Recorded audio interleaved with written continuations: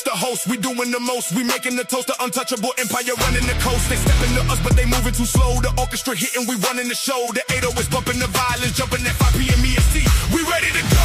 Super panel, ready for the smoke. Yeah. We ain't playing games, no, it ain't a joke. Super panel, ready for the smoke. Untouchable empire, leaving you broke. Ali on the left, Fatty on the right. A-Station in the middle, igniting the night. Red pill detonation, no simulation. Whole chat on fire when the panel ignite. Untouchable empire, we build different. Blue pill bitter, stay mad and resistant. They talking their nonsense, we dropping their knowledge. Rational male on the table, acknowledge. Ronald Tomassi just walked in the building. Red pill Godfather, the truth he revealing. Hypergamy don't care. Fake control rare, most men simping, but we standing tall here. Super panel, ready for the smoke. We ain't playing games, no, it ain't a joke. Super panel, ready for the smoke. Untouchable empire, leaving you broke.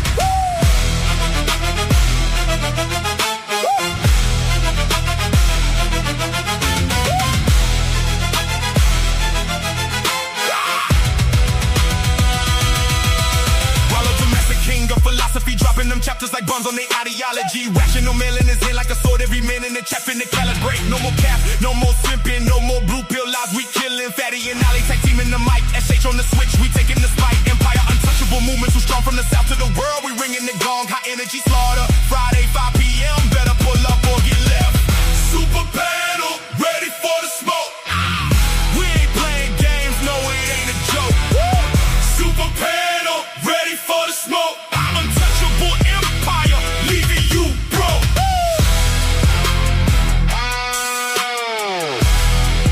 Super panel, are you ready? Untouchable.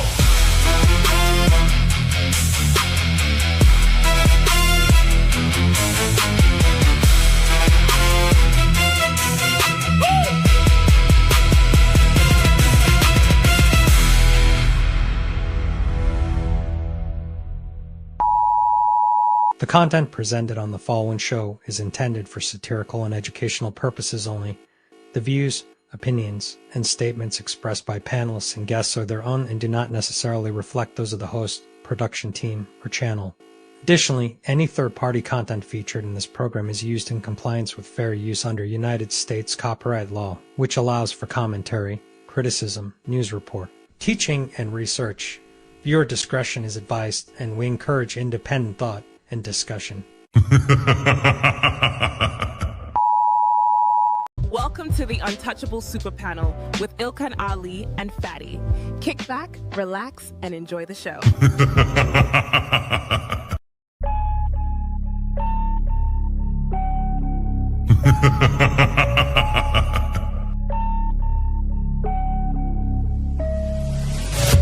What you're seeing right now with the men is a response to your radicalization. So to try to project that onto us is absolutely ridiculous. And the men are not behaving the way they're behaving right now because they can't keep up. They're behaving the way they're behaving because you broke the social contract. You're having a conversation in bad faith. Did you say women are children? Did you say women are children? No. Look at the construction industry. It's 99%, 98% men. But when you're talking about cooking, right, the reason, and by the way, it wasn't mostly women who did cooking, it was just mostly women who stayed at home who did cooking. That's why it's considered a traditional family role. It's part of the whole child rearing aspect. So you know that you're here because of your father? Because men determine the sex of the baby? Did you know that? Can we just say, if we're doing men versus women, like, women have infinitely more options. If you download a dating app, like, even grandmas get like thousands of matches. Right. And I understand that, like, sexual attention isn't the same as relationship attention, but out of 1,000, one will take her seriously. You wasn't putting it down mentally. You don't know how to touch her without touching her. You wasn't putting it down sexually, and you wasn't putting it down financially. So yes. So you But these women literally get to walk out the house looking like it's Halloween every day, but want to look down on you and tell you how you look. Bitch, I look like my 8th grade picture. You don't look like your 8th day old picture. You go on a lot of these women Instagram pages, it look like 30 different on there. Somebody tell me I'm lying. It's not that she's so awesome and intelligent and everybody missed out and you just so happen to walk up on a flower. Yeah. She's lying to you. Right. But these women saw you. When these women saw you, she already wanted you before you even open your mouth. Like Ali said, you didn't convince her to nothing. There's the male ego.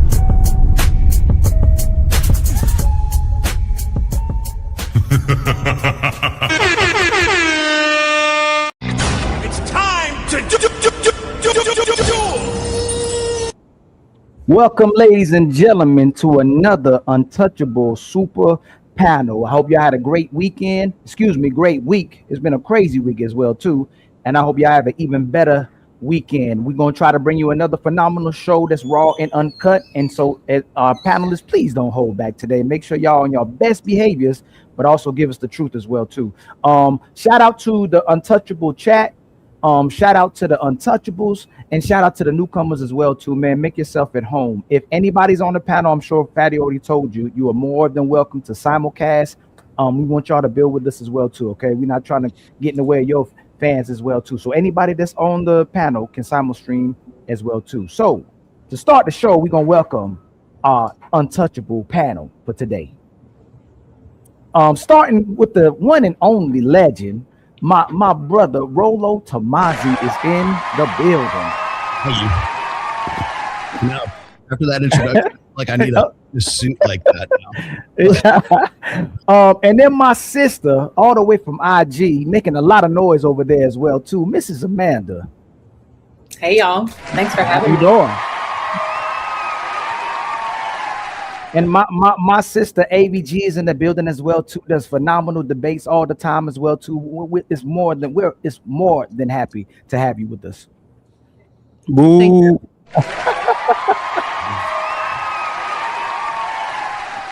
And then the Mr. Chosen himself is in the building as well. That's the ladies' man sitting right in front of you. Mr. Chosen is in the building. How you doing, my brother Jonathan? Fantastic, great to be here.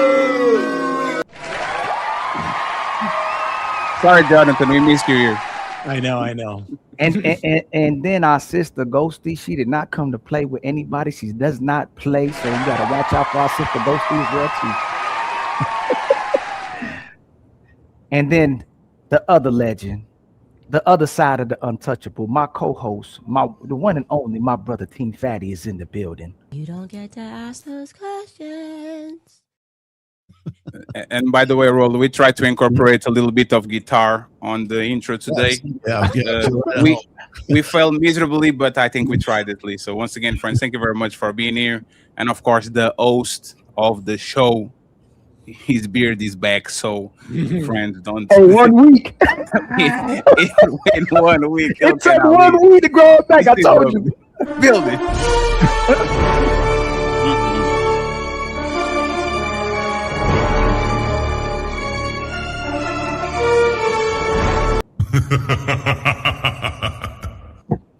Friends, I have a couple of questions for y'all as icebreaker. This is kind of a mixed panel with some red pill people and some people that clearly don't agree with that ideology, okay? So my first question, okay, or my first statement, and I want Rollo to start and then the rest of the panel to kind of give their opinions. Women don't care about right or wrong. Women care about winners and losers, okay? I'm going to repeat this again. Women don't care about what's right or wrong. Women care about winners and losers. What do you think about this, Rollo? And then if you disagree with him, go after. It's time to do. Well, first off, that's a bastardization of something that Rich Cooper said one time. So it's not about right or wrong or good people, bad people kind of thing. Rich Cooper has been known as saying that women don't care about men's struggles, that they wait at the finish line and they bang the winners. That's really where that comes from. So it's not necessarily some sort of like red pill idiom or something like that. That's the thing, is a lot of this stuff gets bastardized. People will hear it like third hand, and then they'll say, "Oh, I heard you said this," or something like that. And it's like, no, thank you for bringing this up, but it's just really meant to say that there's I'm on record as saying that I only like halfway agree with that. I have a couple of posts on my Rational Male blog where I understand the sentiment of it, especially the part where it's the not caring about the struggles, but it's really more about results and looking at a guy as sort of like a turnkey relationship, like just stepping into a relationship kind of thing. But I've said, well, in a couple of essays anyways, I've written about how I think that's incomplete, because there's a lot of times where women will get with a guy and the guy doesn't have a lot of money, but she can see a lot of potential in that guy. So it's almost like she's getting in before he's a winner. Like she's saying, she's making a bet, right? She's saying, okay, this guy is going to be a winner later on. So I know I'm 25 and I know he's 25 or he's 26 or 28 or something like that. And he hasn't made much of himself yet, but I can see that he has the talent. I see that he has the drive, and I see he has potential. And then, so the idea is not so much not caring about struggles, but also about making a bet on that guy's future and their collective future as well. So rather than, waiting at the finish line and banging the winners, she's already in the car as he passes the finish line. You see what I mean? So the idea, I think, when we get into, I think a lot of people want to turn the red pill into an ideology, and it's not really an ideology. It's what I've called praxeology.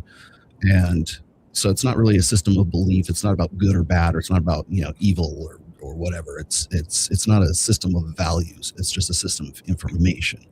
And I know it's easy to get that confused these days, because there's a lot of people who are just some bad actors out there who've just decided that they're going to take the most extreme examples and just sort of, amp them up to absurdity and make a lot of money off of those things. Like, for instance, if you look at the most recent Manosphere debacle, really the documentary that Louis Theroux did, he went and specifically looked for the most outrageous people that he could, put up as sort of caricatures of what he wanted people to believe is the Manosphere, right? So right now, this is a good example of that. This is just basically a bastardization of sort of this jingoism, I guess, or idiom that people hear, and then they lock onto that. And there's a lot of them too. That's just one of many. So is there anything in particular you wanted me to talk about? No. I just wanted, it's because it's an icebreaker. I just want just a sentiment about that quote. Let me hear from Amanda. Okay, Amanda. Women don't care about winners and losers. They don't care about what's right or wrong. They care about winners and losers. Like, what do you think about that statement? For me, it's like super generalized and broad. So when I think about this statement, I think about safety, how women naturally want to feel safe. I think people want to feel safe. But I think the thing about women is they externalize a lot of their safety, especially in seeking men who are winners, right? They have it all together. They have the finances, their infrastructure is taken care of. So she feels taken care of. So I just really think that it's more safety related. And when we're not connected to our own inner masculine, right? The idea that like I'm stable on my own, I can stand in my own, I don't need someone, right? I think that that's where we step into kind of like the winners versus losers. Like, I need you to save me because I can't save myself. You think, just a follow-up question real quick. You think women that have it all or have a lot of the things that they actually desired and they are in the safe position don't want winners too? Do you think they will prioritize right over winning? I don't think it has to be like either or. I think it could be both and. And when I think about right or wrong, I think about like values and character. So sure. I think that a well-rounded whole being is looking for both someone with values, someone who, like I said, has character. They know the difference between right or wrong. They agree with what's right or wrong, right? Because what's right to me isn't necessarily what's right to you. It's not like an absolute. It's kind of like a spectrum, is how I see it.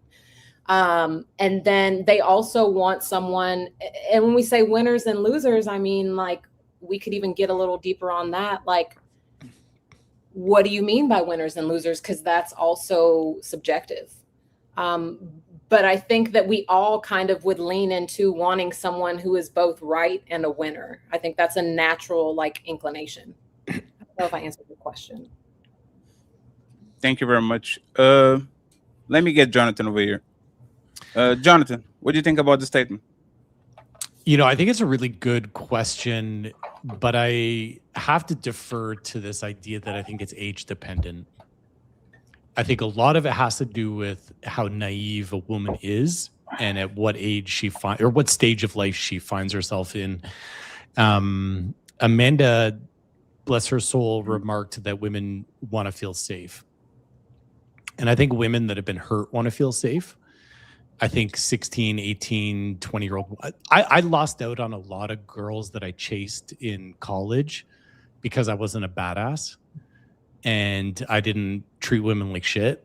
And it seemed like those men scooped up all the girls. They were the must-have guy. And maybe I'm a Sigma, so I'm not the alpha leader. Like I could care less about people in that regard. So I chart my own path. But I think early on in a woman's, say, courtship history, you know, 20s, early 20s, they don't want safety. They have desire, and I think they get hurt by those guys. And then when they do get hurt, that's when they flip the script and they say, yeah, I want safety, which is good. And I think it's just a learning experience. But so I think early on in age, women aren't necessarily picking winners, losers, right or wrong. But I think it depends on to what degree they're hurt over time. And then that's when they become more discerning with their choices. So Can I ask him a question, Fetty? Absolutely. You said they looked over you for the guys that treated them like garbage, basically, right? Mm-hmm. Should you care about them? Should they have deserved to get treated like that? If they looked over the guy that was a good guy, if they looked over the guy that would have appreciated and valued them and done for them, isn't that what they probably deserve? Well, I mean, maybe Rollo would have some advice on this, because it's like growing up as young men, we're taught to respect women and treat them kindly. So you do that all throughout college and you get passed over, right? And then the guy who, you know, goes to the club, cheats on girls. I took a girl out for her birthday. I'll never forget this. This is my second year of college. I was head over heels for this girl. She was pretty. I knew her from freshman. We were in the same college, in the same dorm, and we started dating. And I took her out for dinner on her birthday, went to the bar afterwards. We went our separate ways because I was going out with a bunch of guys. Anyway, she said, I was like, and this is back in the day when there's no cell phones. So 11:30 rolls around and I'm like, I'm just going to go swing by her house and, you know, link back up at the end of the night. Maybe it was 12 o'clock or something like that. Well, she wasn't alone. She was with this other guy that she'd been chasing the entire time. She broke my heart because I found her in bed with another guy. It crushed me.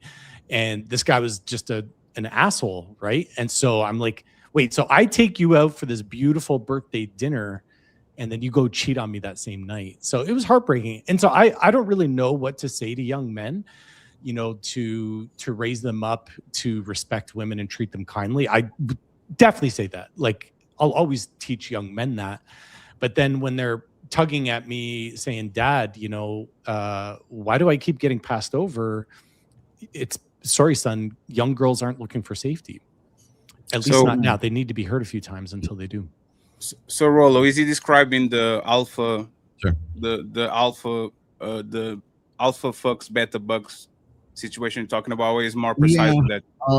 In it, loosely put it that way. What he's really talking about is well, what I've referred to as woman's party years, really, but really other people will call it her hoe phase, right?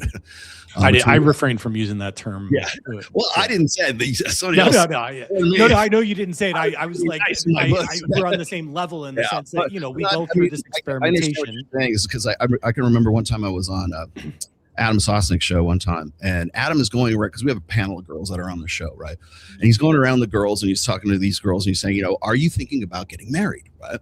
And he goes to around the horn here, and I hate to say it, Amy Dangerfield was actually on that show too, but he's going around, and I'd say probably about 2/3 of them were saying, yeah, I really want to get married. And then he would get to like the ones who are about 23 years old, and they're like, hell no, I'm not even thinking about that. And they really came down on these girls, and I stopped Adam and I said, hey, look, I said, this girl's 23. It's not even in her head right now that she wants to have anything long term. She's like still, she's at the in her prime. She's hitting her stride right now at 23 years old. She has such selectivity at this age.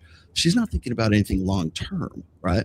And so from what you're talking about, when women tend to be between the ages of, say, about 18 and 28 years old, depending on that woman's sort of socioeconomic position and her background, of course, but by and large, between 18 and 28 is when women are going to be at their peak of sexual selectivity, right? So they're trying to see, we call it being prudent, but she's basically dating around and seeing what's available, right?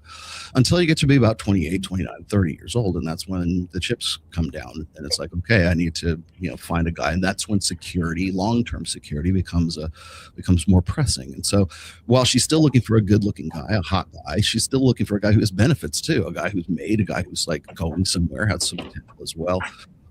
And the reason for that, I think one of the biggest reasons we have like a gender divide at this point is because we're on the 4th generation and coming into the 5th generation of women who have been essentially told from the time they're 5 years old that men are inherently untrustworthy and they can't be trusted to provide your long-term security or to be a good father, because they're absentee dads or they're never around or something like that. And you either have Homer Simpson, the abuser, or the guy who's just incompetent, and that's what they get to select from. So now that means I've got to go, and if you're a young woman, you've got to go and provide for yourself. You got to get a degree. You got to go and make your own money. And not that there's anything wrong with that, but the impetus for that comes from a need for a long-term security after a while. And the problem I think is happening right now is like so many women have been so good at that, like home ownership and getting into the workforce and making more money, that men have, and I said this on Dr. Phil, that men have become essentially superfluous. So if she can provide for all of those long-term security needs on her own, then what does she need guys for? And the answer is she's looking for a guy who's fun in bed, who's a good time. Maybe he's looking for the bad boy, right, at that point. But the thing is that woman has not been able to find that guy, or as she gets older, she's less and less able to do so. But the long and the short of it is that there's a long-term security need for women that is really kind of an evolved, part of our evolutionary past, that women are the vulnerable sex. I would say they're weaker sex, but they're the vulnerable sex because they are the incubators of the next generation, right? They're the only ones that can give birth. So if you look in our ancestral past, you're looking at women who have been in some various stages from the time they were hit puberty or maturity, either pregnant or carrying a child or nursing a child for a very long time. And now we're finally at a point in human history where that can be an option. But the drive for that security, the drive for the need for the guy who can provide all that. Now you're looking at guys who have to live up to the expectation of not only being able to outclass her in her own ability to supply her own long-term security, but he has to match that and exceed that beyond that.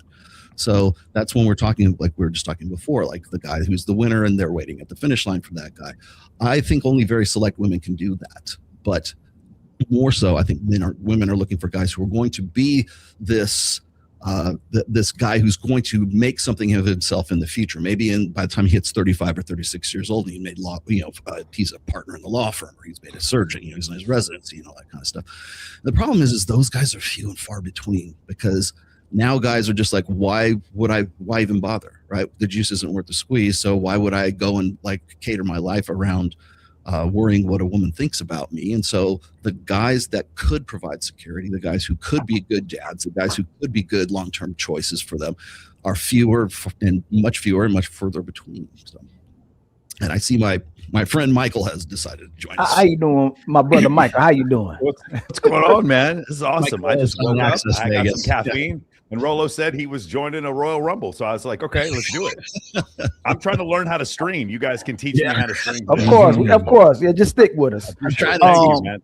I'm trying to teach you. My sister Ghosty, do women really operating off of winners and losers? Do they actually care about the man being righteous or not, or are they truly operating off of winners and losers in relationships?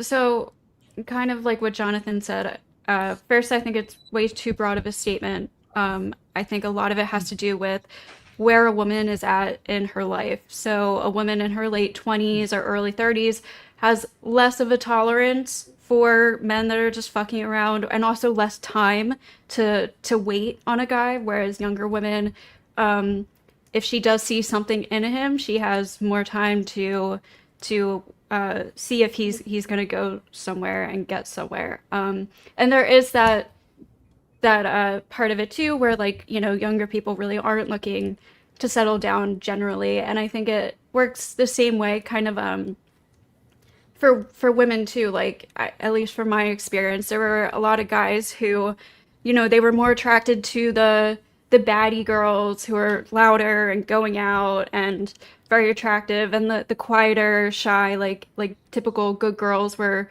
often getting like passed over or overlooked, or maybe it's just because they were shy, and I don't know. But like, even guys who, like, these girls were way out of their league, but they didn't want a regular girl. They wanted a super hot chick, like, even though he was super fat, and like these women were way out of his league, but he didn't want to go to prom with just like a regular you know, girl. So I think that happens for both younger men and women. But yeah, I think it has to do with more where a woman is at in her life.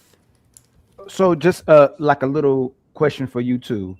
If most of these women we understand have discernment all of a sudden, and all of a sudden they've healed, and now they're looking to have less sex and be more intentional with sex, and they're looking for a good guy. Why do they deserve this good guy if that's all most of them have worked on? Like, they go to church, they get baptized, but they never advertise what exactly is this good guy going to get that the last guy didn't get as well too. So why should a good guy take a chance on the woman who didn't respect them initially, and now she just has discernment? You know what?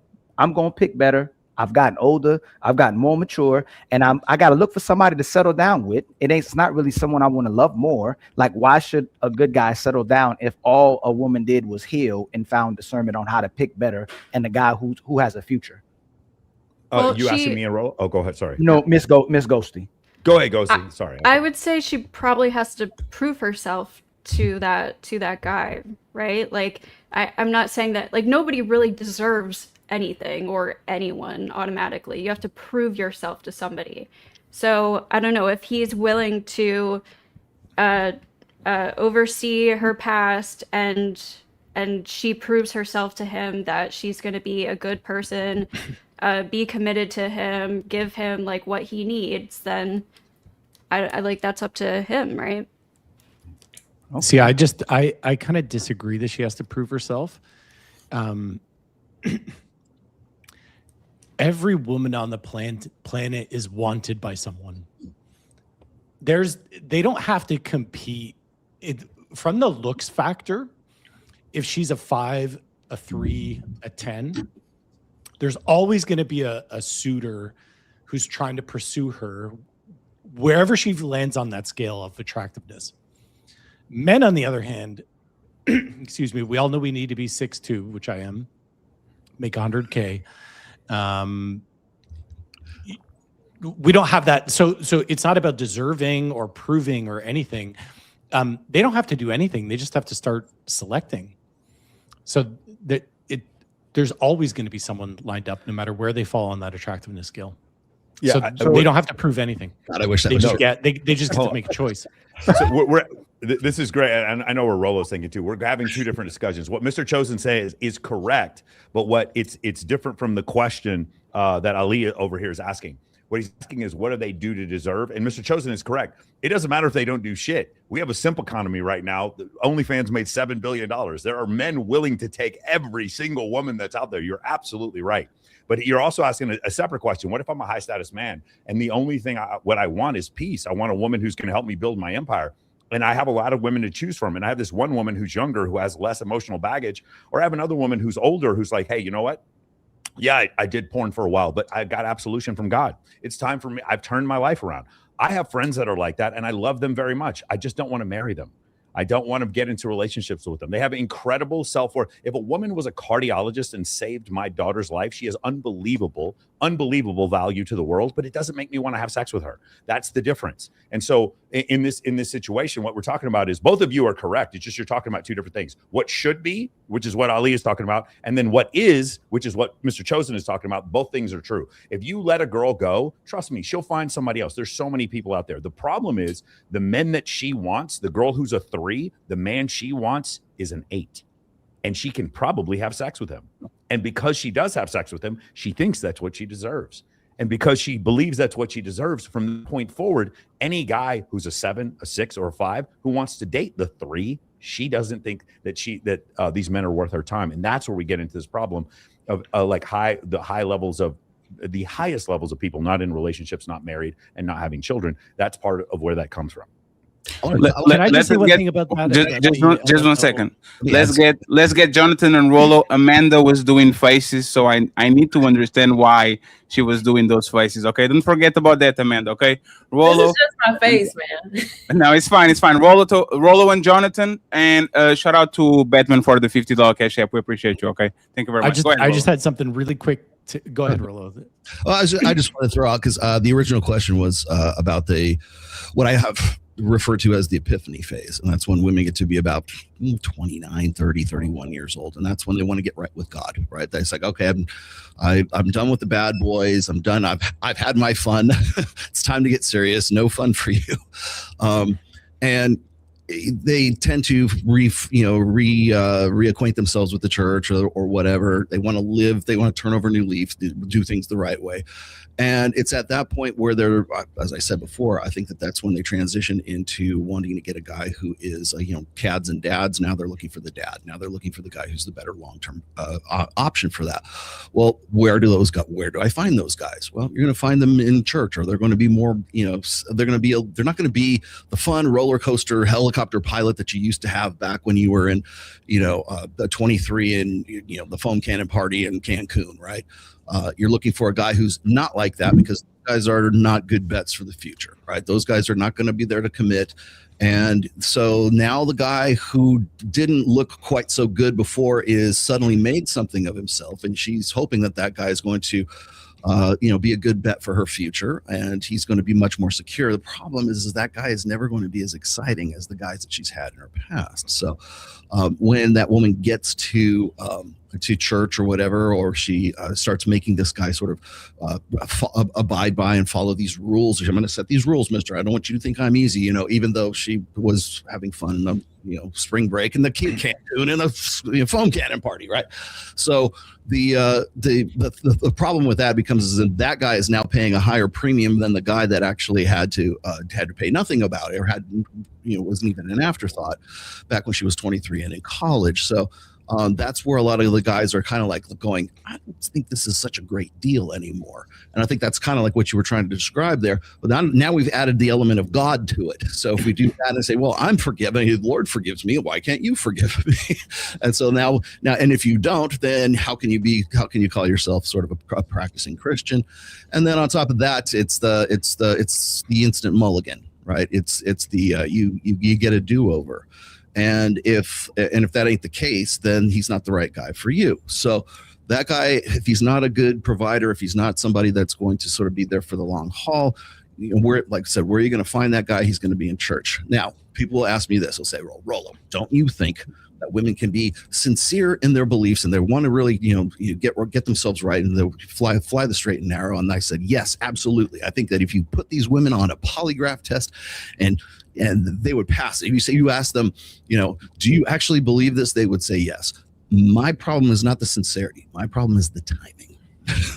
So that's before, hey Jonathan, all that's straight out of my second book, by the way. You know you're not gonna get away from my hook real quick, right? But it's very interesting. You said those women shouldn't have to prove anything, just like the men that those women like didn't have to prove anything. So then should the men only deal with the women they don't have to prove anything to? They just not like them. Is that a question for me? Oh yes, because so if we turn this around and asked about men who our daughters would meet, I'm sure you would say that man would have to prove something to be with our daughters. But hold on real quick. But you said that she shouldn't have to prove anything after she broke a good man's heart to go for the so-called bad guy.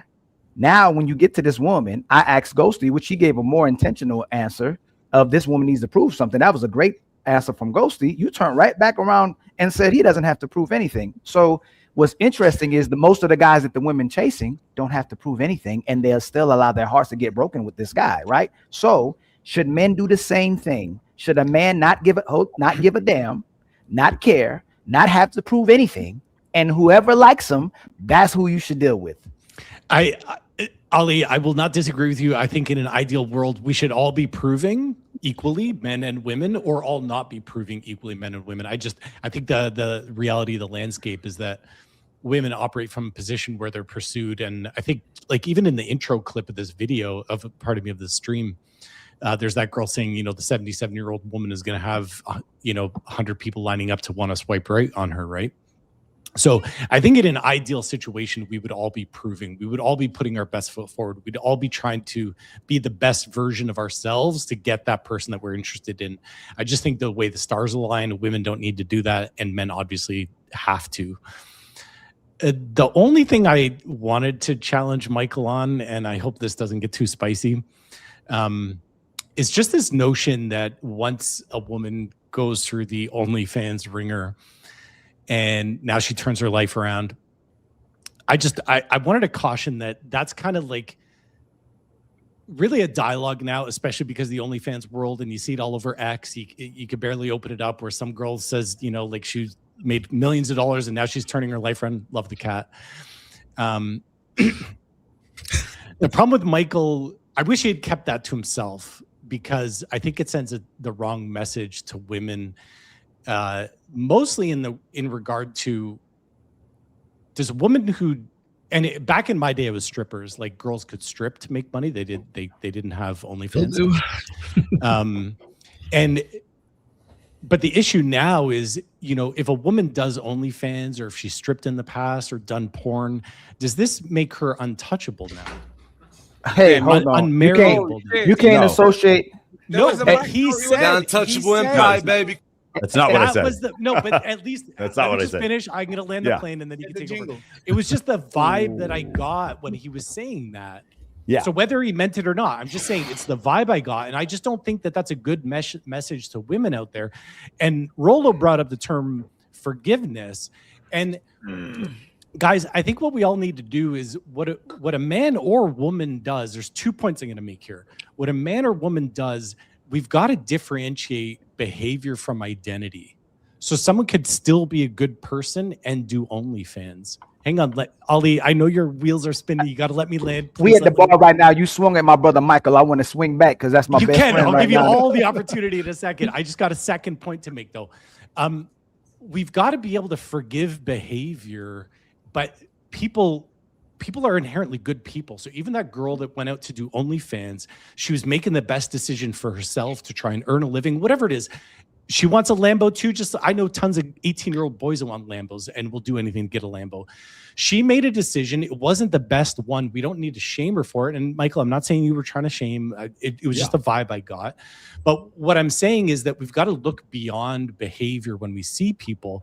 And this is the second point I was going to make, is that when we decide that doing OnlyFans kind of excludes you from the dating pool, or you're no longer, a high value person, the risk is that we've all collectively decided that you can't recover if you've done OnlyFans. But yet you can recover if you used to do lines of cocaine when you were 23 in college.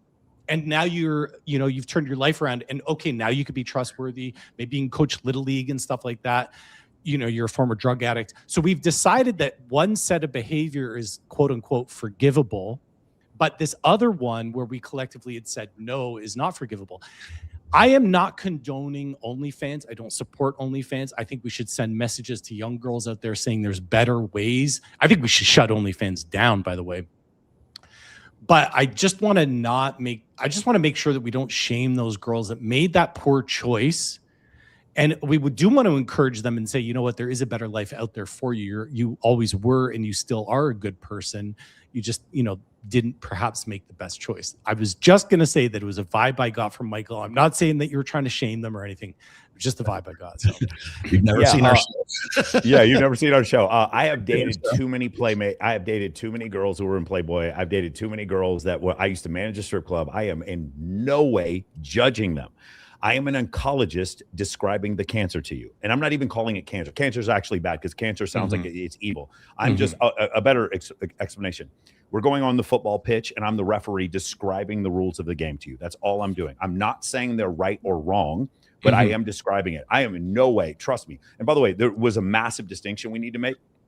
There's a big difference between guy-girl pornography and a girl who posts bikini pictures on OnlyFans. Massive difference between the two. I don't have any, I know a girl right now that I used to date, and she had 3 million followers on Instagram. And then she started posting the same photos from Instagram on OnlyFans and was making $30,000 a month from doing that. That is completely different than a woman who on a weekly basis is choosing a different actor to have sex with and then wants to get into a committed relationship. Those are two completely different things. The second thing is, there's nothing, when we say forgiveness, these are two different things. If I have a guy who's committed several different felonies, he's robbed a lot of people, he comes to the church and asks for absolution, I can absolutely respect the fact that the church gives him absolution. I also don't need to go into business with him. Those are two different things. I absolutely positively have no trouble whatsoever. Some of my best friends are girls. I live in Las Vegas. I have female friends here who are sugar babies or whatever. That is never an issue for me. But it doesn't mean that I now, what I'm saying is, you know how you have the Ken doll and it comes with the Corvette and all the little accessories? Just because you get the absolution, dating the high status man doesn't come. It's not an accessory that comes along with it, right? You can have a wonderful life, receive absolution from God, live in the church, and do incredible works, and still understand that maybe a bunch of high status men aren't going to choose you. And I only mean high status men because men in general will choose you. What you said before is absolutely true. They don't need the church's forgiveness. There are men lined up by the millions to date any one of these women. You're absolutely correct. You can just look at dating app data. Women on average get about 17 times as many matches as men do. The top 10% of men get the same number of matches as the average woman. That's how skewed it is. So one of the things is what we can prescribe for being right and wrong. And the other thing is us describing the actual world that we live in, right? The tiger kills the gazelle. Is that right? Is that wrong? No.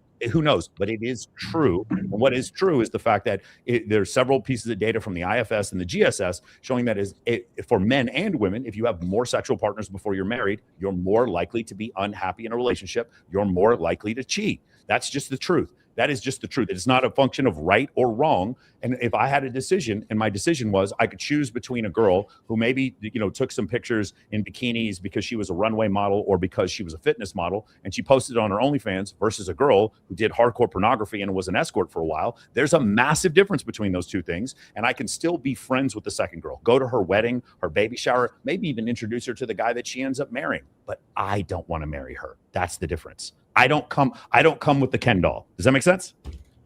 It makes total sense. It's still, but still in the sound bites though, you have to agree with me that when you say I would never marry a woman who had done OnlyFans, there are going to be young men out there. No, I would never marry a woman who'd done pornography. That's different from OnlyFans. Not, yeah. But hold, Chosen.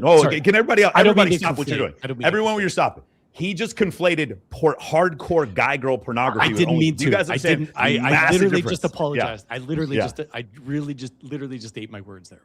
Yeah. So. No, but God. Go ahead, Fad. Just real quick. Jonathan said this. I don't want y'all to judge them. I just want to take their livelihood away. Which one do you think is worse, Jonathan? Right? I know that confused me too. Millions of dollars of these women, or just shame them and let them make their. Yes. Yes, and God, see, God was helping us too. God forgives, but we don't, Jonathan, and society doesn't either. It's like you telling a man that if he touched a kid, if he raped a woman, if he committed atrocities towards society, and he's a gay man, that there's a princess waiting for you at the end of the tunnel. That'd be very misleading, Jonathan. Just like telling a woman if she's tucking 1,000 body, hold on, Jonathan, and he should get shamed as well too.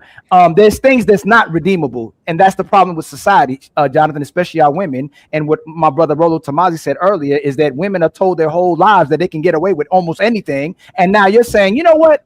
Let's add some more to that.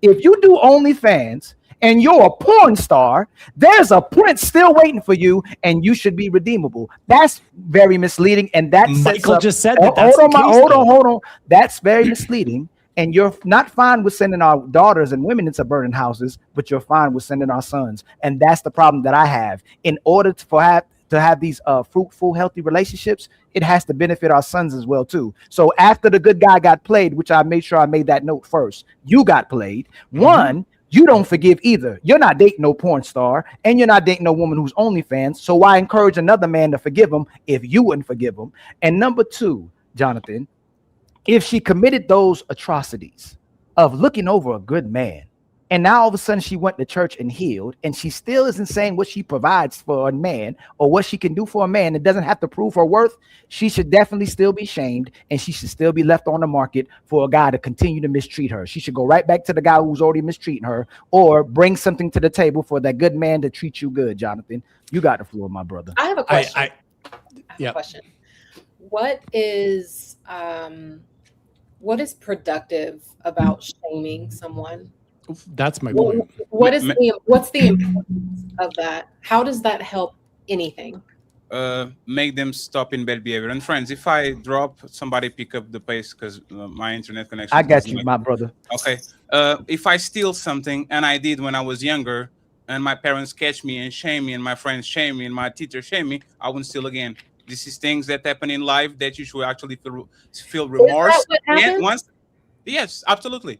Okay, so if all it took to change behavior was to shame someone, why are there so many atrocities in the world if we're already shaming people? Because some people are shameless, and now with social media, people cannot just be shamed by the village. They can change school, change job, change country. So they still shamed on their region. They just go to the group that is not shaming them. Before social media, if you were shamed by your village, you are going to be called a hoe. You are going to be called a thief. So you add incentives to not be known as the drunk in the village. Now you can stop being drunk in Las Vegas and go be drunk in New York.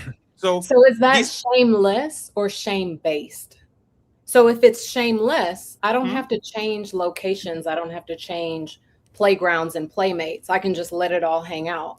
Shame-based would be now I have to hide and go do it somewhere else so no one can see me. So both ends of the spectrum are wildly toxic, not only for the individual, but for our society and our culture. So my opinion, I'm sorry, go ahead. No, finish your thought. My opinion would be that the reason that we're in the state that we are is because we shame people. That's why there's so many people in hiding doing things like going on OnlyFans, having, porn addictions, sex addictions, alcohol addictions, food addictions. But people do this in private.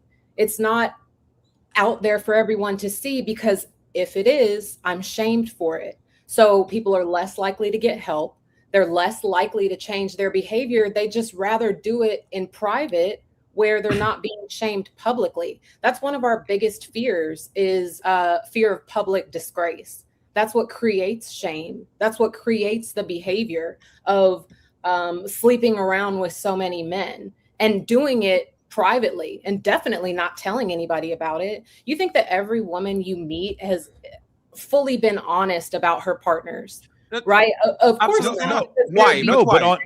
but on TikTok, they're constantly being they're being praised for this. I'm stunned right now. You don't think that you think women are on TikTok being shamed? That is crazy. They're on if I made a video right now talking about shaming women, my TikTok would be removed immediately. Women are on there talking, bragging. They're literally bragging. They're running around. Again, I agree with you that we shouldn't shame people. That's not what I'm saying. My point is the idea that you think that people are having more sex because they're being shamed, that doesn't make sense evolutionarily, mathematically, scientific. No. It is what's happened is that floor of shame that used to exist in the village. What he said, it doesn't exist anymore. It's Amber Rose. It's Bonnie Blue. It's dude. I go to the AVN Awards every year. I walk because it's right next to my apartment. I go hang out there. When I'm at the AVN, there's porn stars and they have security guards walking with them and everyone's taking their picture. And these women think they're A-list celebrities. No one is being shamed for sleeping with thousands of men. The idea that it's more shame that's causing this? No, there is no shame. Again, guys, and I voted for him. A man fucked a porn star while his wife was pregnant, got convicted on 33 felonies, and he's president of the United States. And you think people are being shamed? No one is being shamed. Caitlyn Jenner ran over someone, killed them, ran over a second person, was named Woman of the Year 4 months later. No one is shamed for shit. Dude, Jordan Belfort, in a movie they make about him, he punches his wife in the stomach. He fucking kidnaps his own kid, and they make a movie, and he is now the most famous sales trainer in the world. No one is shamed for anything they do. That's why we are where we are. It's not because of shame. Shame does have a benefit. It's gone now. It doesn't matter. The floor is gone. Any of you guys can do anything you want. And here's the thing. If somebody is touching kids, you need to call them out for doing that. When you do it, they don't touch kids anymore. That's how it works. That's how it used to work. But it doesn't work like that anymore. Nobody pays for shit. Kim Kardashian was like sitting there making a sex tape, and she is now the face of prison reform in the United States. I talked to O.J. Simpson a couple months before he died, and he was offered millions of dollars to host a fantasy football podcast. Millions of dollars, and he stabbed his wife in the neck 56 times. It is crazy. Nobody's shamed for anything. No, Your Honor, it was innocent. Allegedly. He didn't do that. Let's stop this right now, okay? Don't get to ask those questions. Let's not do that. Let's not do that, Michael. Let's not do that. Let me just say something before I bring AVG and Jacoby about the question, and Amanda, right? My name is Fatty, right? That's my name for a reason. You probably guessed, right? Shame. Do you think what would work more for me to go back to the gym and for me to get in shape? For people to say, Fatty, it's not okay for you to carry yourself like that. You better stop doing that. Or get some Twinkies, Fatty. Body positivity, Fatty. You can do it. Embrace your curves. No shame, Fatty. Like, what do you think actually would work better for me to stay on this planet for 4 decades and take care of my family, take care of my friends and all that, or die at 41 by a heart attack because I wasn't shamed for? What do you think actually works better, Amanda? Just real quick. I think it would depend on what you're motivated by. So are you motivated by I want to be alive. I just want to be alive. Well, that's a different that's an internal motivation, right? No, so are we being motivated internally? Amanda, or one second, just Amanda, I'm sorry for interrupting you. It's okay. Uh-oh. He dropped. Guess not. He was speaking too many facts, and they just got rid of him. While he's gone, let me see if I can interject something here, because I think, Amanda, there's a sort of a semantic difference between like shame and like when people say, don't, like, ever had these conversations with the girlfriends and go, don't judge me, but, and then they tell you something that you should absolutely be judging them for, right? Okay, so if right now I think that there's this sort of, I don't know, social, it's kind of woven into our social fabric about like, well, we're not supposed to be judgmental. God forbid we be judgmental of anybody. But quite honestly, I think in some cases we need to be a little bit more judgmental, at least for the benefit of the person that's, you know, engaging in the things that they don't want to be judged for, right? So there's a difference, I think, between being judgmental and like sort of being shamed. shamed. So it's not like, like people are walking around the block, in frocks and a bell going, shame, shame. That, like I was saying, Mike was saying that before, I don't think that works anymore, simply because we are in a global society right now. It might have worked at the local level way back in the day when we're talking about, like, there's a few thousand people in a town or a tribe or something like that. Shame actually worked. But the reason why we're still talking about this right now, the shame, the whole issue, is because it worked.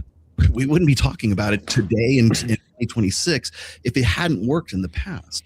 We're still going, should we be shaming people or should we not be shaming people? And the fatty was just saying a moment ago, if he's going to the gym, like when I'm at the gym and I see some guy who's in there, if I see Big Mo from Fish and Fit in there, I am not shaming Mo whatsoever. I'm encouraging him. Go, bro. Get on there. Go do it, right? I don't laugh at guys who are they know that they have to go and make an effort. At least they're there, right? Which is more than I can say for a lot of the other people, right? But so there's not that, but I'm not judging the guy, but I also have to tell him the truth, which is, dude, if you don't lose weight, your heart is going to go out. And I don't want to see that because I love Big Mo like a brother, right? I don't want to see you live a shorter life. And so, but here's the thing, is if I say that, now I'm talking about, obesity at this point. We can take it and talk about like promiscuity, or we can take it in drug abuse or heroin or alcoholism or whatever. You can apply it to anything. But if I don't go in and make an intervention or I don't bring it up, right? Then nothing's going to change. That guy's never going to, be going, gosh, maybe I should, right? But the problem is I think we conflate that concern and that ability to just say, hey, look, I think you ought to be doing something different with your life, right? Then we turn that into judgmentalism, and then we turn that into shame, when in fact it's sometimes it's tough love, man. Sometimes you got to kick a dude in the ass. Sometimes you got to tell your girlfriend, you know what? I agree with you. I agree with you. And what you're sharing, seeing this friend who's overweight, you want him to get in shape. You're sharing your feelings and your observations. I'm not saying that that's shaming. Shaming is you're a bad person for what you're doing. Shame is also an emotion that the individual experiences inside based on their perception of really themselves and being prematurely exposed. So I'm not saying that we don't have conversations with people about their behavior. I'm not saying there shouldn't be consequences for behavior. I'm just saying to shame someone into shifting their behavior isn't effective, as evidenced by most of the world who's unhealthy, disconnected. Yeah. Okay, so you just mentioned that shame is an emotion, or I guess it would be shame is an emotion, or it was something else. So let's analyze emotion just for a minute. What is emotion? I can change your emotion right now by giving you 2 shots of tequila. I can change Mike's emotion by giving him, let's see, one milliliter of Tren right now. I can change. So emotions are not magic. Okay, let's just look at it. It's not some pixie dust that comes out of the sky, right? Emotions are the way that human beings have evolved to it's one process that we use to interpret our surroundings, right? So if you're in a fight or flight situation and you get that squeeze, that shot of adrenaline to get away from the saber-toothed tiger, it's either fear or anger, right? You're gonna fight or you're gonna run.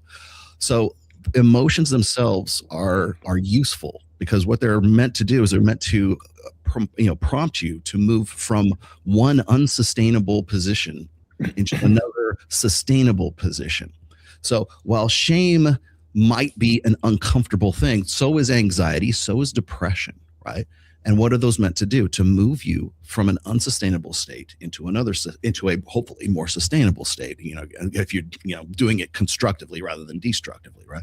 Same thing with happiness, right? Happiness is an intrinsic reward. So when you can never be happy, but you can do things that make you emotion of happiness. Why? Because when you're doing something that's making you feel good, hopefully it's constructive, right?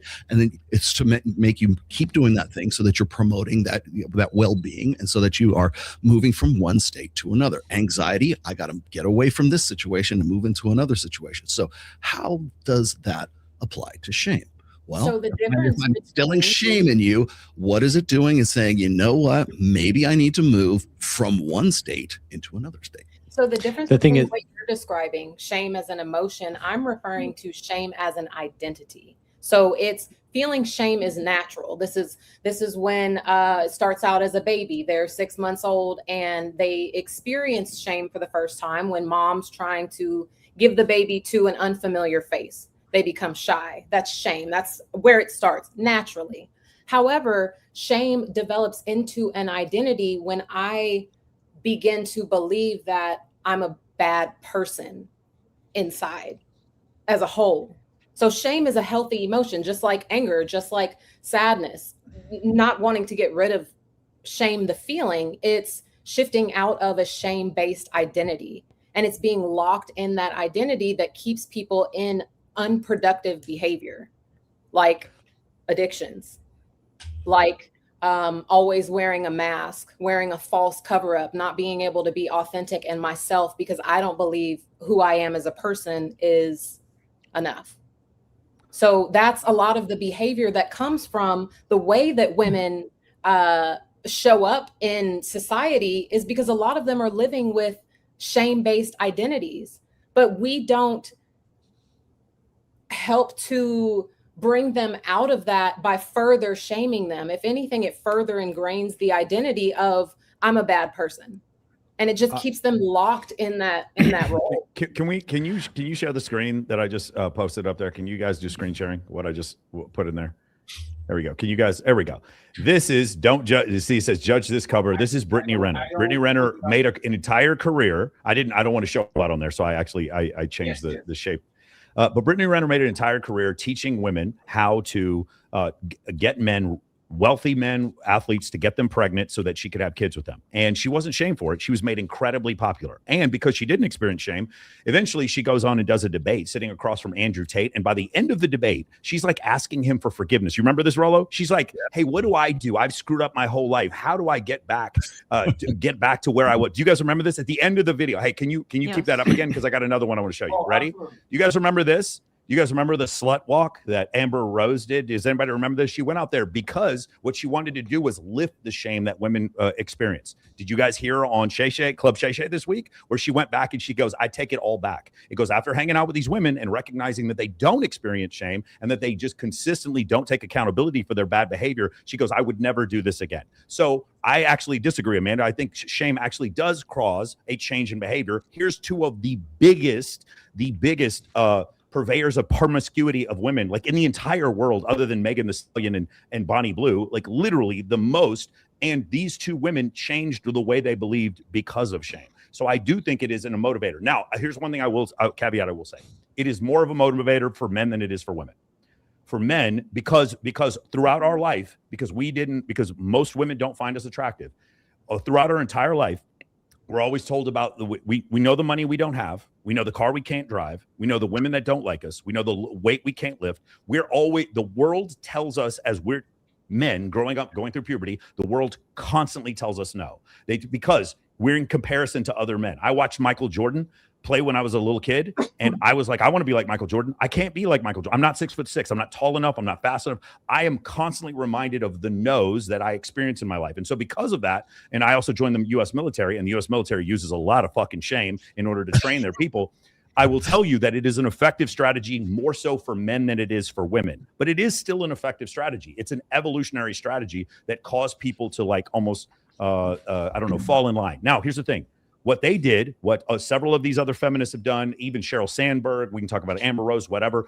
A great example would be Alex Cooper from Call Her Daddy. What they're doing instead is they're making it more so like, hey, you should not feel shame. You should do whatever you want. Cheat on him. They have these sweaters. So the number one feminist podcast in the entire world, they sell sweaters that say cheat on him. That's what it says. There's another podcast called Kill All Men. You guys want to check it out? It's on Apple Podcasts. You can subscribe to it right now. There goes your revenue. Yeah. So I'm saying like the reality of the situation is, while I understand in a vacuum what you're saying, the reality we live right now, men and women, especially women, experience almost no shame publicly for their actions. It doesn't make any difference what they do, who they sleep with, whatever. They're famous, and 15 minutes later makes no.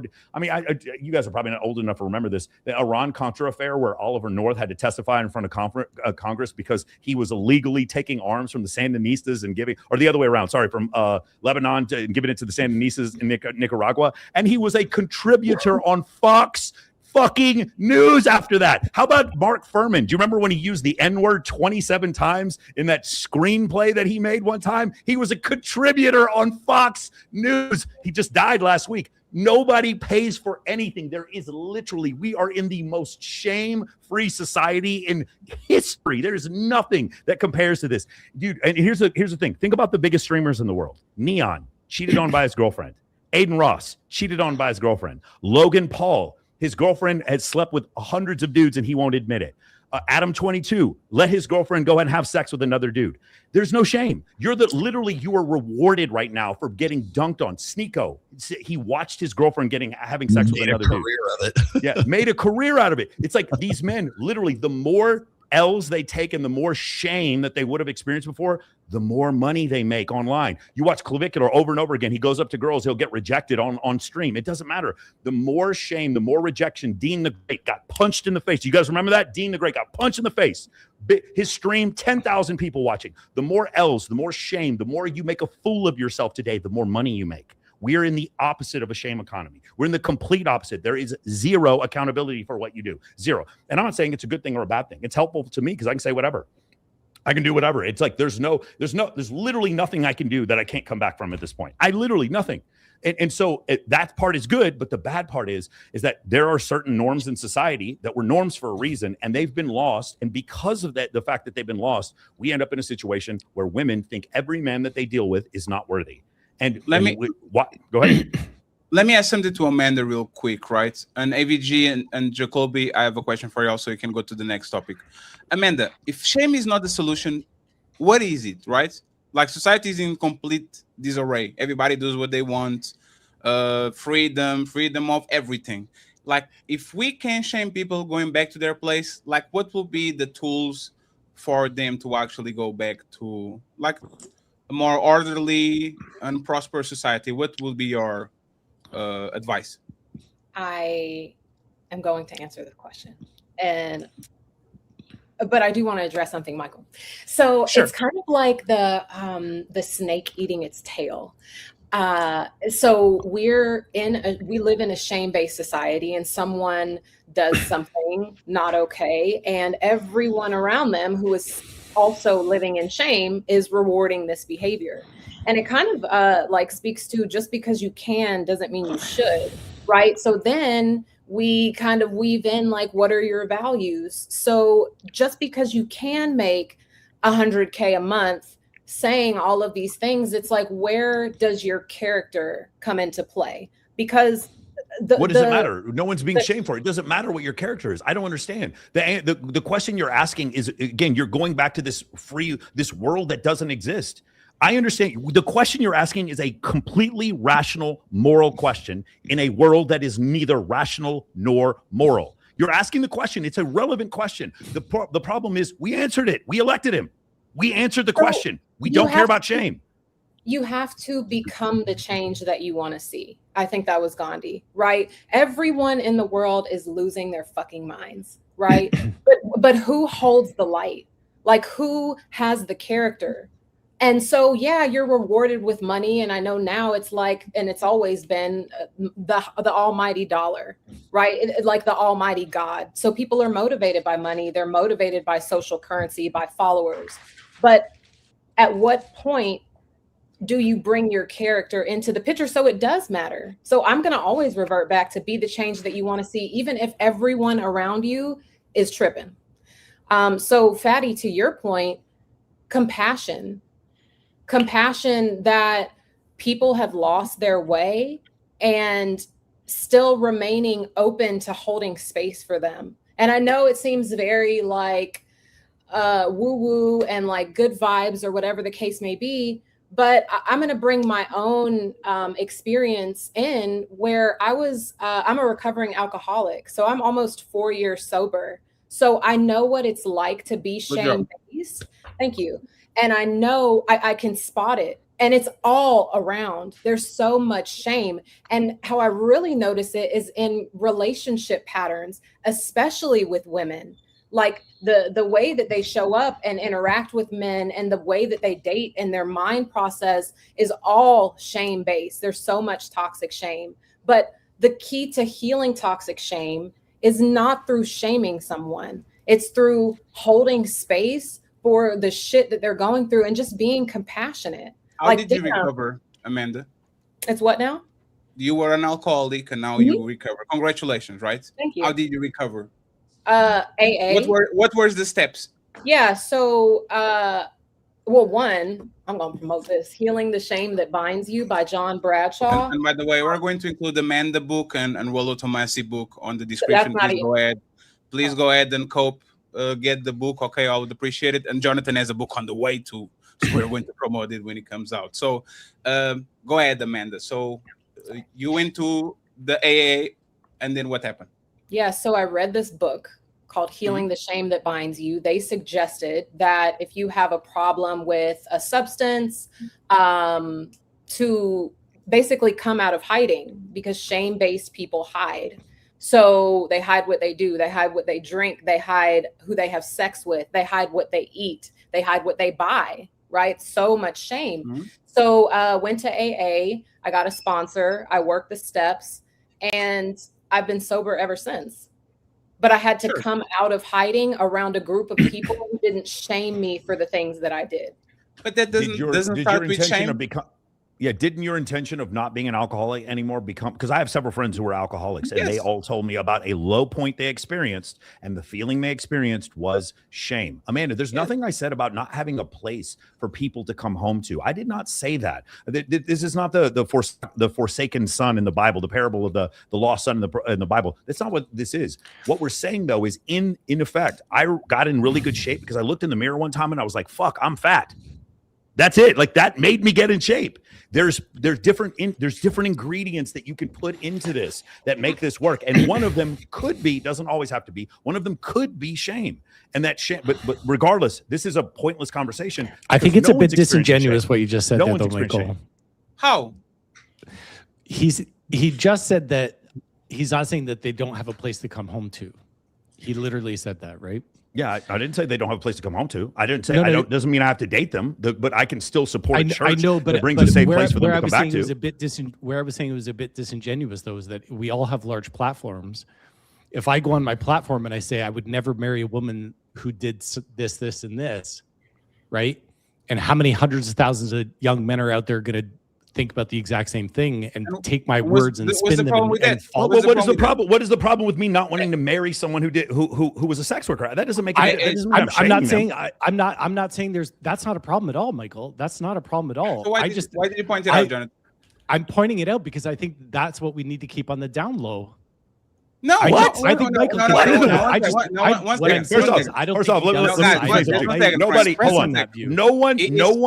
no one platforms more former sex workers than me and Rollo. Not you times 100,000. If you guys watch our show, we have 12 girls on there at once. Nobody platforms more former sex workers than we do. And they'll come on there. And we had one last week being like, Michael, I love you. You're one of my best friends. I was like, you're one of my best friends too. But I don't want to date her. We give them a safe place. I understand. Conceptually, you don't understand who you're talking to. We are not the people to be talking about this. No, 1 second, friend. I just don't want to date them. And by the way, Jonathan, you don't want to date them either. So that's the point. So you not wanting to date them either. Are you shaming them? That's a terrible example. You should keep that on the DL, or actually just go date a porn star so that all these other women feel like that. No, that doesn't make any sense. That's not what I'm saying. What I'm saying is we've got to be aware of the platforms that we have, and we have to understand that as we go out there and say to a bunch of 18-year-old boys, I would never date a woman who was a porn star, right? What happened? And she's got no place to come home to. right? What? Or that she's unmarriable. Okay, No, Jonathan, no, you no, seem no. to- you seem to be missing this one key point. She can have a place to come home to, and So I whose don't place? date her. It's not No, your stop. place, and you're Her telling place for her to 200, come home to 300,000 young is not- boys that it's oh, not your place. What if they follow your a lead? place to come- So a then, place to come home- does No, that no. mean that she's No. not going to have a place to come home to? No. You're missing two different just things. being Somebody's pragmatic, self-worth. Michael. No, I'm not trying- hold on. I'm not- No, there's Jonathan, nothing wrong with you not wanting to date you're women. deliberately. Hold on. I'm going to give you one more chance. Although after this, I know you're deliberately just trying to misinterpret what I'm saying. There's a place that you can come home to. When I come home for Christmas, I'm not having sexual relations with my family. I can have a safe place to come home to where I don't feel judged. I am not entitled to a happy relationship. A safe place, say it with me, a safe place and a happy relationship are two different things. You are not entitled to happiness with your dream woman because you did something wrong. Just like just like if you caught an incurable disease, there might be some people who don't want to deal with you anymore, no matter how much of a great person you are or how much forgiveness you've asked for. Whether or not you get a happy relationship is different from a safe place. If I had if my brother did something wrong to me, I can still forgive him. He can still come into my home and have a safe place. That is not guaranteeing a relationship. And you of all people who would not date a sex worker have no right to say any other thing. You can I still love my friends. I didn't come out the gate saying I wouldn't. You want to talk about a content creator. I have 12 women on my show every other week. 4 of them at least are sex workers. And I tell them I love them and they're my friends. Some of my closest friends are female. So there's no talking about I don't have a safe place. I work with domestic abuse charities and I work with domestic abuse charities and human trafficking charities because I'm trying to create a safe place. Like the Shade Tree Domestic Abuse Shelter in North Vegas. That's a safe place. That's different from a happy relationship. Listening to anything what Amanda is talking about with regards to shame. You basically what do you mean open? I addressed every single thing. You addressed in a debate, but you're not opening to changing and listening to what she's saying. She literally was talking about being the change. She's literally talking about being the change. Can I ask you a question, Jonathan? Hang on, everyone interrupts me. I got to be able to say something. You are right. I apologize in advance. This idea that we need to shame people into change, and Rollo kind of backed him up, and I'm not looking to pick a fight with Rollo, but he did kind of say that, if you want, you got to spit the facts to people and then they will, make change. And people were talking about, I think it was Michael that said you need to hit rock bottom and it was shame that made them want to be a better person. Okay, so let's just run with the theory, the hypothesis that shame is the way we get people to change, right? Amanda's saying there's a different way to get people to change and we don't need to use shame. But let's just run with the hypothesis that shame is the best way to prompt someone into taking action in their life. If that's the case, then give me 5 minutes with your children when they get poor grades so that I can shame them. The problem is no one's going to give me those 5 minutes with their kids.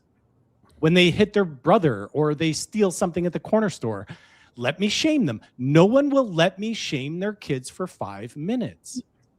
My principal shamed me when I was a 50-year-old man. I was going to say, my principal shamed the shit out of me. My football coach shamed the shit out of me. My military training instructor shamed the shit out of me. Like all of them did. Come on, guys. I'm just saying we can do better. Believe it or not, Michael, I just got to say, last thing I'm going to land this plane. Michael, I agree with a lot of what you say. I'm not disagreeing. I just think that there's a middle road that we can find between what you're talking about and also what Amanda's talking about. I am the middle road. My only pragmatic point was that we've got to be careful when we come on these platforms and we say, I would never date a porn star. You will never hear me say that because I don't want 100,000 young boys picking up that. And then correct. Now, but you also would never date a porn star. But you would also never date a porn star. Yes, 1 second. Can you stop there? Jonathan. Yes. Would you date a porn star? Please answer that. No, I wouldn't because I'm married. I would never date a porn star.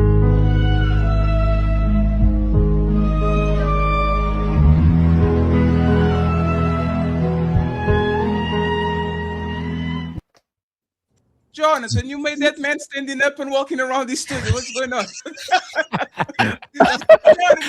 Jonathan, that's the point, Jonathan. You agree with him. I cannot. So I can't answer the question because I'm already married to a woman who. Don't do that. The hypothetical. The answer the hypothetical. She's amazing. So I cannot say that I would marry a porn star because I couldn't date a porn star because I'm married. We love you, man. He doesn't want to say no. Jonathan is awesome. Jonathan's like, why you guys shaming? We did the porn star. Nope. And Jonathan, you said it before. Like you were like Jonathan, you are married with an awesome woman that didn't engage in this behavior. So you would. I wanted a 5'4" ballerina who was perfect and amazing, and that's what I found. Can we bridge the gap a little bit though? I believe everybody on here would concede that to give people their self-worth, they should be loved and praised and elevated, correct? Yes. That's all I'm saying. But we know when they're being loved and praised and elevated and the incentives don't work, that's where consequences come in. If let me finish. If the person has pride when they're doing something that's bad and shameful, then they're going to be more prideful. They're going to engage in it more. I don't think anybody's saying here immediately, if we're praising somebody who's doing the right thing, that you automatically go to shaming them. It's when someone's continuously demonstrating a consistent bad behaviors that may be hurting other people or them. There's a saying, right? If hurting you doesn't hurt me, you don't care or love me, right? So something has to make someone feel better than the incentive they're already getting in the behavior that they're presenting. I would tell Amanda, if I was cheating on you, or if a man was cheating on you and you were already loving him and caring for him, what's going to change him? What's going to make him change that behavior? Not giving him more love. Oh, no. What's going to make you break up with him? Right. Hold on. What's going to make Amanda break up with him when he keeps cheating and she keeps taking him back? It is shame. Right. So watch this. After I've cheated for the 5th time, knowing that you love and support the man that you're with, what's going to work more? Me seeing you sad and hurt in someone that loves me, or possibly being shamed by men and women in society and possibly losing my job and reputation? Which one would work more for me to change? Because the love isn't working, the incentive isn't working, the support isn't working, the hugs and kisses isn't working, all the things that this wonderful woman is doing for me isn't working. I've cheated for the 7th time. What's going to work more? You crying and hurting again, or men and women in society shaming me and me possibly lose my job and reputation? Which one would work more for me? Well, for you, because you prefer shame, probably that. But when you said loving and praising and elevating someone, that's only one part of the whole, which is there's also the consequences, the acknowledging the bad behavior, the having a conversation, the diving deeper into the behavior is just the surface level. So if you keep only addressing the behavior, you're just putting band-aids over a bigger problem. No, work would be real quick. Yeah. Okay. Let's say you're somebody's daughter, right? And you were raised the right way, maybe the wrong way. Let's just go the right way. And you were getting hugged and encouraged by a mother and father. Now you're demonstrating behaviors that hurt them, and you still don't feel anything. So the shame part should come from not just about how you feel, and it's how other people feel. That's the part of what shame's supposed to do. Not just, oh, I'm hurting, I feel down, I'm miserable. How are you making other people feel? So it resonates with you, and you become empathetic. The shame should work where you end up being ashamed because you go, oh, why are they hurting me? These are the people that I love and care about. Oh, such a good point. Right? Yeah. Oh, I'm hurting them. Now that hurts me. So I'm ashamed from being shamed. Such a good point. And the point that I really want to touch on is shaming is an external expression of an internal feeling. So if I'm shaming you, there are feelings behind that. Maybe it's you upset me, something you did hurt me, it made me angry, it made me sad. But because we're so disconnected from our own feelings, and especially being able to communicate those, that looks like you're a piece of shit. You shouldn't be doing that. Yes. Instead of this really hurt my feelings. And someone is able to connect more with you hurt my feelings than they are with you ain't shit. So right. Can I interject on what you just made? Your phenomenal point. If you can't change somebody by loving them, you have to hurt them. You have to hurt. It's not your job. Let me finish, ma'am. Let me finish. If I'm going around here hurting people and I feel absolutely nothing at all, something has to shock me. It's not going to be the love. It's that I hurt somebody and I can feel it. Oh my God. I either hurt you or it has to hurt me to make me stop doing that behavior. If the incentive isn't working, the consequences have to be higher than the incentive. So I have to be hurt. And once I get hurt, I say, yo, I don't want to feel this anymore. And then that's where the shame takes place. Now, if you're a narcissist, if you're a psychopath, and you continue to demonstrate those type of behaviors, you're just a trash person. The necessity of being shamed is to feel that you may be a trash person and assume the identity so you can take the time to change the identity and the way people are perceiving you. That's the point of shame. Let me see if I can bring this home for you, Amanda, just really quickly. Okay, so my people don't know this about me. My background actually is in behavioral psychology, not evolutionary psychology. Behavioral psychology, what Ali was just talking about a minute ago, there is negative reinforcement. Okay, punishment. Okay, how do you get? We train animals this way. Okay, with either positive reinforcement or negative reinforcement, which is different from punishment and reward. Okay, so how do we get a desired behavior from a dog or from a person or from an animal, whatever, right?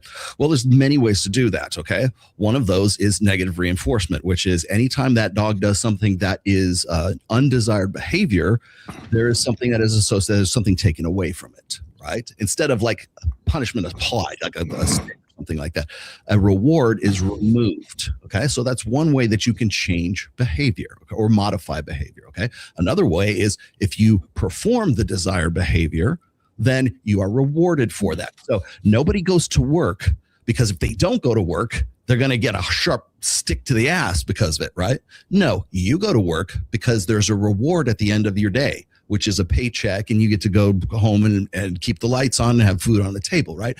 That is the reward. So there's a difference between punishment and reward and negative reinforcement and positive reinforcement. Negative reinforcement could be shame. Is that a way to change behavior? Absolutely it is. There's other ways to change behavior as well. One of those might be reward. That might be encouragement. That might be some sort of positive reinforcement that motivates you towards that desired behavior. But if that doesn't work, where one doesn't work, another might. So, there's a school of thought that says that, most human beings don't make personal change unless they have something very real to lose.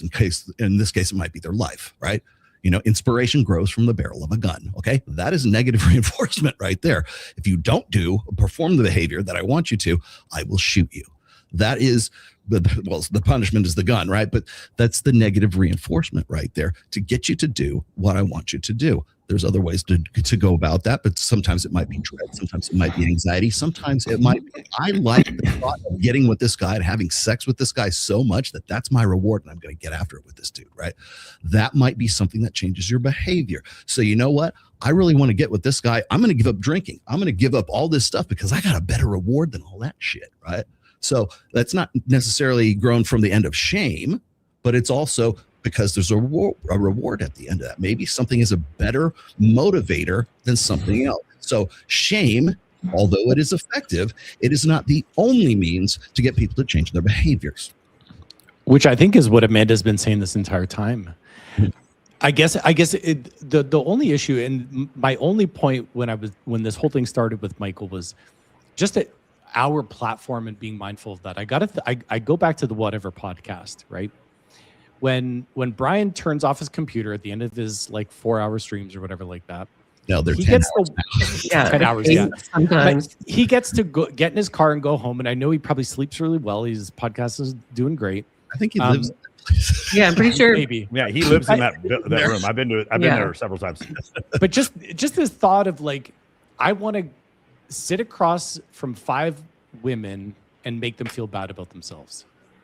I don't understand how someone would want to do that and wake up and want to do that every day. That's not what the show's about. Y'all keep talking about $200 but we're pragmatic here. I see the clips on X. It is what the show's about. I don't know if people are doing that here though. Yeah, but respectfully, right? If you don't have if you're not shamed enough to show your asshole on the internet for money, words shouldn't hurt your feelings. These are consenting adults. Y'all thought man, no means no, yes means man. Yes, these women consent to go on these places to talk for 8 hours about whatever. They should understand exactly what's going on. But to Rollo's point, there's one way of doing it with shame. But what Amanda's trying to say is there's a different way. No, I don't know why this is so hard. You know why there's not a different way? Because men are being shamed to be better for women. You broke, go get money, sir. You fat, go to the gym, and how does sir. it make us feel? No, we talked about Homer Simpson. No That's one life. liked it growing up in the 80s and Hey, 90s. Jonathan, you know what waking up at 4 a.m. to go do a job that I don't want makes me feel? Life is pain. Like a lot, since when, like, people do things that they don't want to all the time that cause them pain, that cause them stress and all these. This is the life of a man. I have to do things that I shouldn't be doing, but I doing because I have a woman. So now I need to have a 4-bedroom apartment instead of 1-bedroom apartment. I need to have a bigger car. I need to have a better job. And you know what we say? Go ahead and do that for your family. But every time we ask women to do very little things to adjust so they can fulfill the obligations of a man, you do what you did right now. Why do you have standards, Michael? Why are you telling people to do? Men are entitled to have standards too. And if nobody qualifies to their standards, die alone. It's fine. Nobody's watching our show, are they? If your standards are so high that nobody actually wants to come in and be with you, go die alone, sir. You made your standards. But it's kind of fucked up that instead of actually asking people to do better, is a race to the bottom. Yeah, accept that. By the time we're done, I accepted everything. She loses respect for me, and now she's with Jonathan because Jonathan actually has self-respect, and he puts his foot down, and he has standards. So you are telling men to become a man that this woman will despise because women don't hate a man more. A man that they hate is a man that has no spine, no standards, and accepts anything and everything they do. What are the standards that men should uphold, Jonathan? Can you give us some? I think Michael is setting good standards. I think we can make a choice as men to say, no, that is not someone that I would want to date. I'm not trying to sit here and say that he should, because she's, found God and turned her life around and now all of a sudden she's worthy of marrying Michael. Michael can definitely have that standard. I just think that there's a line there. It's not a black or a white, but there's a way that we can look at it and look at it from the perspective of our platforms to reach across and show love the way Amanda's talking about, show acceptance, show understanding, but also at the same time call people to a higher standard. So I think we can do that. I just don't think that we need to do it from a place of shame. And I actually don't, I mean, as far as I know, and Michael, I'll definitely go and check your podcast and your stream out after this, Rollo, yours as well. I don't think any of the men on this panel would want to sit across from 5 women and make them feel bad about themselves. Oh my gosh. Can I say something? Right? I don't think any of them would do that. Please. Right? When I'm hearing Amanda and Mr. Chosen talk, it all just sounds like we have to treat people with kid gloves. And, oh no, don't offend them or they might become a bad person or give up on life. That's the most moronic thing that I've ever heard of in terms of a logic train. So what, there might be an adverse reaction on one particularly weak individual, so just don't even try and fix them? No, not at all. So I'm not saying that the behavior doesn't get addressed. I'm not saying that we don't have conversations. I'm not saying that consequences don't happen. I'm just saying we don't have to say you're a piece of shit to do that. Sometimes we or do unmarryable to do that. Yeah, yes, but can we bridge the gap again? Let's bridge the gap again. You're marryable, just not by me. We're going to bridge this gap again. What Michael was talking. Hey, Michael, it isn't that shame works better on men. It's the fact that men are shamed. Women shame men if they're bums. Women will shame men if they're rich. Women will shame men if they're tall, if they're short, if they're fat, if they're broke, if they're vulnerable, if they don't express themselves, if they're emotional, if they talk, they don't talk, if you're ugly, if you're handsome, if you just breathing. So the main thing is what Amanda's trying to say, even though she's not saying this, is we shouldn't shame men and people. We shouldn't shame women.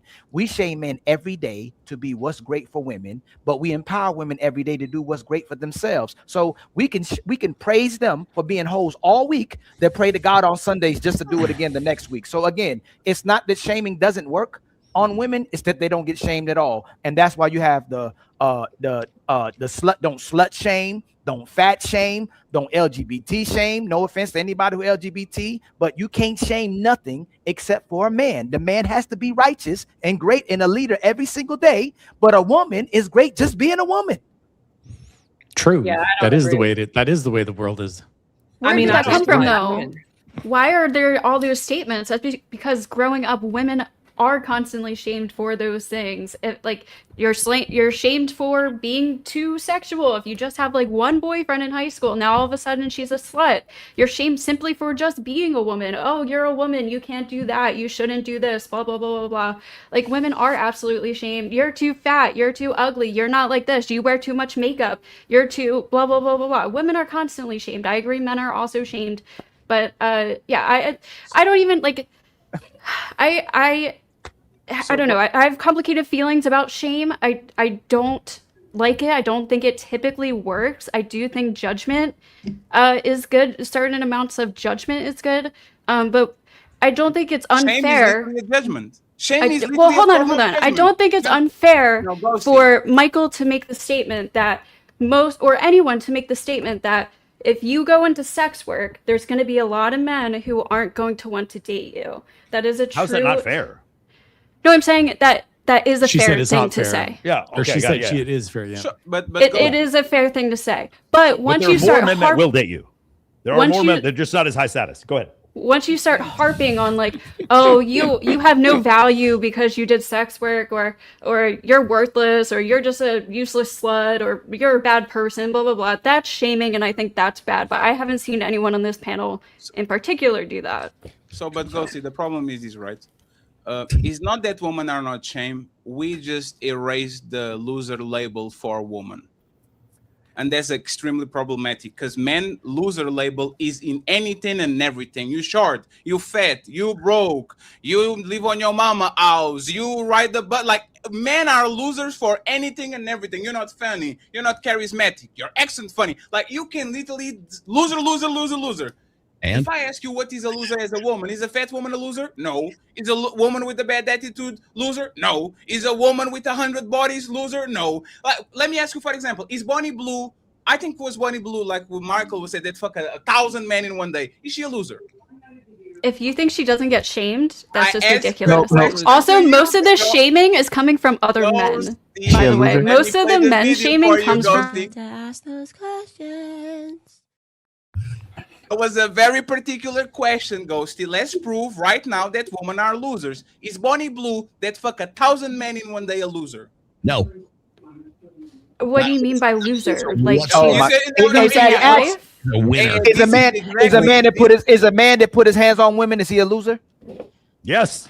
Yeah. No, not you. See, you answered it so fast. Well, you're comparing sex work to abuse and domestic violence. I mean, I'm just like. 1 second, please. 1 second, friends. Ghosty, do you notice when I was telling what society consider man a loser over and over again, being broke, being short, being fat, being this, like you didn't register because you know it's true. You know, men literally get slotted into certain categories when they don't measure up to par, and the standards, for the most part, are pushed by men and women. As do right? women. Absolutely, right? So if I ask you, is such and such a loser, and the first thing you say is define a loser. You've been on this planet for 30 years. You should know what is a woman. Is she? loser. I mean, first of all, she's going to jail, I think, in Australia. So that's kind of like that would make you a loser, right? But is she losing at life? Like she has a lot of money. Does having a lot of money make you a winner? Like that's where I'm like a little confused. But go. Yeah, So this is about $15-20 million. No, she's not a loser. and this was exactly my point. That's not See the what life I'm like saying? I want. Ghosty. And this was exactly my point. While we're looking for anything and everything to disqualify men and to put him a negative label, no matter like they may be good people, they might be righteous, they might be all this, but he's unemployed, a loser. Women have to have a complete train wreck of a woman in front of them to say, you know what, this woman is a loser. And when I say is a loser, nobody should admire her, nobody should aspire to be like her. Most of society should look at her and do yuck. So yeah, like Amber Heard. You just picked a weird example. Like if you picked like somebody dangerous like Amber Heard or someone who falsely accused people, they're losers, obviously. You're comparing domestic violence to someone who does sex work, which but you know no, but it's a double standard. You know why y'all alone? That's not you know why it is two different categories. That's two different categories. One is immoral, one is like a choice like you might or might agree with. You know why I know that y'all lying? Because in private, if I am telling you the Bonnie Blue situation, all women cringe. All women do, did she did what? In public, y'all are like, what's the problem? And let her leave. in private, women have way more visceral reactions to Bonnie Blue fucking 1,000 men in a day than they actually have in public. Matter of fact, let me just say this. Let me just say this. Even whores look at that behavior and they cringe. Like, why did you, even women that either are on sex work or OnlyFans models, they look at that behavior as something repulsive because, like, why? Why would you do something like this? It's not that you're starving. It's not that you are. So she is a loser, but you just called. So she is a loser, even though you just called her a winner. That's why I asked, like, in what way? Like her lifestyle. No, Rollo called her a winner. Because she's rich, right? So that makes her a winner. But her lifestyle, like, I don't know. Like some people would consider that her being a loser. That's why I'm asking, like, in what way? No, so you consider her a winner? No, we're confusing the point. Like, I can see the circle. Like, not personally. Like, no, I understand. It's like we're saying two different things, right? So it's like one of these things where it's like, in my household, I understand morality, reason, accountability, and logic. But outside of my household, in the world, they don't. So in our mentality, is she a winner? Well, I probably wouldn't want my daughter to be like her. So I agree with you. In the world, though, what we're saying is, what Rollo is saying is, how does the world react to her? With money, fame, praise. She's a feminist leader now. So that both things can be true. What we're doing is we're both sides of you are illustrating the lunacy of the world that we live in now. That's it. That's all we're doing. You're both right. It's just one of you is right about what we all in this still be evil as fuck. Yeah, that's correct. That's what I'm saying. Like Pol Pot was probably considered a winner while he was murdering all those people with the Khmer Rouge back in Cambodia. He's probably a winner. So Joseph Stalin probably thought of himself as a winner. He's also a terrible person. Like both things can be true. So that's where we're going to keep going in circles until we come to that realization. Sure. You're saying like in general.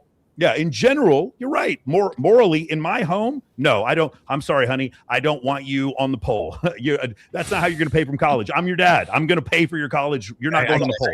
In the world, she's not going to be shamed for being a stripper because TikTok has taken the shame away. Both things can be true. Mike. Dan Bilzerian, winner or loser? Yes, it's such a great point. Such a great point. I have all time so many women that I've talked to are like, Dan is a piece of shit. No, would never fuck. I know 6 girls that literally told me they would never fuck Dan, and I went to Dan's house and they fucked her. I know at least 6 girls. It is so wild to me. Like, yes, Dan is a good friend of mine, but it's like one of these things where it's like people are like, he's a loser, and I'm like, he's a loser with $400 million. Like, I understand what you're saying. I understand why you don't like him. I don't agree with a lot of the shit that he says, but I watch women kick each other, literally foot push each other to try to get into bed with him, and everyone's telling me that he's a loser. And no, he doesn't pay them. No, he doesn't. He doesn't pay them. They're literally just want the clout, and they are killing each other to try to get with him. So I don't want that lifestyle. I think that's too hedonistic. By the way, so does he. That's why he doesn't do any of that shit anymore. But at the same time, for you to say, again, here's the best example. The S&P 500 does not get to determine its own value. The S&P 500's value is determined by buyers and sellers. Whether or not someone has high levels of value is not determined by any one of us, even about Bonnie Blue. Now, internally in my home, I can determine whether or not I think she's a winner or a loser. But externally, I can't be like, I can't believe these. Did you guys see Bonnie Blue's like engaged to some guy now? And it's like, I can't believe this guy engaged to Bonnie Blue. Oh, it's so no. I don't get to determine that. Someone picked her. Out there in the world, someone picked her. Someone decided that Dan Bilzerian, the stock price of his Ignite stock is worth X, and he's worth X millions of dollars. Someone decided that no matter how many mom and pop stores that Jeff Bezos put out of business with Amazon, he's one of the richest men in the world. Someone decided this. No matter how much little I think of Lauren Sanchez, a billionaire married her. So I can't decide her value. I don't get to decide other people's value. The world does. And so that's why I'm saying that when it comes to this, internally in my own home, in my own church, yes, I can decide my values. But out there in the world, I can't. Does it make sense? So that's Michael, a whole different. Before Rollo goes, and then we have to go to I need AVG to answer the prompt and go to the next question. I don't know if y'all remember the prompt before Michael, come in. This is literally the prompt. What do women like? Women don't care about right or wrong. Women care about winners and losers. And this conversation, full circle, kind of make us think that, like this example of Dan Bilzerian, they don't give a fuck about right or wrong. They will do a moral judgment and then go and pick the winners that they think that are winning. This is not about right or wrong. This is not about doing what Jonathan and Amanda want us to do, being pathetic and be nice. Dan Bilzerian be kicking us out of his house since the mid 2010s. And this woman know, and they know there's 10 men on their DMs that want to treat them right and want to be just the only one, and they're ready to go ahead and flock to that man. And in a lower doses, it happens with the average woman and the guy that is tall, handsome, and all these things. So why should I do the Amanda and the Jonathan thing, right? When women clearly don't care about the right thing, they care about the winner. Why shouldn't I become ruthless? Why shouldn't I become that person instead of coming in with empathy and all these things? You're right. Like, why should I do that? Go ahead, Rollo, and interrupt me, please. Well, Mike, just to clarify, it's kind of a bastardization of what like Rich Cooper was saying. You know, like how women don't care about men's struggles; they waited to the finish line and fuck the winners, right? Which, as I was saying before, we got to remember we're using Bonnie Blue and Dan Bilzerian as like example. These are the most extreme illustrations we pull out of our ass. Okay, like one of the things that like when I remember this one conversation that was on Fresh and Fit, and I think it was Destiny was sitting across from Fresh, and Destiny said something effective like, what percentage of women do you think are getting flued out to Miami by Drake to go on a yacht party or something like that? And Fresh is something like 30%, which is like really ridiculous. But it's more like a fraction of 1%, right? But that's not the point. The point is that because that one woman, there's one woman that was flown out, and she has friends, and it's just exponentially goes around social media, goes around Instagram and everything. What that does is it affects the attitude and the understanding of the sort of the self-evaluated value of that woman. So if that bitch can get flown out, I'm cuter than that girl. I could get flown out too. And so there's this sort of this perceptual sense of value that gets amplified as a result of social media and being on and seeing what's possible, what could happen, right? So not every girl's getting flown out to Biscayne Bay for a yacht party or something like that. But the thing is that the possibility that it could happen is that perception of it is what is sort of feeding into that whole thing. Is that woman actually going to be able to go and do that? Probably not. Is a woman actually going to be able to, the average woman going to be able to fight for the attentions of Dan Bilzerian? No, not going to happen. But what we have to do is you have to scale that back and understand that on a larger sort of population scope of things, the perception of all that feeds into the social fabric. It feeds into the attitudes that we have with men and with women. So when that woman finally turns off the phone, or that guy finally logs off of Twitter or whatever, now he's got this attitude like women are all out to get me, and that woman is always like, well, I could do better than this. I can do better than this guy, because she's taking that understanding of that global sexual marketplace, and now she's turned it off, and now she's stuck in her local sexual marketplace, and she looks around, she goes, all these guys ain't shit. All these guys in Miami, they're way better than these guys, right? And so now that's the standard for her, because she lives in Paducah, Kentucky, and she doesn't live in Miami, right? Or the same guy who watches, watches TikTok videos, watches reels or something like that, and he sees these chicks and they're all in bikinis. If all I ever did was watch women in Instagram, you would just think that everybody just lounges around and walks around in lingerie and swimwear, right? It doesn't happen. Thing is though, that's the attitude. That's like this pervasive sort of like understanding of what we think or what we're expecting from our global expectations, or what we apply to our local expectations.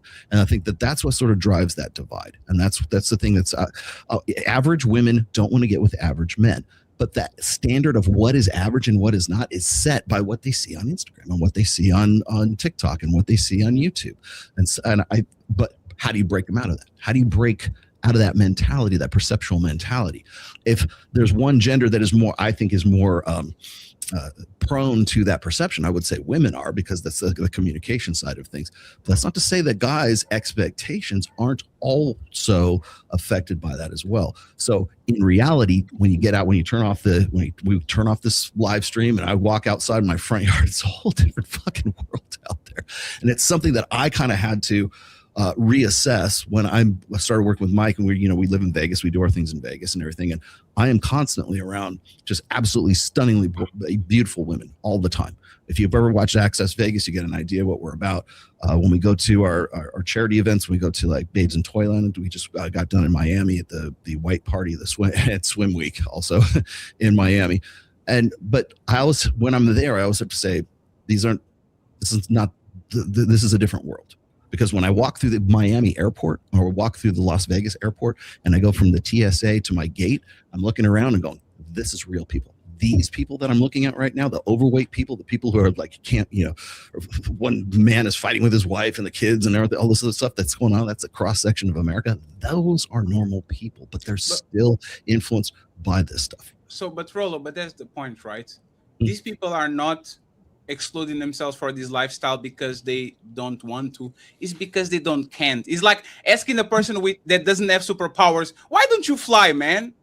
Because I can fly. The only thing that humbles this woman is their loss of superpowers. When the titties are sagging and the ass is not as round as it was, and now she has, like, this woman will use their superpowers to do whatever and whenever they want. And the other woman that usually don't qualify, and this is why, for example, the plastic surgery industry is booming right now, is because it's giving powers to people they shouldn't have. If you guys watch The Boys, this is the V, compound V. You are not a superhero and you inject that and all of a sudden you are a superpower. This is what women understand.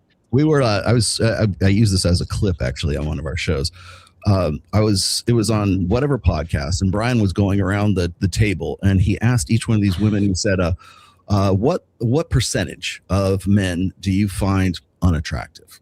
Right. And then they all said something like anywhere between 50 and like 80% somewhere. Some of them said 90. Right. And then they were like, okay, well, how many guys are like completely like ugly, like not unattractive, but like ugly. And then they would just, say, 90%, blah, blah.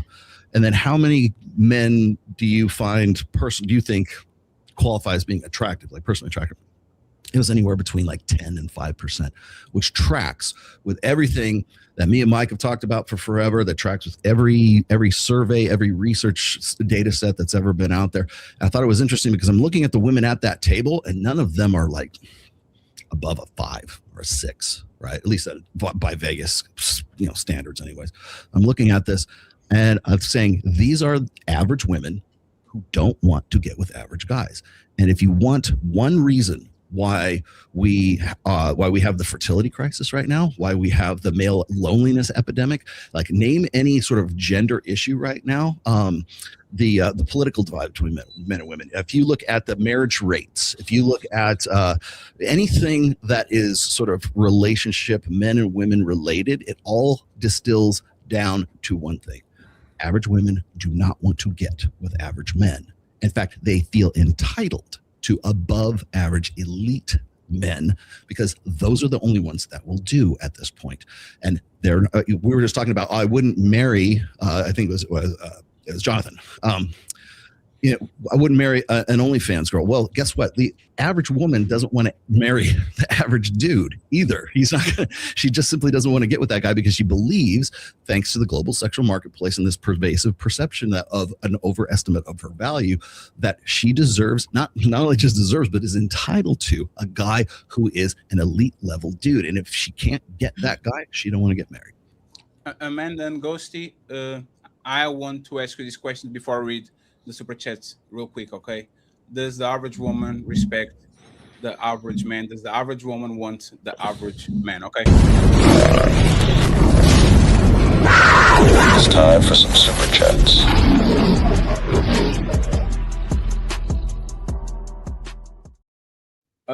Thank you very much, Mr. Philly Old. Oh, damn, the camera is on reverse. I can't show them anymore. Thank you very much, Philly Old Ed, for the cash app. I appreciate it. Thank you very much, sir. Cha-ching!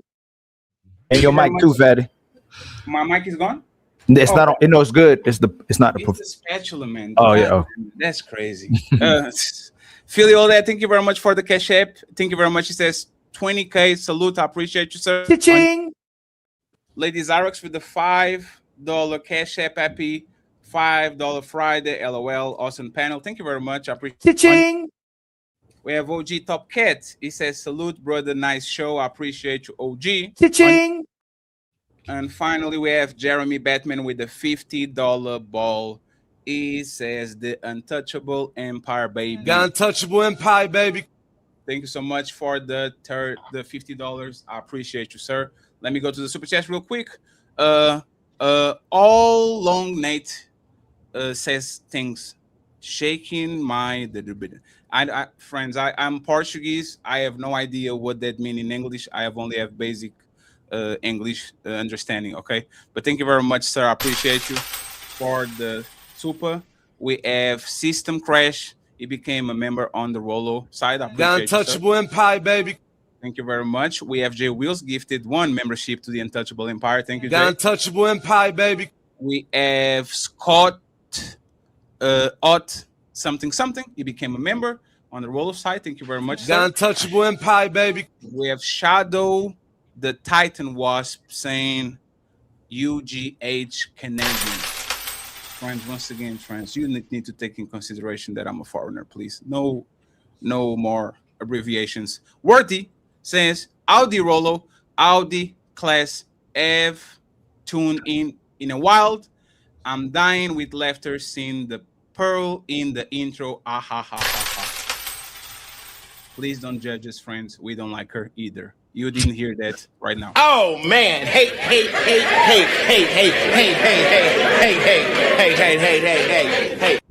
Leisha became a member. Thank you very The much. Untouchable Empire, baby. I appreciate it. Big Ed in the building.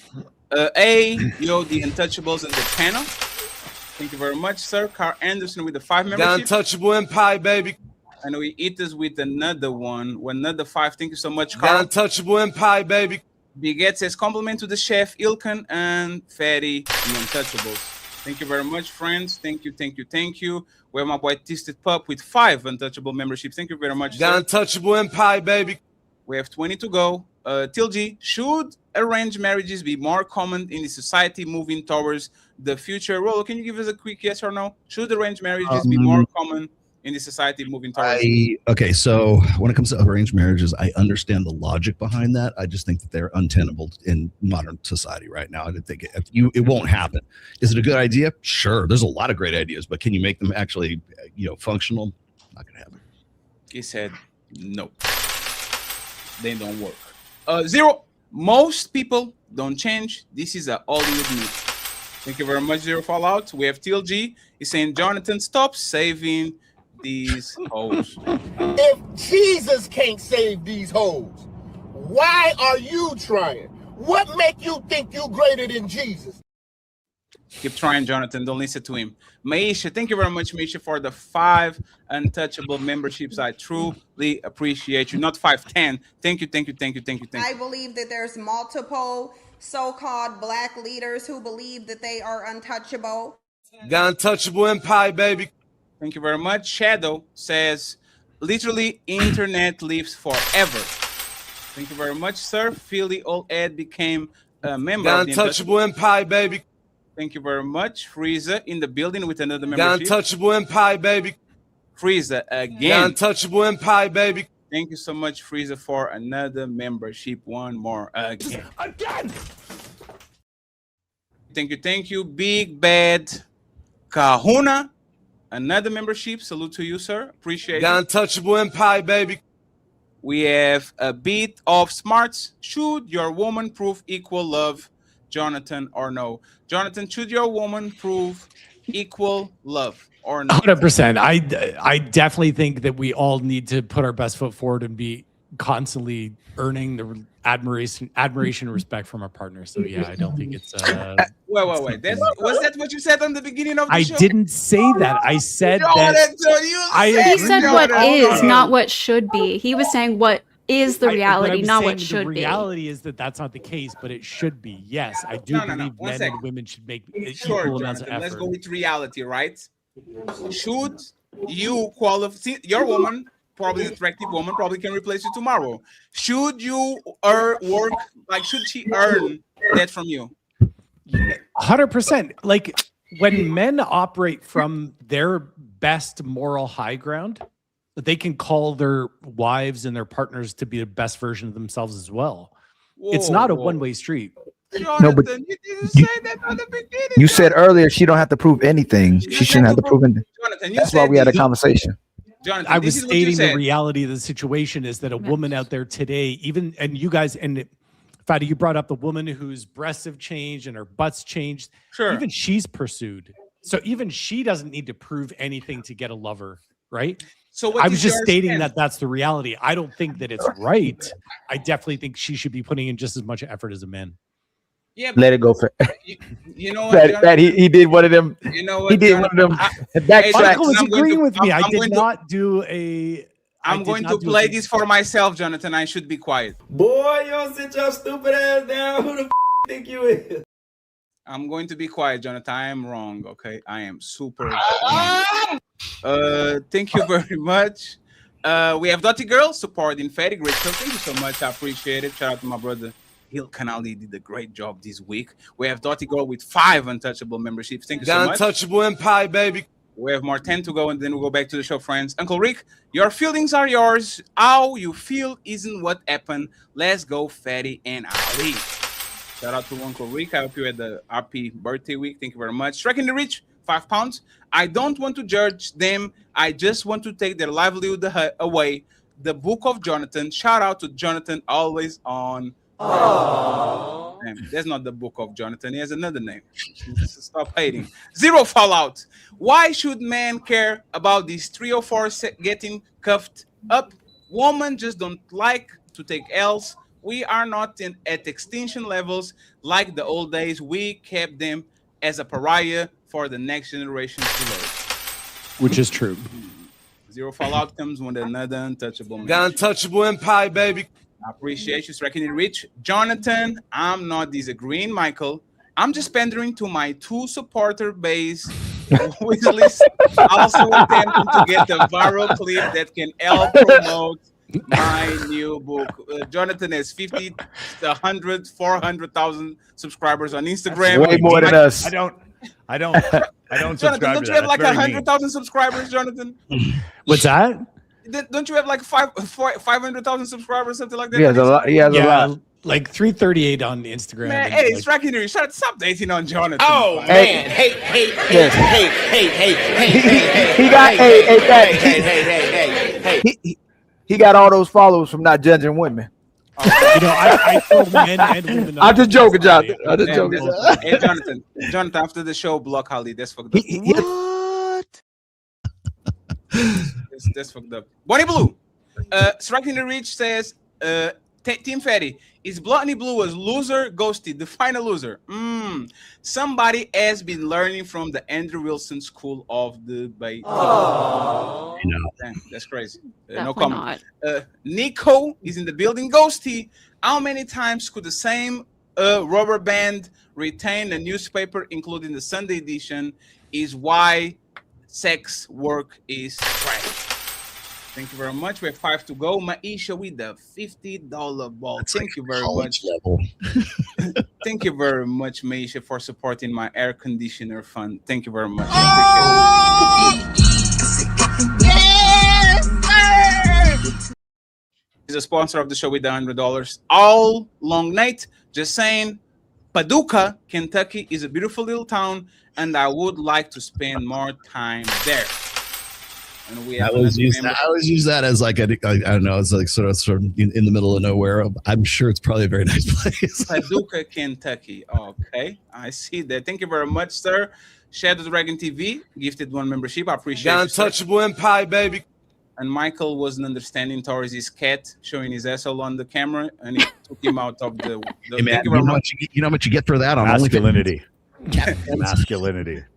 Hey, I have he 3 cats, said- by the way. I rescue cats. That's my number 1 hobby. Shout out to Garfield. He was in the building for 10 seconds. Thank you very much, sir. Shadow Dragon gifted another membership. Thank you very much. Hold on. Fact, he said he became a millionaire saving cats. I need to change my. I need to. That's great. That was a double entendre, huh, Michael? Yeah, that's pretty funny. A bit of smarks. Focus on similarities to conserve our society, please. And then I think we have 2 more. It says, Mr. 420 himself. Average woman don't want the average man until the average man is all they can get.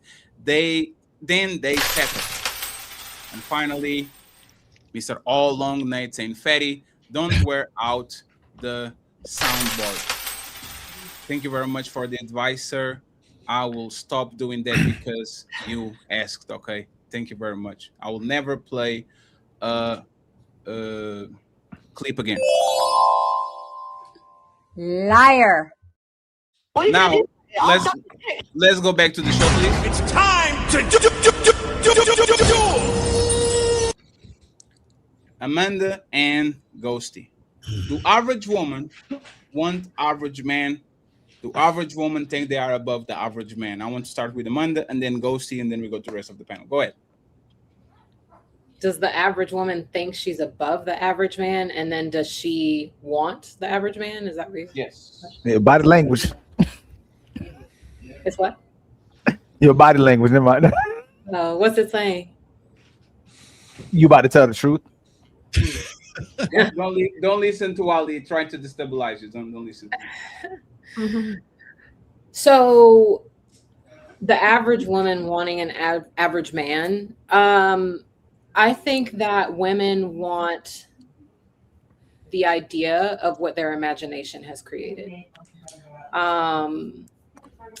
I think that women are severely misguided and underguided when it comes to how they choose people to date. And so they end up dreaming up this man, this idea of the person that they want to spend their life with. And then they find that reality isn't meeting that standard. So my answer would be no, she doesn't want the average man, I would say. Ghosty? I would say, yeah, like I kind of agree. Women probably will say that they don't want an average man, but when it comes down to it, most average women end up with average men, and that's seen by most married men aren't 6'1". Most married men don't make over $100,000. Most married men are in pretty average shape. So at the end of the day, like, sure, you have your Prince Charming or whatever, but most average people end up with other average people. So that's kind of interesting. Are y'all kind of confessing that women only settle with their counterpart out of necessity, not because they actually like them? No, I don't. Not think so. necessarily. Yeah, especially because the times we're in, I mean, women can support for themselves. It's not like back when, they needed a man financially to survive for safety and security. Is that true? Can I say that that's absolutely not true, Amanda? Yeah, most people can survive by themselves on this economy. They need a roommate. They need the mama. No. They You need guys the got to remember boyfriend. this. You guys got to pay attention to this. Women can't survive and support themselves on their own. All they've done is outsource that supporting to other men who they're not married to. Women don't run the oil rigs in the North Sea. They don't build the bridges in China. Men do that, right? They're just outsourcing support, right? So this is the thing that drives me nuts about this dialogue that's out in the world that women can support them. They can't, but men can't procreate by themselves either. Men also don't create Christmas memories in the way that women do. We need each other. So this idea that we don't need each other or that we're not supported by each other is completely false and inaccurate. So I just needed to clarify that. I agree from the vantage point that you were looking at it from, and maybe there's some naivety in my perspective. So I wasn't going as far as to say that we don't need men to really uphold the infrastructure. I'm strictly referring to living arrangements. So paying but your then bills, the problem is you sound like Elon Musk. Elon Musk says, I don't have internal combustion engines. No, he's got external combustion engines. Half of the electricity produced comes from fossil fuels, right? So he's getting the electricity, he's just outsourced the combustion engine from inside the vehicle to outside the vehicle. So this idea that we don't need support is just, it's this dialogue that pits men against women. It makes women feel like they don't need men. It makes men angry when women say that. This is just divisive nonsense that we need to move away from. So I'm not coming down on you, Amanda. I'm actually just more coming down on this idea, but it bugs me to no end when I hear that women don't need men. Women absolutely need men. They need to be supported by men just as much as men need women. It's called reciprocity. We all need each other. So sorry. I could jump in here real quick because I know Jonathan mentioned something about him being a Sigma. So you must know something about sociosexual hierarchies. So when we're looking at, like, this is from Voxxer, by the way, is the author that came up with this. There's alpha, there's betas, there's deltas, there's gammas, there's the omegas. A lot of people want to talk about alphas and betas and gammas, but we really don't talk about as the deltas. The delta male guys, by classification, are sort of the guys who are average men, right? I'm going to turn the Ned cam on. I'm going to turn my Greyhound on here in a minute. He's 25 pounds.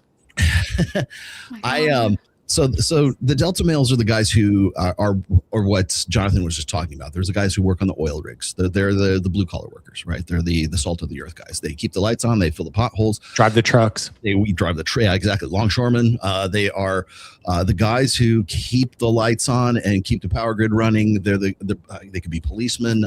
They could be whatever. The average guy is just, maybe he has a college degree, but usually it's a sort of, they're welders, He has more money than the guy with the college degree, by the way. Yeah, exactly. Or they work in raw sewage, right? Or they're garbage men or something like that. We need those guys. But the problem is that when we say average women don't want to get with average guys, those are the guys that we're talking about.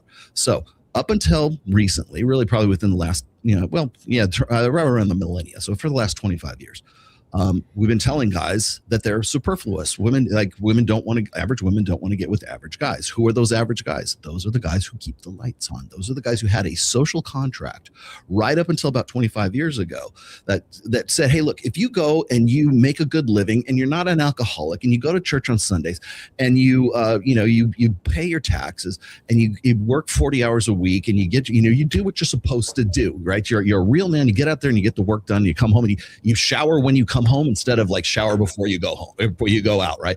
That guy had a reasonable expectation that if he did all of that, he could get with a woman who maybe she's got a job. There's a difference between a career woman and a woman who has a job. So she's got a job too. She can get with the average woman, will get with the average guy. They can have average kids. They can have a golden retriever in the front yard, and they can get a nice SUV, and they can, go have fun on a Saturday at NASCAR or something like that, whatever it is, right? That's all out the window right now because the social fabric is such that women don't need that anymore. They can do just fine by themselves, right? We have strong, independent women. Independent from what? Independent from men, independent from the support of men, independent from the relying on their long-term security, as I was saying earlier, on men. So if those women, those average women, don't want to get with average men, those guys go, fuck it. Why am I playing this game anymore? Why do I want to be a part of this anymore? And so what happens is you lose the delta males. And when you lose the delta males, you lose society. That's when everything goes dark at that point. Guys just simply say, well, what's in it for me? Why am I even doing this? That's the first time. It's funny. It was interesting that I think it was Andrew Wilson who he was talking to Tommy Lahren on Pierce Morgan. She's just going on about what a real man does this and a real man does it. Here's your expectations and this is what you need to do and all this stuff. He just shut her down with one sentence, which is, what's in it for men? And she just looked at him like stunned, like I can't even believe you're asking that question. Like, well, because she couldn't answer it. There's nothing really there because the women that she knows already make their money. They don't need a man. A man is just sort of like an accessory. It's just like, it's nice to have, but not absolutely necessary. When you take that and you put that into middle America and you put that into the delta males, you lose the delta males. Lose the delta males, you lose society. I don't think society's better for that though, Rollo. Like a lot of women are really miserable because they're unmarried and I'm 36 this year, right? I was engaged once to a man that I had incompatible beliefs with, but You know, I don't have any kids, right? And yeah, I think the amount of years I have left to have kids are probably quite limited, right? And I'm quite successful in my career. A lot of women are like me, and I don't really think that builds happiness, because I'm living the feminist dream right now, and I don't find it, you know, as rewarding as some of my friends who have kids and have a husband, right? Not to say I don't like my job. I love my job, and I'm very happy at what I do, but I don't have family. Yeah, well, I'll tell you something very unread pill. Okay, it's I'm of the opinion that men and women are better together than they are apart. 100%. I think that men and women are innate, natural, evolved complements to one another, right? So your weaknesses make up for my strengths, and my strengths make up for your weaknesses. Like, so if you look at the things that we're naturally, innately have proclivities to be good at, and we're not so good at in other areas, put us together, and damn, we make a pretty fucking good team if everything, you know, locks in and we gel, right? Which is the way it used to be back in, you know, the caveman days or whatever. But the thing is that now that we have gotten to the point where we have technologically made one sex superfluous, you know, courtesy of hormonal birth control, then, you know, yeah, I don't think people really realize the impact, like the worldwide global humanity scale impact that hormonal birth control had on just human beings certainly for the last 4 generations, at least. We're still, by the way, I think it's funny. It's like when people start talking about like the sexual revolution in the past tense, I'm like, no, we're still doing it right. This is the experiment. Yeah. We're doing it right now, man. 100%. But should we prioritize, like, I'm asking the women too, and Rollo too, and Michael, should their happiness even be prioritized? Should we care about their happiness anymore? Like, if it's impossible to make them happy, and regardless of what situation they're in, should it matter anymore? Like, should society's security, the security of society, matter more than a woman's happiness today, especially when her happiness is all about herself? But even if she has herself, she's still miserable. Like, it would seem like the man's happiness is more prevalent or important, and society's security is more important than a woman's happiness, because she's never happy. A very easy answer. I'll tell you exactly why men are more happy than women are today. Very easy. Because men do shit. You got to remember that I think one of the biggest lies and one of the biggest crimes we perpetrated on women since really the mid 60s with militant feminism and everything is that women have an entitlement to this perpetuated, maintainable, sustainable state of happiness. I mean, you'll hear women who'll say they're divorcing their husband. Why? Because I'm unhappy.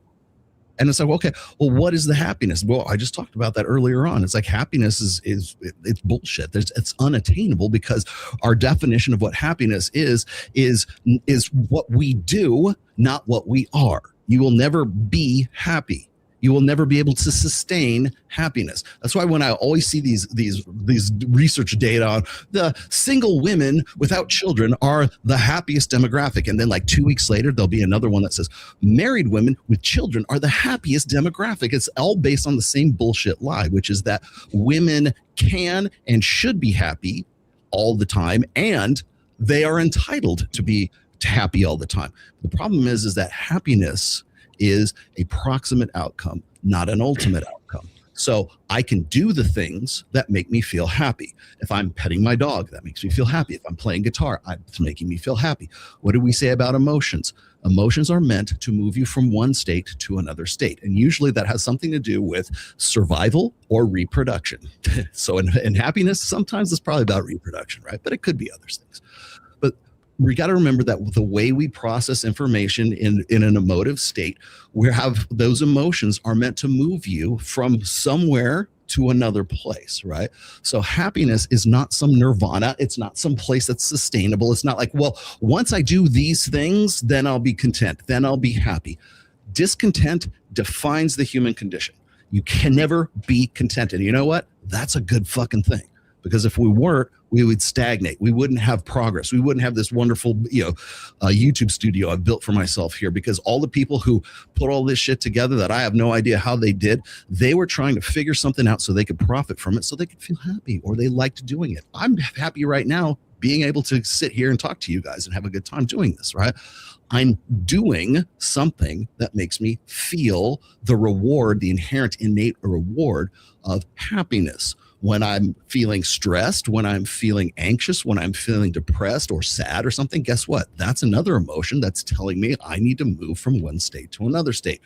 But only with happiness do we use that as a metric for success. We only use happiness to say, well, the reason why women feel the way they do, or the reason why women hate men so much, or the reason why women think that men ain't shit, is because those guys are expected to deliver a happiness that simply can't exist, because happiness is a proximate outcome, not an ultimate outcome.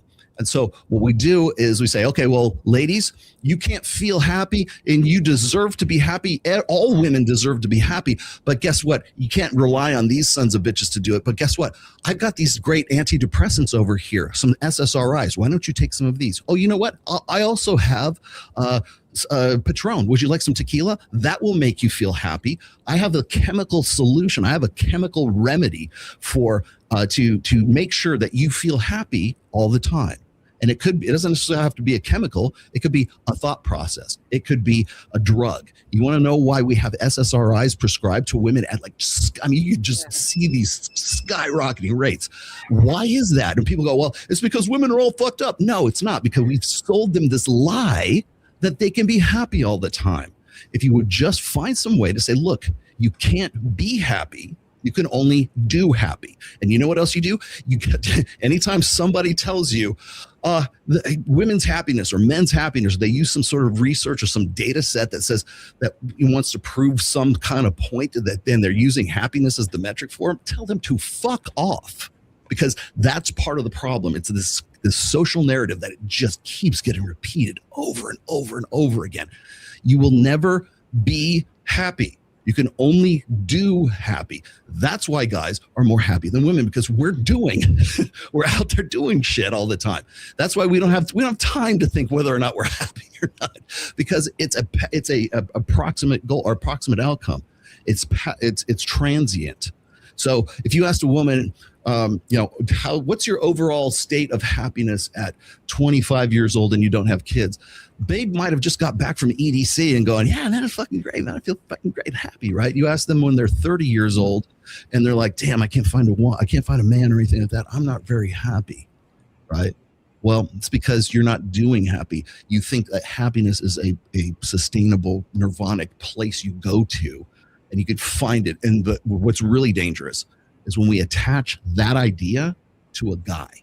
So when a woman marries the guy and the man can't provide this sustainable, endless state of happiness, that, like what was saying, I think it was Jonathan was saying, you can never make a woman happy. That's very, very true. But it's true because you have to feel happiness in the doing, not in the being. There's no, you're just going to sit there and, okay, what do I have to do to make you happy? Like, you're doing the things that you're doing, and she's not. She's the one who's supposed to be the recipient of happiness, but she can't be happy because she's not doing. You are. Is he telling the truth, ladies? Like, what actually makes y'all, what can all the people that's watching right now, there's almost 700 people watching, what actually makes y'all happy, so we can do it right now today and we'll go forever into the sunset making you happy or adding to your happiness, and help you to do what actually makes you happy? Well, I think it's okay, you can go first. Vigorous sex. Okay, so it goes back to the initial question, right? Like, what do women prefer? And something that I didn't hear that I would have really liked to is that it's all intrinsically feeling based. Women are generally led by our emotions. We typically, define winner and loser differently depending on the day. That's why there's the bad boy phenomenon. That's why women will go and be hypergamous, right? There's all of these different societal factors that influence us, but also our hormones and our feelings. So the question, what would make a woman happy? I guess I would ask you, well, what day is it? Is it a certain time of the month, right? Am I, pregnant? Do I have a husband or a boyfriend? Like, it's a very complicated question. You're talking to the sex that doesn't know what we want to eat. When you say, like, okay, what do you want to get for dinner, right? It's like a 20-minute conversation, right? What makes us happy? It's the mystery that philosophers have been trying to figure out for decades, honey. It's parked in my garage right now, actually. Rollo might have a point, though. Most of our mothers that were fortunate to have Ali, a can you let mother. Ghosty answer that before you? Oh yeah, I'm sorry. Go ahead, Ghosty. So I was gonna say that And a man. this is why I think a lot of women tell other women to figure out yourself before getting into a relationship, because it is true that when you're young, like relationships and getting married and having this beautiful wedding is so like put into our heads that we focus on that so much, and we think that we're going to find this perfect man that's going to make us happy, rather than figuring out like what truly makes you happy is figuring out yourself and how to make yourself happy. And then when that all comes together and you find a person to complete your life, they shouldn't be your source of happiness. Like, yes, they should bring happiness into your life, but you shouldn't be dependent on them to be happy. You need to find happiness within yourself, give yourself purpose before getting to that stage.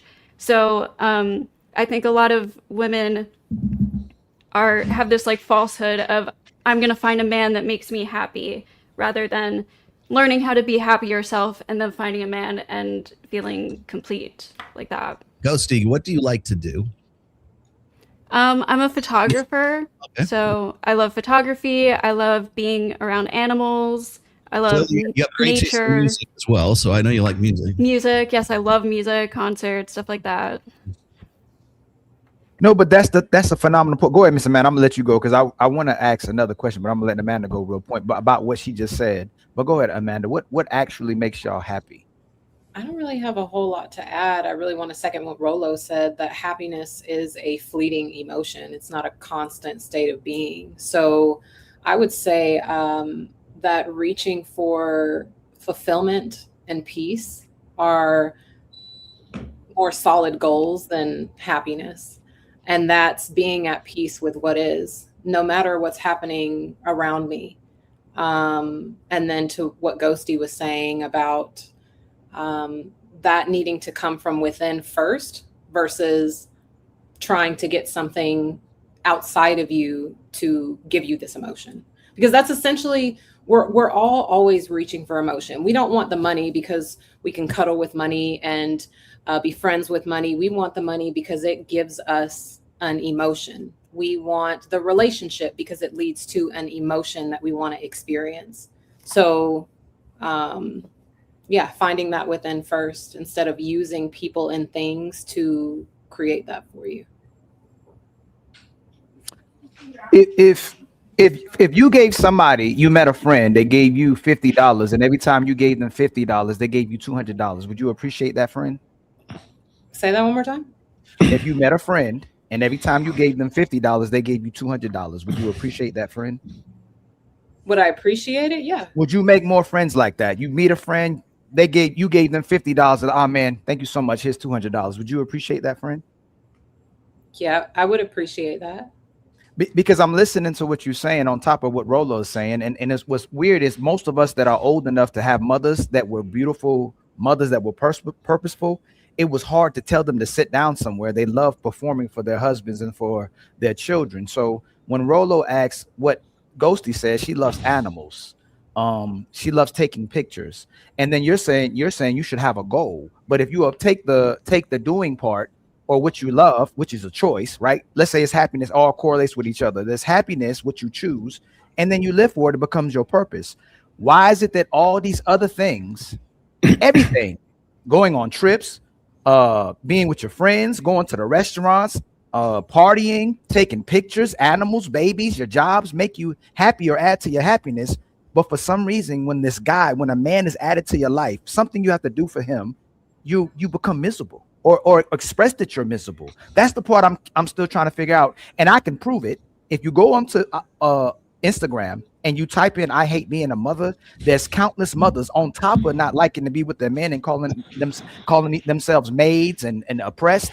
They don't even like their kids anymore. So they're saying they have to sacrifice too much or do so much for their kids. But what Rollo's saying is happiness is doing, and then y'all can find love and purpose in doing other things. What is this making you so most miserable? I'm not going to say it's women on the panel because it's never the women on the panel. What is making it women so miserable doing for their men and for their children today? I can't speak to that. I can. I You think it can't would speak to be that? about not. I think a lot of these women probably don't feel appreciated in their relationship when they do things, or maybe they do have like that kind of brainwashed, like, no, I don't need to do this for you. Make your own sandwich kind of thing. Whatever. I personally love to make the people that I love in my life happy, so I love doing things for my boyfriend that he likes or whatever. Mhm. But if I wasn't feeling appreciated for doing that, then yeah, of course I'm gonna be like, well, what the fuck? But did you This notice is- that you didn't mention It- the problem is that the appreciation Hold on, isn't. Jonathan. Hold on, Jonathan. Fatty was saying something first. He beat you to did it. you notice that you didn't mention him at all? What do you mean? So if people say this, what do you enjoy to do, Fatty, or what are the things that make you happy? Never hear me. Right? Watching the season finale of The Boys, cuddling with my girl. Mhm. Right? Go and play basketball with Il Canali and Rollo. Like to play guitar with Michael. Like you are going to, most of the times, a lot of times of your experience, they become trash or they become awesome, not because you're doing something, but because you're doing something with somebody you love. I went to places that were awesome with terrible people, and that shit was trash. And I went on terrible places with awesome people, and that shit was awesome. I believe a lot of times it's your company and the people that you are around that makes these be awesome, happiness, and all these, or be terrible. For whatever reason, woman, my opinion, you can correct it. They like to look for the exterior when something is wrong or something is painful or something is doesn't feel good. It might be these people around me, but when they have to say good things, you see what I'm saying? It's very like the husband doesn't come first, the boyfriend doesn't come first, the kids don't come first. They never verbalize it. See what I'm saying? They will always go to places that usually are once again is there, is them, and anybody wants this because I hear the Well, I'll add to that, Fatty. You raise. You make a really hold on, good point. Jonathan. I asked the question. I asked that question for a reason. Mm-hmm. Who does more for women?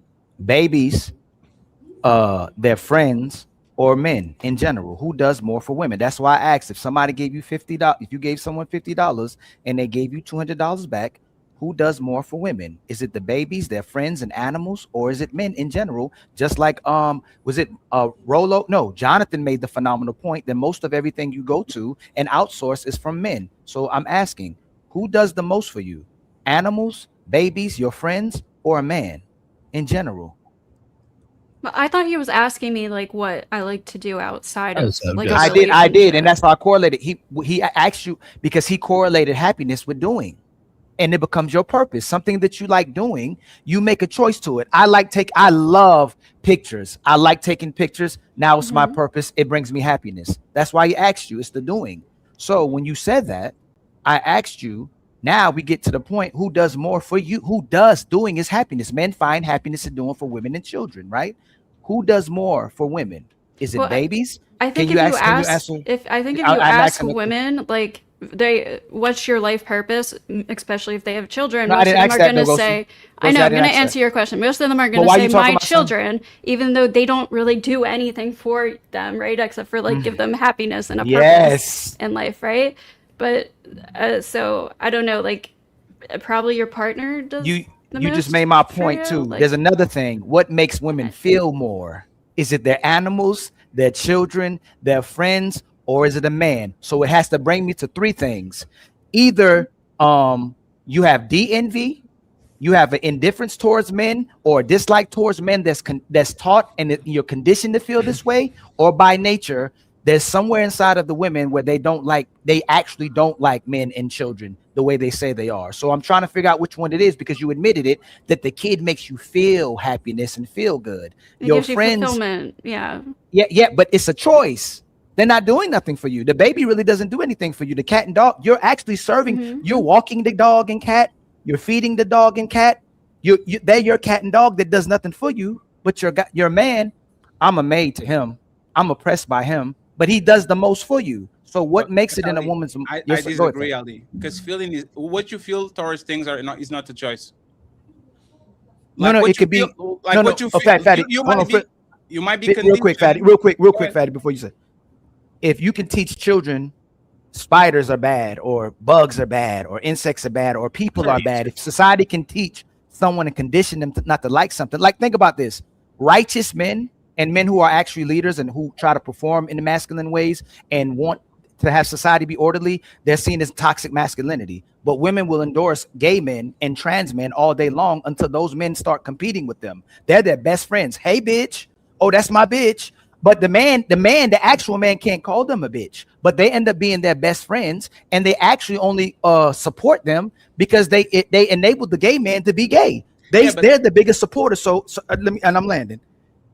How are the gay men and the trans men more supported than the actual men? And you get a better feeling from those men because they make you feel good being a woman because you make them feel good being gay. Because feelings are not connected to, like, you have several levels of subconscious activity in your brain. The things that make you feel something a lot of times are not connected with your conscious choice. So it's very probable that the person will feel happier or will have a better feeling towards people that enable them instead of people that shame them, right? If you have a strict father and you have a loving mother, it's natural that your brain will go to the loving mother, then go to the strict father, because even though the dad is doing what you need to learn, your feelings, your heart, the things that actually make you feel good is going to be the woman that pampers you and give you titty and kiss you on the forehead and says, I love you, I love you, I love you. I think that's what happened with women too. They rather go to the woman that cuddle them instead of going to the woman that correct them. Instead of go to the man that sing for them and validate them and give them money, then going to the men that actually are going to put their foot down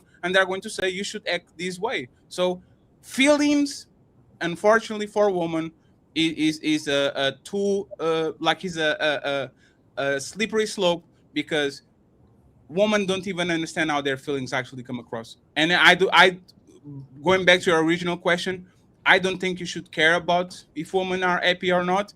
You should definitely care about your woman be busy. You should treat them like they treat you. Women are treating men like working horses, and they are using them to go to whatever they need to go. They dangle a carrot so they can be busy and go from point A to point B to the house to the vacation and all that. I think men should do the same. You being happy is going to be fleeting. I need to make sure that you are busy and chasing any carrot, apple, orange. Chase something so you can be busy, because once women are not busy, this is when the actually problems start to happen. My main point is they find happiness and more joy in serving everybody else, their bosses, their pastors, the army, their babies, their friends, society, and getting attention and validation from them than the actual men that take care of them and love them and respect and value. They have more respect for those people that they perform for, may not really even like, than the actual men and or their husbands. How do you fix it? Go ahead, John. I think this is how you fix it. What Ollie's describing is how emotional pain is manifest. And if you understand relationship theory, you understand that when I'm married and I lose my job, and now my best friend doesn't want to talk to me, and I hate my in-laws, that emotional pain that I walk around with on a day-to-day basis, or it could be the woman who's gained too much weight after children, or someone who's contracted a autoimmune disease.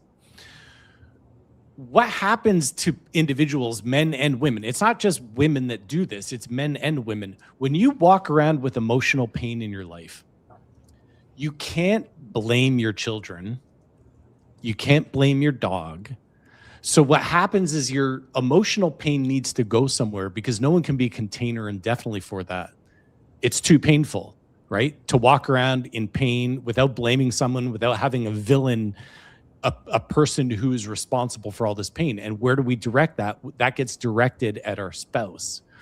And so what happens, and I think, Ollie, what you're describing is essentially men, but women too, but in this case, men are paying fines for crimes they don't commit. So if a woman doesn't like motherhood because it changed their body and now she has got no free time anymore, that emotional pain that she feels has to go somewhere, and she directs it at her husband. Right? She's not going to send it to her kids. Sure. She's not going to send it to her dog. It's got to go somewhere where it can be contained. So it goes automatically to her husband. So it's not by choice. It's just the default of human behavior. But Fatty asked a great question. How do you fix it? Well, we've got to unwind that situation, and men have to stand up and say, No. That's exactly what I wanted you to go. See this shit? This is what Jonathan do. This woman has a problem, and she's projecting her pain to the man. The man didn't do nothing. And what is the solution? The man needs to unwind and understand. No, you didn't let me finish. You didn't let me finish. Hey, Jonathan, I am Fatty, you Jonathan. did not let me You finish. need to You watch didn't your. let me finish. I'm calling you out. I'm so sick of these people. You know, You didn't let me finish. Go What ahead, he Jonathan. does well is he takes on the responsibility and the blame for the parts that he Your caused. microphone, for whatever reason, sound go in and out. Yeah, guy wasn't feeling that answer. Yeah, Mr. Chosen. you started to blame man. The Matrix started acting up. Okay, I'm back. What a man does is he owns what he needs to own, the 30% of her pain. But I've had women that have come to me, couples that have come to me, where women have said, I had a falling out with my best friend, and all of a sudden it's the husband's fault, right? A man's got to stay firm, and he's got to lead and say, you know what, you can't pin that shit on me. That's not my cross to bear, right? So a leader doesn't get defensive. He just stands there and says, yeah, you know what, I'll be the container for your pain, but I'm not going to be seen as the cause of your pain. So really all you're describing is, and which is what Ali was saying, is that these women are deeply unhappy with certain parts of their life, the changes, the responsibilities and everything. And what I'm saying is with that emotional pain, they're laying it squarely at their husband's feet. Unjustly, Fatty. I'm telling you, unjustly. But it's our job as men to not accept it, to reject Jonathan, it. You know, it's funny, Jonathan. Let me play this video and then, because this actually is the I'm going to play this, Jonathan, so you understand what was going to be the next topic. And it's kind of crazy that you actually gave me this audio. So let me dunk it real quick, okay? This was supposed to be the third comment. We had another one, but we're going to go with this real quick. Sense of the advice that these men are receiving from red pill creators? Well, on one hand, I understand why men believe in it and think that it works, because it will work on some women. It will work on women who are traumatized. It will work on some women who have an anxious attachment style or insecurities or a pattern of dating men who are not good for them. You know, they will respond to that. But I think of it in this way, like imagine you want to get a really jacked physique and be healthy and strong. You can go and take steroids and get that look faster. And you might look really powerful, but in the background, it's impairing your testosterone, your organs are getting cooked. And the second that you stop doing that, the result is going to go away. So you can. I'm going to stop here because it's kind of funny that she's talking about artificial results. Knows nothing about steroids. While she has a face full of makeup and some veneers and like nothing is real, but man took the artificial pet. Okay, so my question, Jonathan, we're talking about women being hurt. Mm-hmm. Does the red pill, the red pill concepts only work on women that are hurt? That's the question. It's time to do. And I'll get Rollo and Michael after you are done. Do red pill concepts only work on women that are hurt? We're talking about women being hurt and blaming it on men. Please give me your opinion, please. You know, honestly, I think leadership now, masculinity is now red pill. Like for a man to be a strong man and a leader in his home is now toxic, right? And Jonathan, are you a clone? Is this a clone? This is not the Jonathan that we Jonathan. Who are you, Jonathan? What's going on? I'm a man who, for Amanda's benefit, can have a ton of empathy and not shame people. But I also believe in strong leadership. I do believe that as you operate in your higher self as a man and you occupy your moral high ground versus a poorer or less good version of yourself, you clean up your act, you take. I live by 5 truths: loyalty, honesty, transparency, commitment, and fidelity, right? You're living those pillars of an enlightened marriage, and that's how you lead your life. You can call your woman to the same exact standard. And when she tries to blame you for the fact that she chose to be a mother and now she's unhappy with her life, that's not 100% your fault. Maybe you didn't do enough dishes, change enough diapers. Yes, you can always do more. And if she were to ask me to do something, I'm always willing. My wife just did today. She asked me to do something. I said, sweetheart, ask me anything on the planet and I will do it. Tell me what to do. And the automatic answer is a no. And so you need to lead as a man. And unfortunately, you know, like, unlike this crazy woman that says, you know, that basically what she's saying is that men don't be masculine, don't lead, and only the men who, or only the women that have been traumatized will accept that. I think that's probably one of the ills of society today. Kind of, it's not all that dissimilar from Amanda's vein of women don't need men to support them. Meanwhile, they write out that message on the iPhone that men made in the condo that the man built. That said, men need to lead, and we need to do it proudly, and we need to embrace our mature masculinity. But yeah, I don't know what else to say other than just be good, solid leaders, men. So. And by the way, you didn't answer my question. No, you didn't answer the question, Mr. Chosen One. Michael, you are muted. Michael, you're muted. You didn't answer the question, Mr. Jonathan. Sorry, can you repeat the question? You ran away from it. Red pill concepts only work on broken woman, injured woman, damaged woman. Do you agree? To be honest, you know why I didn't answer the question? Because there are some values in the red pill that, again, like I said, get conflated with leadership and masculinity. And I think it's a weaponized term, red pill. It's weaponized in a lot of ways. Like a man all of a sudden wants to be a leader in his home. Now he's red pill. I don't know much about red pill. I haven't even heard of the term until I came on the stream 6 months ago. So yeah, according to her, maybe Michael can chime in. He seems like he's got something good to say about it. But if leadership and mature masculinity is red pill, then call me guilty. So I see what you're doing. Mike already knows what to say. I see what you're doing, Jonathan.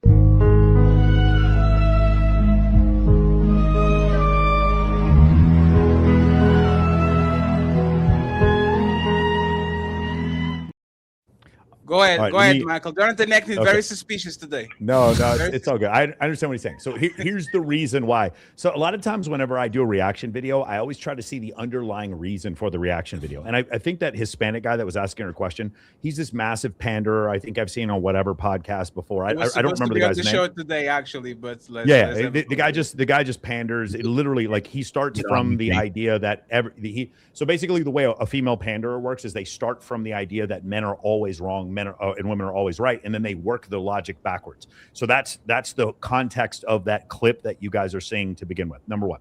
Number two, they have to explain away the fact that I have, and it's not just me. I'll just use me as an example, but it's not just me. I have a perfect score on Trustpilot, almost perfect. So I have like 1 4-star, but everything else 5-star. I have 4,500 clients. I teach them concepts. They're not specifically red pill, but they are things that work. They need to explain away why guys like me do so well with women, and the way they do it is by saying it's those women, those unhealed women. That's always the answer. It's damaged women. And the answer is, for someone like me who's been teaching this for 18 years, I can tell you it's not damaged women or undamaged women. Number one, all of us went through childhood trauma. All of us did. So from that definition, all of us are damaged. I overcompensated for the fact that I had skinny little arms when I was in high school, so I went to the fucking gym. We're all overcompensating. So what happens is, the way it should work is, when Galileo tells the Pope that the Earth goes around the sun, the Pope can't, now that telescopes show that the moons of Jupiter, et cetera, there's all this evidence to prove that what Galileo is saying is right. The Pope now has to figure out some way to denounce him and call him a heretic and put him on house arrest for the rest of his life. These guys who are, I'm going to just call them blue pill content creators, they can't explain away the fact that Clavicular goes on a stream every day and there's just women just crawling to get in his stream. They can't get over the fact that there's just women on Call Her Daddy talking about, I don't like the nice guy. I need a guy who's rich. I need a guy who's tall. Literally, you go on Call Her Daddy and everything they're saying on the feminist podcast of record, Call Her Daddy, everything they're saying agrees with red pill concepts. They have to figure out a way to whitewash it, to make it go away. So the only thing they can do because they look at me as like, it's creepy when an older man dates a younger woman. I was 44. My girlfriend was 21. She was 23 years younger than me when we started dating. It wasn't a choice. I didn't want a girl that was that young. I was hosting a bikini competition and she chose me, and she's fucking gorgeous. So we started dating each other. So they need to shit on me because I got a good Christian girl who was from Frog Level, Arkansas. They had to figure out some way that what I was doing was toxic or bad or whatever. But forget about me. Just completely take me out of the thing. It's the women chasing after Andrew Tate. It's the women chasing out whoever the guy is who does the toxically masculine stuff. The trail of women who follow him. I got another one. Chris Brown. Take a broke man's bitch. All this stuff. Chris Brown. He's basically spewing red pill content and has an army of women following him to the after party. It's all these women clout chasing everywhere. They have to explain it away, and the way they explain it is, it's not all women. It's just the broken women. It's just the injured women. That's the way it works. It's not that case. Women who I know who are solid women who have multiple master's degrees also chased after the dude who didn't call her back. They also have the one night stand with the super good looking guy. They also did the stereotypical red pill things that apparently only unhealed women did. Stop it. It's fucking cope.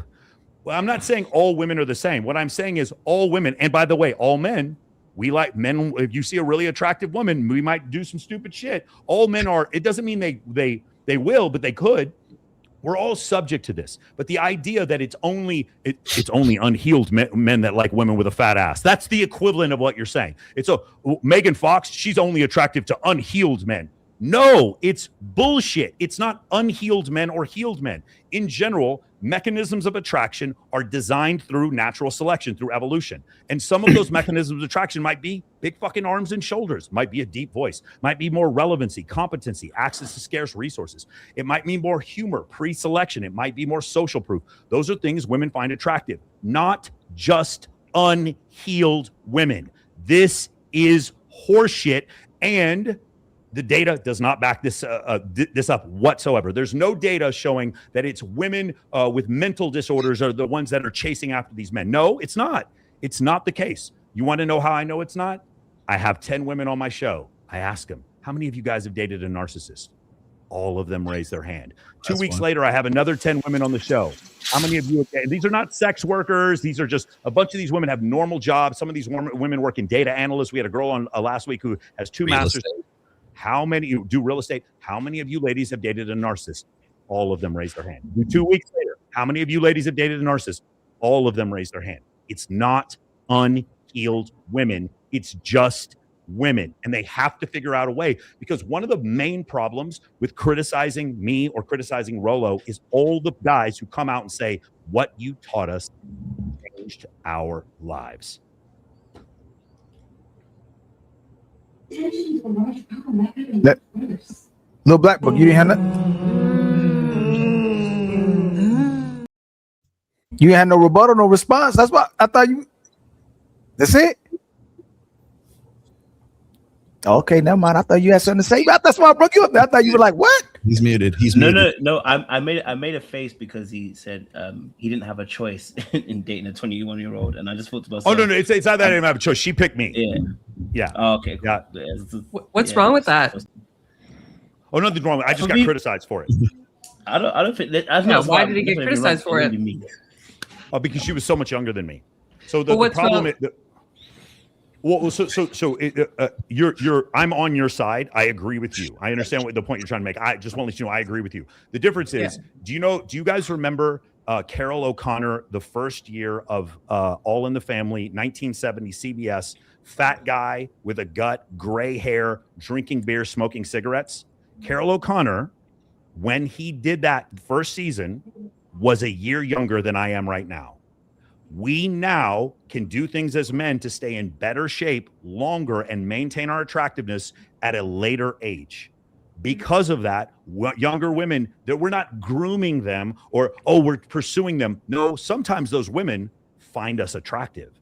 They're choosing to date older men because we have decided to maintain relevancy, to read the right books, to stay in the right shape, to have the right career, to support the right philanthropies, to be a great speaker and a great leader. We have chosen to do so as older men. I'm almost 50 years old. And when I turn 50, I'm going to be more relevant than most people were when they were 30 years ago. I'm about to turn 50 years old. So my whole point is men can stay relevant. So I agree with you. The point is my girlfriend, if I had been overweight or unattractive or just not let myself go, of course, a 21-year-old goddess like that would have never gone out with me. Of course. I had to maintain a level of attractiveness. But you and I agree, like, I don't think there's anything weird about me dating someone younger. It's just a lot of other people thought so. I was hoping that somebody else would disagree with it so that I could debate them on it, because I really don't see the harm in it. Well, I'm typically against age gap relationships. Oh, really? I'm happy y'all came here. Well, hey, go ahead, y'all. I want to hear your perspectives. Yours and Little Black Book, because we're gonna show you today how much women lie about that as well too. But go ahead. Yeah. So what's wrong with it, Ghosty? What's wrong with an age gap relationship, provided that both parties are of legal age? Right. So I think it can work in slim cases, especially when you're talking about like celebrities or something like that. It's kind of a little different. Typically, like those women kind of understand what they're getting into. Like I'm 30, and if I like, and I know you're gonna say it's different. Oh, because I'm a woman, but like just even like talking to or being friends with people in their early 20s just makes me very uncomfortable. They are in a completely how it would work, though. different. You'd be looking at an older man, right? Not a younger man. Well, that's why I said I knew that's how you're gonna say it. But even just like being friends with like having a 21-year-old friend, female friend, just makes me uncomfortable because she's in a completely different state of mind than I am. Like Is she's selection the same as friend selection goes? No. AVG. Ask her why. We want to know why it makes Okay, sense. Because when I was 21, I was naive. You're just in a completely different mind state. So when people are dating, like an average 40-year-old man, if he's only looking to date women that are under 25, that's just like uncomfortable and weird to me. Did you have older boyfriends? Gives you the ick, right? Did you have older boyfriends when you were younger? No, when I was extremely young, like when I was teenagers, I had men in their 20s who were talking to me and trying to date me. And yeah, it's weird, right? Hey, Rollo, hold on. I'm gonna show y'all something today. Hold on. So women should not be promiscuous, right? They should be virgins and wait till marriage to get married, right?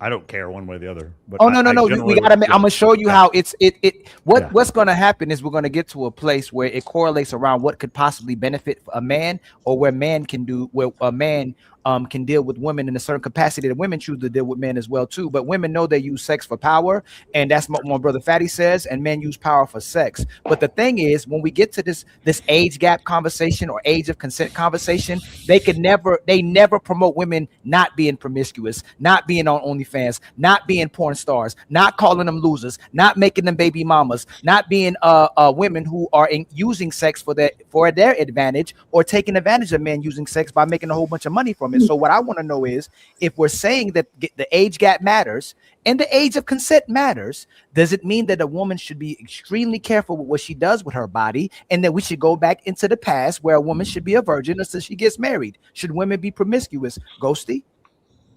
I mean, I don't think you have to be a virgin, but I would suggest dating your own age. I also personally believe that all sex work should be raised to 21. It shouldn't be legal for women to enter sex work until they're 21. That's my personal view. No. Fatty asked, this is why Fatty asked you, should a 15-year-old girl be having sex with a 16-year-old boy? I don't see a problem with that. You see what I'm saying, y'all? This is what I'm saying. If she's dating him, like, it's not about the sex. It's about what a man is doing. It's never about what a woman's doing. The woman doesn't have to practice pussy discipline, but the man has to practice dick discipline. If a 30-year-old woman I feel the same way about older women dating younger guys. It's about a different state of mind. Let me land real quick. This is what the man gets shamed for what he does sexually. The woman doesn't. So they changed it when there's a double standard, to where when men have sex and engage in sex, it actually demonstrates his value when he has access to women. And they'll literally call men incels if they can't get sex, when they get upset with them and tell you the truth about what they feel about men. But we had this conversation about sex. They're okay with how they use sex. They're not okay with how a man uses sex. But if we're going to have a baseline, and a reference point to how we should move in sex, and men should get married and women should be get married too, then I would think the woman should make sure she's not promiscuous and wait till marriage to get married if we're going to start having a baseline or speaking about what we should be doing with sex, because we only make the men predators. We don't call the women predators who want to get paid $25,000 per butt cheek or go on OnlyFans, and especially getting financed with married men. You're fine with that. See, women are not fine with getting cheated on, but they're fine with cheating with a man. So that's all I'm saying. As long as the woman's benefiting from sex, it's okay. But if the man's benefiting from sex, it's not okay. I just want to say this before. I want to say this before y'all go, right. The problem with the age gap situations is because y'all assume the worst for the man and the best for the woman. Okay, that's the only problem. Is you assume the man is the worst man at 40 and the woman is the best at 21. Let me actually tell you this: Little Black Book, Fatty, Ilkan Ali, Rollo, Michael Sartain, and Jonathan. All of us were way worse version of ourselves at 21 that when we are in our 30s, 40s, and 50s. Look at Michael. Michael can offer his girlfriend a lifestyle. He's more responsible than he was when he was 21. He has more money. He has things. He has a mind now. He has experiences. The fact that y'all think that the 21-year-old is in better hands dating a 21-year-old man that is full of testosterone and hormones, wants to fuck everybody, has no life experience, no house, no car, no nothing, going college acting crazy, instead of dating the more secure, more respectful, more like grounded version of that said man at 40, is ridiculous. That woman is in more danger than she is when a guy is 40, 50. And you know why? Because I was young. You know how many times you do some dumb shit just because you are young and you don't know nothing and she doesn't know nothing, and y'all are putting each other in danger because y'all doing things that you shouldn't be doing by the age. Like maturity, y'all can say that y'all like mature man and responsible man and reliable man. And then when I put you a Michael Sartain that is 40 and a Michael Sartain that is 20, you go with the guy that is 20 because you think the older one is going to take advantage of her. No, he's more mature. He's more responsible. He knows what to do. He's not going to try to tell her, come to my house in a bus, let me nut on you and a morning after pill and you go home. This is what we used to do when we were younger. You get a glass of water and a towel, and you get no more than that. You get the McDonald's. You get running from your parents. A respectful and irresponsible man is going to do more for you than a knucklehead at 21. So once again, y'all don't need to assume the worst in men on their 30s and 40s, because men usually actually become more calmer, more reasonable, more experienced with time. They don't become more reckless. That shit doesn't happen usually. Would you agree that there are like certain predatory men that just want to date young women because they're young and hot and they just want to use them? I think he's taking issue with the word predator. You see, You one agree second. that exists, No, one though, second. right? Ghosty. That doesn't exist. I'm fucking crazy. Ghosty. You just did what I literally accuse you of doing. Assuming I'm asking you if you think that exists. Let me finish. The question is yes. And I'm going to do this, right? Ghosty, I'm going to do this, right? I'm going to give you a locker room of veteran basketball players that used to play when they were younger, and they meet at Friday. They are all 30, 40, and 50, and they play basketball. They have regular lives, regular jobs, and all that. And I'm going to give you a locker room of 19-year-olds in high school or first year of college. Mm-hmm. I have to recommend a woman to date one person in this locker room. Who is a locker room that probably has more dangerous behavior, more risky behavior? Like, who do you think is the locker room that actually is going to put women in more danger? The first one, 19-year-old inexperienced people that never lived nothing, full of hormones, trying to discover the world, want to fuck everybody, or the locker room more experienced, 40 years old, even though both of them probably have bad people there. Which one do you think the woman is more in danger? I don't think age has much to do with whether a person is dangerous. Thank you very much. You just checkmate yourself. You just checkmated yourself. Congratulations.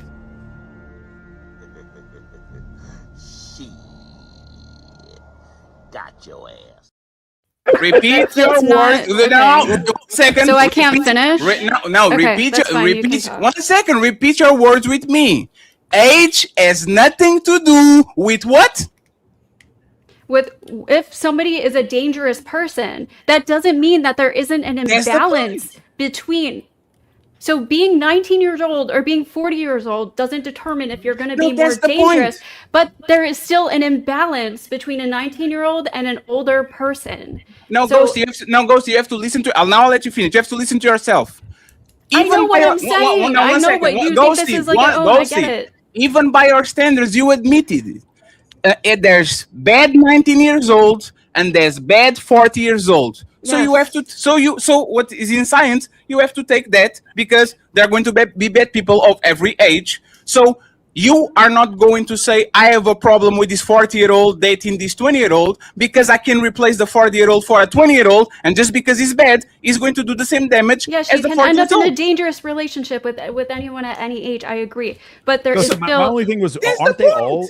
Isn't there an imbalance in every? Like, I don't know you very well, but I think I can bench press more than you. Like, there is an imbalance in every relationship. There's always going to be an imbalance. Like, I don't know. Does that make sense? Also, you want to know the other imbalance? But mentally, it's just she got way more attention when we walked down the street, 100x more attention than I did. There's also that imbalance. There's always going to be an imbalance. We're not I'm 100 pounds heavier than her. So, but you said something also, you know, we have women who can make the cognitive decision to do virtual sex work, and we don't shame them for that. We also don't shame women for dating Leonardo DiCaprio. We don't shame them for that. But at some point, you're like, well, there's a cognitive disadvantage. I promise you, if any of these women had voted for Kamala Harris, nobody would have thought it was a cognitive disadvantage. If I joined the military at 18, there is nobody making YouTube videos being like, look at what he did. The government took advantage of him. No one says that. No one. And the reason why is because I'm a man. At 18, as a man, I am fully responsible for my decisions. But for some reason, for a woman who decided to date Leonardo DiCaprio, for her, it was a healthy preference to date a movie star. For him, he's grooming. That's the double standard. Well, again, as I said, I think like with celebrities, it's like a little bit different. Like especially like women in LA who are like in these, they kind of, I don't know, it's different from like a random 18-year-old in Oklahoma versus like an 18-year-old model living in LA who's like going to how about this? Like, those grooming are two completely different people. It doesn't matter what the age is. Grooming is grooming.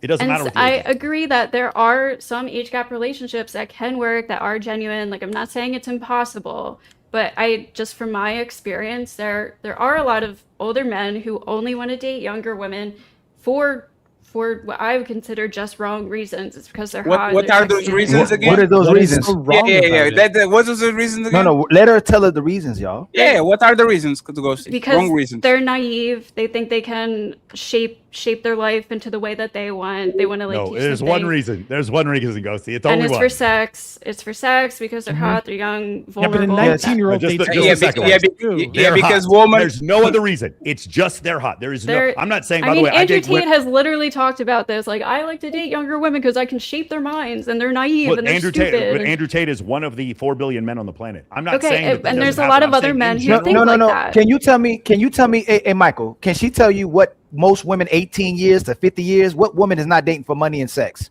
Which one is not dating for money and sex? My point is there are just as many women. Like women, we literally said women have their fun phase and their hoe phase, and a lot of them gold diggers, and they want something for their cooperation and submission. But it's plausible. It's plausible. It's plausible deniability. That's what it is. There's more women who date men for money and clout than men who are older who could possibly date younger women. It's not even comparable. I agree that's wrong too. I think it's wrong for women to use men for money and why shit. Is it wrong for a woman to date for money or clout? What is inherently wrong? Because I feel like that's I personally feel like that's a shallow relationship. It's a shallow materialistic relationship, and if you're only dating him for money, who are you to judge and say that? I'm allowed to judge, right? I'm allowed to have my judgment. She's allowed to do that, and I'm allowed to judge her. One mic, hold on, can't go Ghosty. That's a great question that Chosen answered. Why can't a woman have sex for money and just have sex because she likes sex? Why can't she do that? She can. I feel like it's shallow. I feel like love should be deeper than that. I don't personally agree with materialistic relationships, just dating someone for materialism. You support a woman, whether she's 18 or 50, that wants to just have money because she wants to date. Hold on, they can do what they want. I'm just going to judge them for it. Again, I know, Fatty. Can I finish it, Fatty? I'll let you finish it. No, it's because she contradicted herself. I know. It doesn't like Ghosty. love is the most important thing, even though there's money and sex. If they're 20 years old, loves Michael Sartain, why she shouldn't be with him for love? She can. I'm not saying his relationship in particular is bad. I No, there's an example. feel Ghosty, there's an uncomfortable with Ghosty, age there's gap an relationships, Ghosty. and I have a lot of experience of bad intentioned Ghosty, age there's gap an example. relationships. Gail, Ghosty, there's an example. That's all If I'm a 20 saying. Ghosty, What- woman no, woman what's fall in bad? love with their mentors all the time. Since high school, y'all fall in love with your teachers. You go to college, you fall in love with your tutor, with your pastor, like you fall in love with your coach. What is the problem? Since the beginning of time, women fell in love with men that had more power, charismatic, funny, and all these. So if this Because at woman, that age, they're naive. so They don't understand everything, and the older person does. They have a better understanding and more experience. what if she's naive and she truly loves that man that is 40? What's the problem? She loves doesn't know him. she doesn't know she truly loves that man because she's naive and inexperienced and stupid. She doesn't know she doesn't know she loves him. Ali, I'm sorry for interrupting you. Ghosty, this is crazy. She's too inexperienced to She make can that still drive a decision, car, like, join the in my military, smoke opinion. cigarettes, do virtual sex work. In those places, she's never criticized for her decision. Well, again, I said That's I the would point. raise the age of No. sex Hey, Michael. work. Hey, Michael. Chosen already told her, and they know it. They try to get it with the guys they call assholes, and they passed over the good guys, and they know they were deliberately dealing with the guys who had money, who had the reputation, and men that they want to deal with. They know they weren't good guys, and they know they were moving that way as well too. They weren't being naive. These women knew exactly what they were doing from 18 all the way to 50. Yeah, So again, Ghosty, if I'm you just- support, this is- hold this on is- real quick, this is- hold on quick, Michael, hold on real quick. These women, these are the same women that support feminism and sexual liberation.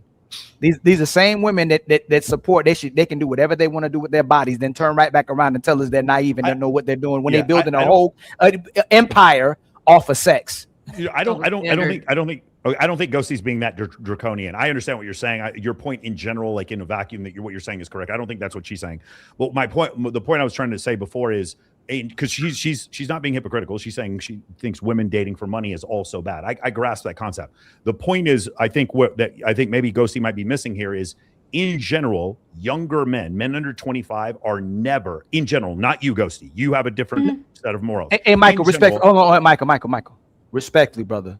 That's 3 times she said something, and you pull her right back out of it like she doesn't know any better. That's 3 times you did that. Now we'll get on Mr. Chosen for it, but I'm trying to be nice. I'm trying to be nice. No. But that's why our women remain the way they are, and people watching, the young girls feel like they have the opportunity to do that. So we mislead everybody. You know what? That's the part of red pill that sets men and women up for disappointment as well too, because we are pushing up and making men into the women that they can use. We build these men up to be men still that women can use. That was my point. What you're saying is that was my point. My point is before, just let's just say 25 and under, when men do things 25 and under, they're not told, hey, you are too stupid to know to do this. When women are 25 and under, then it's like you shouldn't be dating someone who's 40. That was my only point, is that there's a double standard. Yes, sir. For me, Yes, sir. when a man, and the best one I can think of is enlisting in the U.S. Army. You listen to the U.S. Army, there's not a bunch of podcasts that are out there being like, why is the military? There's not a bunch of women who want to marry these men saying, why is the U.S. military taking advantage of these men? No one does. I'm against that too. Like, yes, that's my personal opinion. I think 18 is too young. Sure. Let's just say I enlisted at 26. I was an officer at 26. Let's just say I joined. There's no cadre of women trying to defend and saying I'm being groomed or taken advantage of. No one is saying this, because my choices as a man in general by society are my choices, and I have to take responsibility for them. But when a younger woman wants to date Leonardo DiCaprio, then she's too young and immature. No, I wasn't too young and immature, so she's not too young and immature. And I know a lot of women who are of sound mind. One other point I want to make. Women, especially if they're really attractive, they're approached by more men and are more socially adept than men are at the age of 21. As soon as they go through puberty, men are constantly approaching them. They have more social acuity than most men do at 40. They do. So the idea, whenever I see these women all the time online taking advantage of men, they are more technologically advanced than men are at that same age, because of OnlyFans, dating apps, social media, and men approaching them. They are more socially acute. I actually think that men, even if you had a 25-year-old man and a 25-year-old woman, the man is at a massive disadvantage. So I think from a intellectual standpoint, I think women are not maybe intellectual, but the idea of using leverage, a 21-year-old woman who has a lot of followers on social media, propositioning her and giving her money has way more leverage than a 40-year-old man. That's my point. Ghosty, can you please? He made the statement, and you kind of saying what he's saying, but he said it on the way that I actually like it. Young women are stupid. They are. Do you agree with that, the Ghosty? They're naive. Yes. No, I didn't ask if they are naive. Michael Sartain said naive, which leads them to make stupid decisions. Yes. So young women are stupid, right? They often make stupid decisions. Yes. Okay, so they are stupid. I just wanted to actually clarify this statement because there's a thing. I will accept it. I'm not even going to comment on it. Ali, and then I need to go around the panel because now we are on the age gap conversation. I need to know Little Black Book, Amanda, AVJ, Rollo, and Jonathan opinion. Okay, so Ali, take it home, and then we go. Hey, Michael, you and Tommy look like y'all been around the block, and I mean around the block with the ladies as well too, and y'all well versed. This is one of their superpowers. Is using their beauty and sex to play dumb, and they get us to play dumb for them as well too. If this was a different conversation, they'll tell you they're the most educated, they got the most degrees, they're the leaders of society now. But all of a sudden, these women were so naive. They even say they mature faster than us at a younger age as well too. But when the conversation is fitted to make them look naive and slow and being taken advantage of to make the man look bad, then all of a sudden they can't think. And that's why it's phenomenal what Fatty just asked. So if women are stupid, do we need to change the laws for them to change the age of everything to 25 when they can drive, when they can smoke, when they can drink? Do they need chaperones wherever they go? If it's naive and stupid, is it imperative that they should need a man? No, Ali, no, older man. Oh yeah. Right? If you are young and dumb, it wouldn't be awesome to get the experience older man with more. If women are so dumb and naive. Ghosty, listen to me. Ghosty. I did listen. Ghosty, there's different levels to different things. Ghosty, 1 second. So Ghosty. like driving versus dating someone. Okay, just repeat. Ghosty, 1 second. Listen carefully, right? Ghosty. No, it's because you're not listening. Ghosty. I did listen. No, you're not, because listen to what we said before. You know what? You know he's young and dumb too?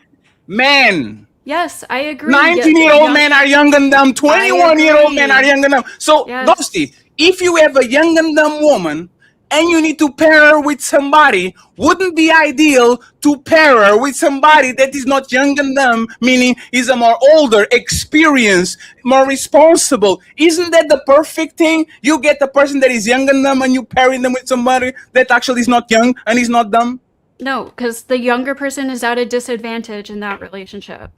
Oh my God. You're on the same level with somebody when you're dating someone at your same age. That's all. So who the basketball NBA players, these young NBA rookies that are dating these buzzer beater old women that are trying to get money and get impregnated by these men, who's at a disadvantage? Is it the men or is it those old women getting impregnated by them? Wait, what's going on? Older women. Brittany Renner effect. These older women are getting impregnated by rookie basketball players, young basketball players, to get taken care of for the rest of their lives, and they're older women. Are the men getting taken advantage of? Are the young men getting taken advantage of? Or they don't know they're having sex with these women? They are obviously aware, but they're on a different mental wavelength. So they could be making a bad decision that they think right now is good, and then 5-10 years later, they're like, wow, that was really fucking stupid just like of me. Everything else. Now that I have all of the life experience I do, I realize that I shouldn't have been making that decision. Ghosty, you know why this is problematic? Everybody at 25 said that shit at 35. Everybody at 45 said that shit at 35. There's not the 60-year-old man that says, oh man, I was doing all the right decisions at 35. We keep doing stupid shit year after year, decade after decade, and when you look back, you say, I shouldn't have done that. This is not a 20-year-old thing. Difference. No, this is not a 20-year-old. No, this is not a 20-year-old thing, Ghosty. This is a life thing. You're always going to look back at your youth 10 years ago, 20 years ago, and see the places where you actually fucked up. It's not just it's 20 and 30, so now I'm regretting this shit. Life is regret. Go ahead, Michael, and then when he's done, please, the rest of the panel, we need to talk Michael, about hey, don't make me have to close my camera, man. Stop trying to take our women, man. Yeah. Okay. Listen, a couple things. Number one, I need to go to the gym because my current girlfriend's 18 years younger than me. So I'm going to go right now. I have to go. But I would like to invite all of you. I just started my own live stream. I'm learning how to do it. I'm actually teaching my clients how to live stream and build their personal brands. And so I'm going to put in the private chat, there's the link to my live stream. If any of you guys want to join me, Rollo's going to come on. We're going to be doing reaction videos, all kinds of stuff, a little bit different than the panel show. You guys that are on this show right now, you guys are welcome to join me in 90 minutes at 7 p.m.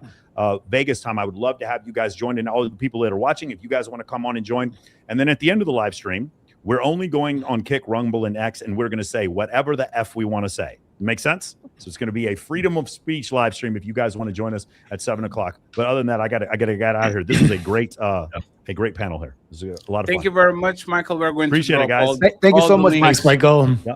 We're going to drop all the links for yes, sir, for you and Rollo. We had some outro links, but I can find them. But I will make sure that we play them before they're gone. Rollo, you have to leave too. Do you have any final thoughts? I have to go join Mike.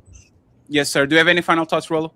No, I kind of wanted to go back a little bit to that the one video with that girl talking about the red pill this and the red pill that, and it kind of comes full circle to what we were talking about in the beginning here. And I think what's happening right now is there's sort of this misunderstanding of what the red pill actually is. Okay, the red pill is not an ideology. It's not a philosophy. It's not a set of best practices. It's not a belief set. It's just information. What you do with that information is what defines your brand or whatever. So if you think the red pill is just Andrew Tate or Myron Gaines or whoever you saw on the last the Manosphere movie or something like that, you think it just happened half an hour ago. I've got news for you. I've been doing this for about 24 years now. So it's been in the red pill itself is not a bumper sticker. It's not I can't give you an elevator pitch. I can't tell you like what the red pill is in 5 minutes. Okay. It's a college major is what it is. It's something you have to like understand and be involved in. So when people are talking about the red pill is this, the red pill is that, it's like, I can tell when I've been doing this long enough to know when people are speaking from a position of ignorance, and really that's all that video really was speaking from a position of ignorance. And again, it's not there's a difference between being stupid and there's a difference between being ignorant. Okay, being stupid means you don't have the actual brain, there's something brain damaged, right? You don't have the structure there to understand what's going on. Then there's ignorance, which means you're still a smart person, you just don't know what somebody is talking about, or whether that's by choice or that's just simply by chance. Being ignorant about something, I can excuse stupidity. Actually, it's when people who are deliberately, confidently ignorant about what they're talking about. That's when things get skewed, and really that's where we're at right now, where the quote unquote red pill is, or the manosphere. And I think that a lot of people don't understand that there's a lot of good that is done, and a lot of progress, and a lot of constructive stuff. A lot of substantive conversations are happening in the manosphere.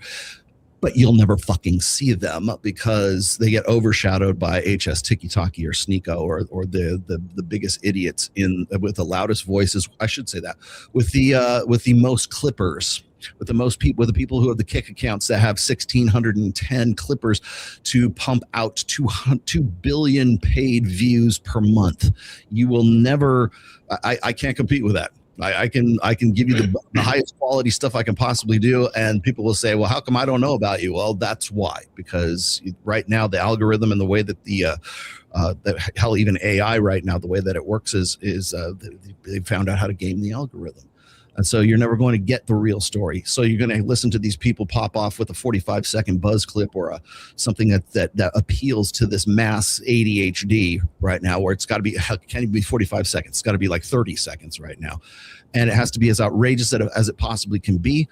And then we move on from there. And then we form an opinion after 30 seconds of watching whatever it is. And we never dig into it. Maybe it was even just a 3-minute video. that would have helped you get some context. Maybe it was a 10-minute video. Maybe it was a 2-hour video that would have really enriched your life. You're never going to know about it because there's too many people who just want all their purpose to brand build is to misappropriate and to misconstrue everything that any good that anybody could possibly do here. So I think there's a lot more positivity that's going on in the red pill spaces. I think there's a lot more positivity going on in the manosphere spaces, but you're never going to hear that from the mainstream, which is why I told Myron and Fresh but way back in 2021, and they asked me, do you think the red pill is going to go mainstream? My first answer was, I hope not.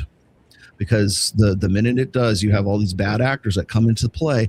And I mean, literally, I feel like I had a crystal ball back then because everything I predicted back in 2021 has happened since then. And it's disappointing to me because, as I said, I've been in this space for 24 years. I'm 6 books in right now. I wrote The Rational Male. People don't know what to do with me because I've been married coming up on 30 years now, happily married. Thank you very much. I live in Vegas. I work with the most beautiful women in the world. I work with Mike Sartain. I've got a lot of different irons in the fire. And that's the thing is nobody wants to have me on their show because I don't fit their narrative. In fact, I ruined their narrative because their narrative was created by a 45-second buzz, just like the one you just saw a minute ago. And that's all people are going to form their opinions on. So anyways, if you want to talk about that more, I'm going to be over on Mike's stream here in a little bit. But it's been great, guys. I love doing thank you so much, brother. Everybody, Thank you very much for your time, sir. We appreciate it. Fantastic. So I'll see you guys later. All right, bye. Thank you very much. I'll see you later. Hello. So, Mr. Little Black Book, nice to see you back, sir. And your guns, man. They were talking about, and my PC is just going crazy. I said, and your guns. I thought it was just me, but my PC be doing madness too. So yeah. That's kind of crazy. Can we just stick here with the age gap thing for a second? Like, what do you think about those? Do you think they are problematic? Do you think that you in favor of that? Like, what do you actually think about it? I'm gonna say just because you can doesn't mean you should.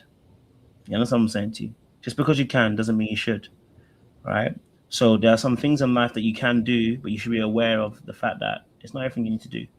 I think a 20-year gap, and I didn't get to ask Mike, obviously. My thing was, why the hell? Why? Why not? But my thing is, for me personally, and again, it might come down to the mental aspect. What has a 20-year-old got to a 40-year-old? So I'll give you an example that you probably understand, right? I've been looking to your social media. You look like you are having a great time. You're traveling, dancing, having fun, and all that, right? Wouldn't that be awesome for you to give the first experience of what you're feeling like now to a person that you love and admire and love, instead of somebody that's been doing that for 20 years? What do you mean? It's awesome. Like, you know, the Titanic thing? When she does the I'm the king of the world. So that if you do that, if it's the 7th time somebody actually went through that with you, that shit is nothing. That shit is terrible, right? You remember the first time you went to Egypt. You remember the first time you danced on Aruba. You remember the first time that you were on a Valentine's Day to Rio, which, like, you don't want to be the 3rd person to take the love of your life to Rio. You want to give her the first experience so she actually feel it like it's something that y'all share in common. Woman ate that too. The worst thing you can give to a woman is a woman cooks a nice plate to you, the best plate, and in conversation, you say, there was somebody before you that cooked this nasty lasagna that I love. It might be not you might not want to hurt her, but you are like, she's going to look at you like, damn, there was another person before that did this for you. Dating younger women for the simple fact that they are actually fresh to new moments, to new ideas, to new feelings is awesome. Is way more awesome than actually dating a 40-year-old that actually is well-traveled, have experienced 3 great Valentine's Days with 3 ex-boyfriends and all these things. Is a different feeling. So just because of that, why shouldn't you do it? Again, I'm going to say it, right? Age is a factor, but it's not a factor, right? So, for instance, mental capacity or mental maturity and emotional maturity do come with age, but don't come with age. right? For instance, there are 40-year-old people who can be mentally mature but emotionally are stunted, right? And there are 20-year-olds who can be somewhat emotionally mature and somewhat mentally mature as well, right? But the majority of people, we're talking about general principle of a 20-year-old and a 40-year-old, they are not even in the same capacity mentally usually, and they're not in the same capacity emotionally.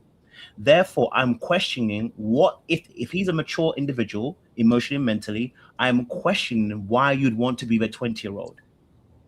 You know what I mean? For me personally, Yeah, sure. I'd question that. Because relationships are nothing about maturity. Most of women are immature until the day they die.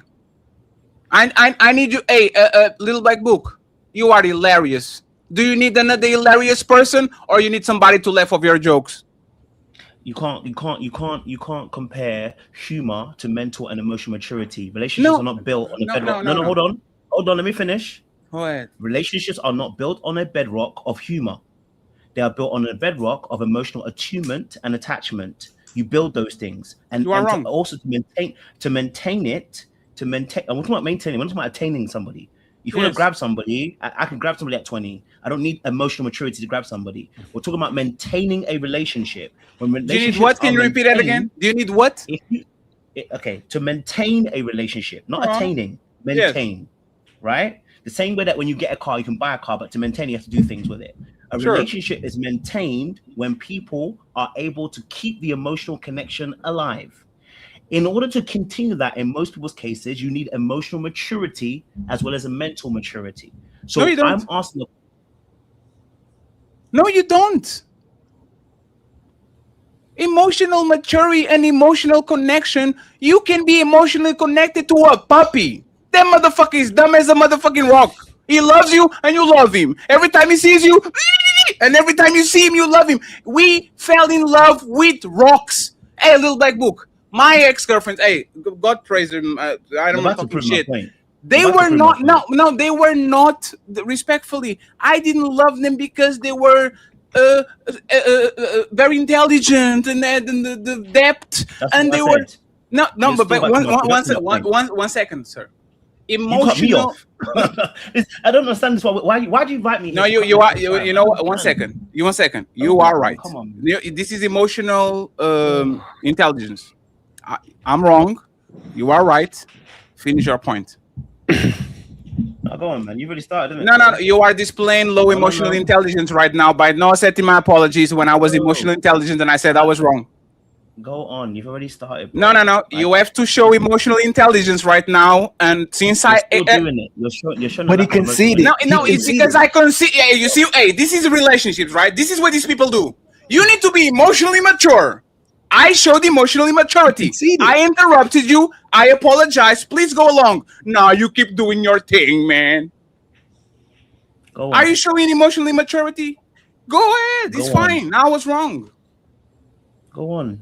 I don't even have my point anymore. Go on. You know. But hey, and this in real time, friends. This is what we deal with our woman. I made a mistake, and I apologize.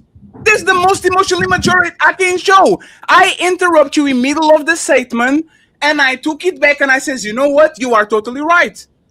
I apologize. Finish your thought. And instead of you rewarding me, you are punishing me for literally show emotional restraint and give you the microphone. I was wrong. So you see how somebody who is emotionally less immature is going to cause more problems with somebody who is emotionally more immature, right? No. They're just not mentally compatible. They're not able. Hey, it's going to cause a lot more problems. Hey, no, 1 second. Hey, 1 second. Good question. Me and this man are on our 30s. I know. I'm making an example of what you're trying to. So who was emotionally immature on this back and forth? I'm just making an example. Since you make an example, tell me. You interrupted him. I think he maybe forgot what he was going to say, and now you guys are at an impasse. But that was not the question. I'm using this as an example to show why there's going to be a lot more issues in relationships that are at two different mental maturities. But in most cases, it's not certainty. But very likely, that's what's going to happen. So who was emotionally immature, since you use it as an example, on this exchange?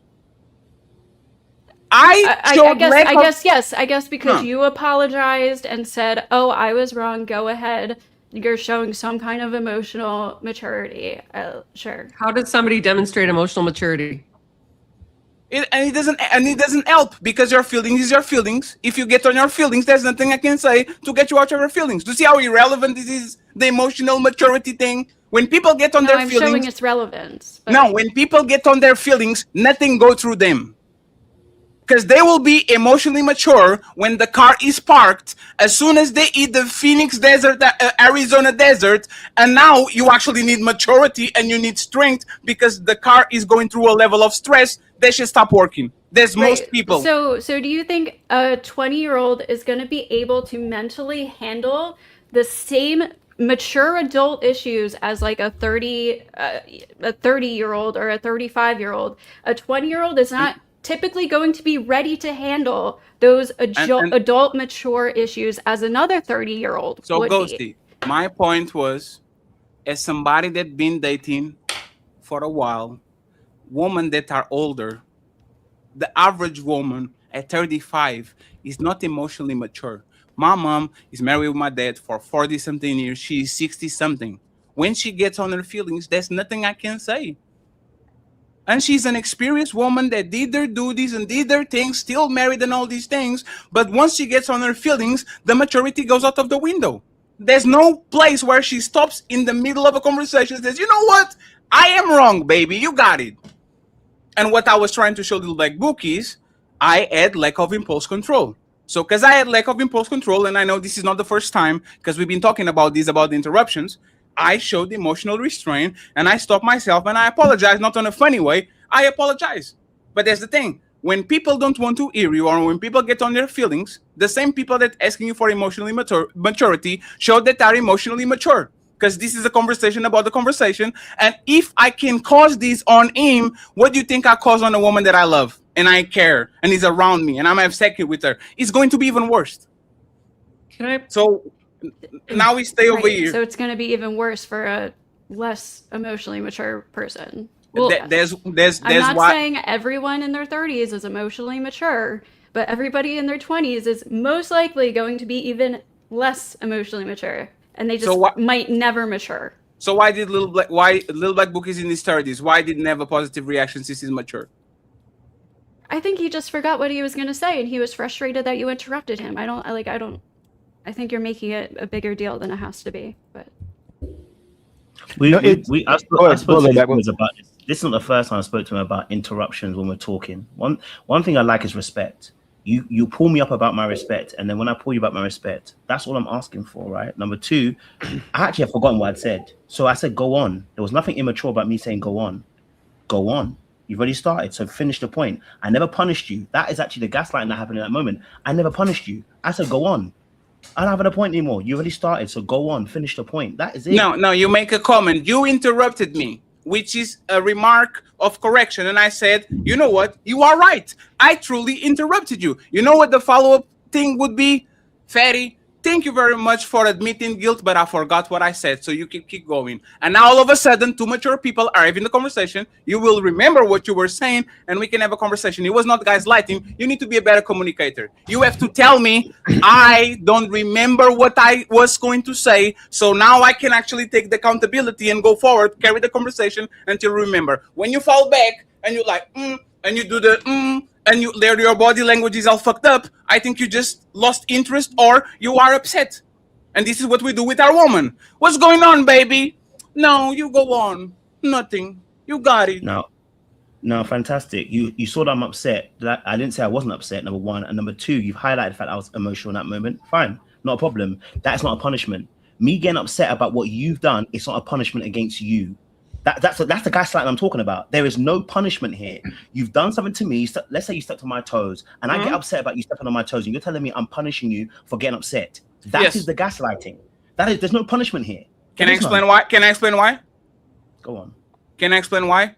If you did something to hurt me, right? Or you did something that caused me to be on emotional distress, and you want to correct, you want to, you kind of understand what you did, and you come to me and you say, Fatty, I apologize if I actually did this and this. I apologize. And instead of me saying, I appreciate that, sir. Thank you very much. I'm like, cryptic messages, not addressing the issue, doing like a body language that showed that I actually am hurt without actually saying that I'm hurt. That's the gaslighting, because you want to stick on the position of victim. This is what happens a lot of people is, I did something wrong towards you. I go to you and apologize because I'm clearly wrong. And because you want to stay on the victimhood status, because that gives you leverage over me, you don't want to leave that shit. You don't want to be a man and say, Ferry apologized. Ferry said he's wrong. I'm going to leave this victimhood status and I'm going to move on. You want to eld it over me. So now you're saying, this is gaslighting. I can't understand this. No, I was as a man, came to you, apologized, so emotional regulation, and told you that I was wrong. And instead of that, instead of you actually accepting it like a man, you literally responded like you are in a state of victimhood for whatever reason. I just cut you off. It's very. I don't think there's a problem with that. No. If we all, little black book, if we all at the table, right, and we talk about emotional regulation, emotional intelligence, how you should respond, right? When he quickly did that, and you have any right to respond to it the way you wanted to as well too. Shouldn't you have practiced the same emotional regulation? And you know what? Like first you were nah, you got it. Nah, you got it. Instead of okay, you know what? You did concede to that. Let's continue the conversation, man. I forgot what I was going to say. Go ahead, Fatty. Thank you for acknowledging you were wrong. Versus continuing the being upset. That's the part. That's the part. No, you can't tell me not to be upset. No. That's the point. You I didn't say not to be. No, I didn't say not to be upset. What happens? So me and Fatty. No. You're a coach too, and so is Chosen. The recovery rate is what makes us get back into the position of being able to have the conversation. Right? When you hold on to it, then the person has the justification to respond back or hold or even take it back and say, hey, man, my apology isn't even good enough. You know, if since you mad at me now, you upset now you stand mad now. Okay, I conceded. Well, I have the right to be mad too then because I didn't purposely do that to you. And then we stay in the place where now we're disconnected instead of coming together based on the recovery time. So if we truthfully, intentionally trying to have a conversation, shouldn't you establish and do the same thing? The recovery rate should be like you have the right to be mad. No, you have the right. He cut you off. You have the right, hey man, you cut me off. But then he goes, hey man, my bad. I didn't mean to cut you off. You go, and you had the right, maybe hold it a little bit longer. I'm like, you know what? You did concede to it, man. Let's continue with the conversation. My bad, man. You know, it did make me upset. I had the right to be mad, but let's continue the conversation. You know, yeah, I could have acknowledged it. I ain't gonna hold you. Yeah, I think you get what I'm saying. You get what I'm saying. Ollie, it's really just I'm not gonna do that. Upset feelings and absolutely. It's basically. Honestly, but Little Black Book, I could just give you just a word of advice when it comes to these two cats. It's all just fun. They know it. No, Jonathan. He knows. Jonathan, he knows this. Jonathan, he knows. No need for the disclaimer, Jonathan. We are. We invite them because we like them. No, we are. No, we are repeated offenders when it comes to cutting people off. And for sure. Absolutely. Little Black Book gets upset about it, but that's the thing. I did something I shouldn't. And I took accountability for it, like in real time. I was wrong. There's no reason for this to become a 20-minute conversation because what it actually reminds me is this is what you usually have with our woman. People ask for good communicators. No, I'm not calling you a woman. I'm saying women ask for good communicators. Is the best thing I could do. I cut you off, you reprimand me, and I said, you know what? You are right. I'm communicating that I acknowledge your feelings and you are right. I definitely cut you off. Can you continue? And instead of saying, oh, damn, I don't get this usually.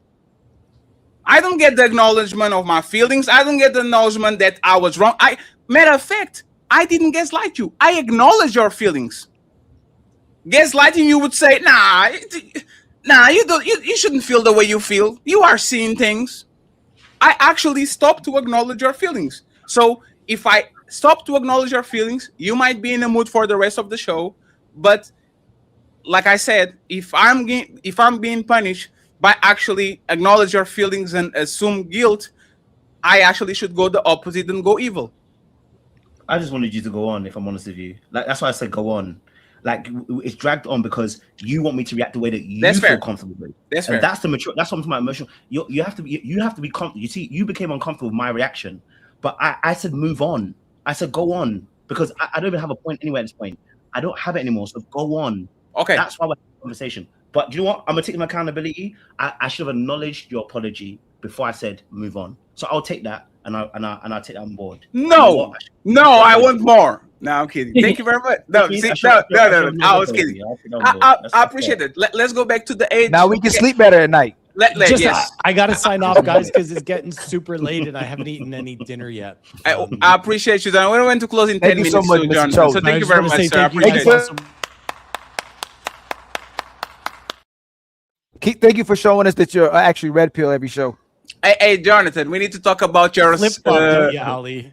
Jonathan, we need to talk about your red pill ascension. Okay, we need to have a conversation about that. We'll definitely do that again. Thank you guys so much. On you. Okay, pleasure to see y'all. I appreciate Ali, you, cut my Jonathan. stream for me if you could. I'll make sure to do it. And friends, we're going to cut it in 10 minutes too. So I Thanks so much, appreciate all the guys. people that are watching on all platforms. Thank you very much to Rollo and Michael and the rest of the guests. I appreciate y'all. Thank you very much. Little Black Book, the age gap thing, right? I believe that inexperience should go with experience. Tall should go with weak. See what I'm saying? Strength should go with weakness. People with money should date people with no. A power dynamic is important. It's important to establish this person is stronger than me. If something happens, it goes in front of me. I am the nurturing. I am way more nurturing than this person in front of me. So if we have to do something nurturing around the house or something, I will take the initiative because I'm doing this better than this person. When it comes to age gap, I think people fall naturally on their place because I can be very combative to a guy that is my age like you. But if I'm talking with somebody that is 60, 50 years old, it's more probable that I fall back and I literally get in my position than with a person that is my peer, right? So I think that if we look at mentors, we look up to mentors, we look up to coaches, is less of an attraction when a person is clearly above you or clearly below you, so you can be on a mentor position, on a coaching position, on a pastor position. I think relationships are the same thing. Is two people that are in two different parts on their life and that is going to complement each other because experience usually tempers risky behavior, and risky behavior makes the people that is more experienced and boring feel alive, so they kind of like a good match. I think there's a good explanation to why I think it's kind of okay.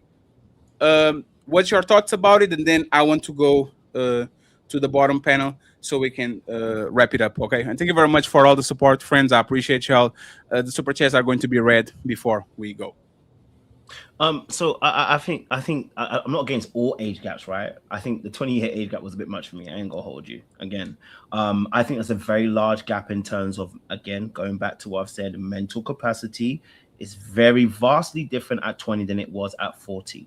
I think most of us can agree that the thing you might be doing stupid stuff still, but at 20, the things you were doing at 20 is not the same things you're doing at 40. There's an expectation of growth as you get to those ages. Now, of course, there are some people who don't make that. I understand that, but I'm talking about the average person. We're expecting people to grow and mature. So for me at 40, I'm not even 40 myself. I'm 34, and I'm looking at somebody who's 20. I'm going, we have nothing in common, blood. Like you at 20. I thought I knew the whole world.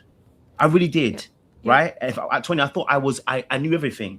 You know what I mean? And I get to 30, and I'm like, blood, I knew nothing at 20. Knew nothing at 20. So yes, when I see somebody who is 40 telling me that they're okay dating a 20-year-old, I'm questioning your mental capacity. Then maybe you've got a mind of a 20-year-old. Maybe that's why you're dating a 20-year-old. Because I don't see how you two are meshing. I don't see how you two are with life experience of 20 years plus that person, how you really are making sense of this. You know what I mean? And for me personally, and maybe not for the guys here, but the guys that I roll with, if I told them that I was dating a 20-year-old, the way I would get slapped. Not only that, if I told them that if they had a daughter, none of us would agree, and this is my circle maybe, I would agree that a 40-year-old man coming for your daughter at 20, you're looking at the man like, are you dumb? Are you crazy? Are you stupid? In what world? So in what world? Can I actually tackle that? Yes, I will trust my daughter and my sister with you and Ali. I saw enough. Think about it. Think about it. Just out. I'm talking about the man on the panel. He's 42, and you are 32. I saw enough that I can trust my daughter with y'all. And you know why?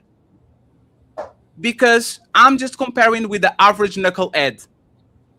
I know she's going to date knuckleheads, and y'all are not knuckleheads. So if she's 21 and I know the quality of men that Little Black Book is at 32, and I know the quality of men that Ali is at 42. I rather her dating the people that I actually know are not knuckleheads, even though they are way older than her, than dating a motherfucking 21-year-old knucklehead. Because I guarantee you, Little Black Book, especially first generation Europeans, descendant of Africans, we are motherfucking knuckleheads when we are younger. That's a fact.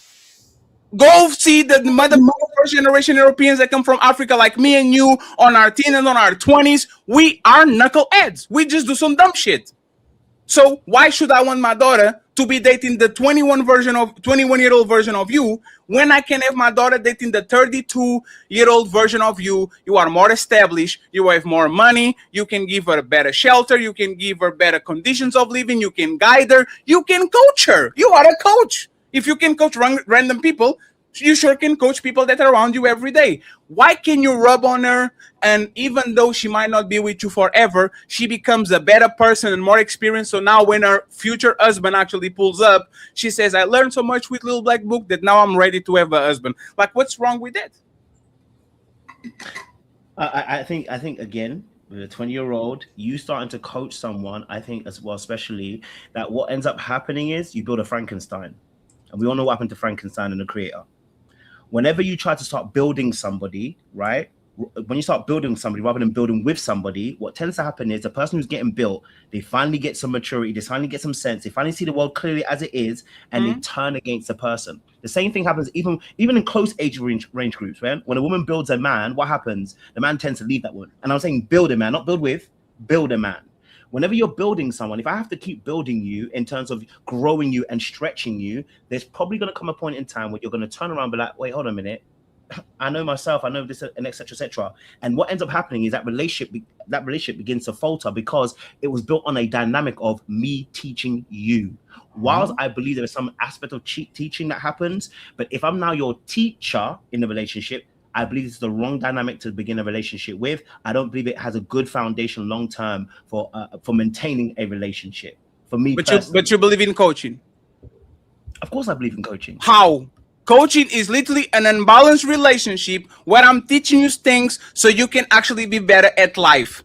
Wouldn't that be something that you transport to your relationship? I do that with my younger brother. My parents did that with me. My coach did that with me. Ali did that with me. I take from different sources and I say, I want to learn real estate, so I'm going to be around the person that knows real estate, so Ali teach me something. If any person on this panel have a skill set, I have no problem on going to Amanda and say, Amanda, can you teach me this thing that you're pretty good at and I'm not? This is literally one-on-one relationships. I learned AI from a 19-year-old called Cami, and I was 33. And then you know what I do? I don't know about this. Go ahead and teach me real quick. I'll pay you for it, and we go to the sunset. Why can't I do that with my lover, with the person that I appreciate, with the person that I love, and teach him the ropes while I actually offer them a safe place so they can fall and not get hurt? I gave them training wheels. You go over there, you do this, you do that, and they actually learn, and they're on the safe space because I can always grab the bike and says, you know what, let's stop over here. I think that's a beautiful thing. I actually think that most women would love to have a person like that. If they don't have it already, I think most women would love to look up to the men that they have and say, God damn it, this dude over here, if I don't know something, he finds a way of actually putting me upon game. If I don't know how to go there, even though I take pride of learning things and be better and all this, I would love to be with a man that actually can show me the ropes, can show me the world, can show me how things are done. I think most women will love that. And there's you at 32. It's not you at 22. It's you at 32, 42, 52. So, I don't know. Amanda, AVG, and Ghosty. Ghosty already said a lot of mean things about age gap relationships. AVG and Amanda, please. I actually have to run. I don't really have a whole lot to say outside of I really like what Little Black Book was saying about there just being a difference between mental and emotional capacity, but also, like he was saying, someone who is 40 who's dating someone that's 20, they may actually be on the same mental and emotional plane. So the age gap in and of itself would really just be age is nothing but a number. So as a nurse, I take care of patients all the time who are in 80, 90, 70-year-old bodies who are 5-year-old children emotionally and mentally. And that's your average person. So we're not all, the age isn't always going to line up with emotional and mental capacity. And so that's okay. I'm not really like for or against the age gap.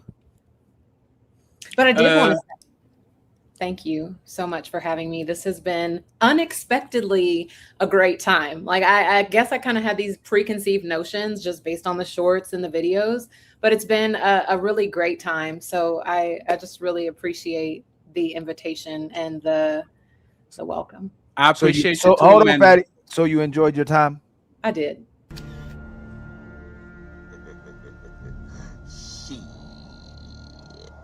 Got your ass.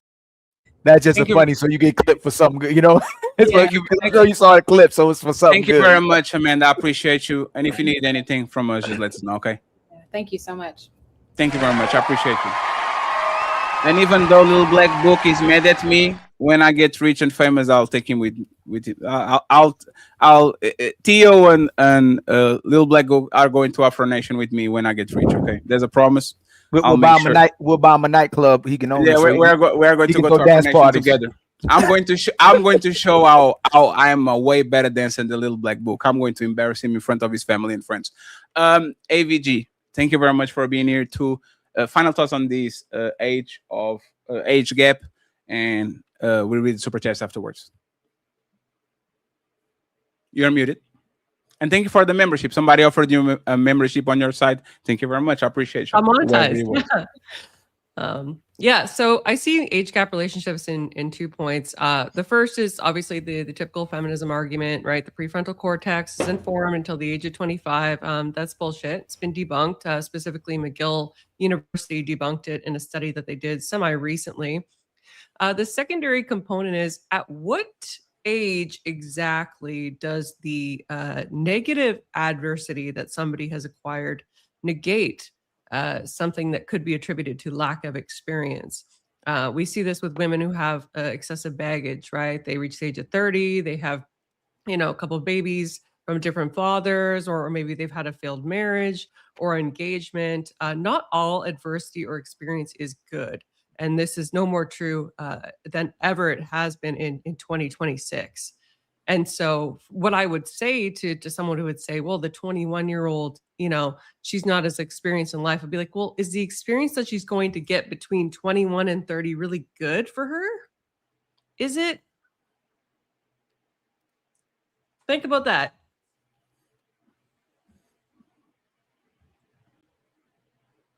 He won't. He won't.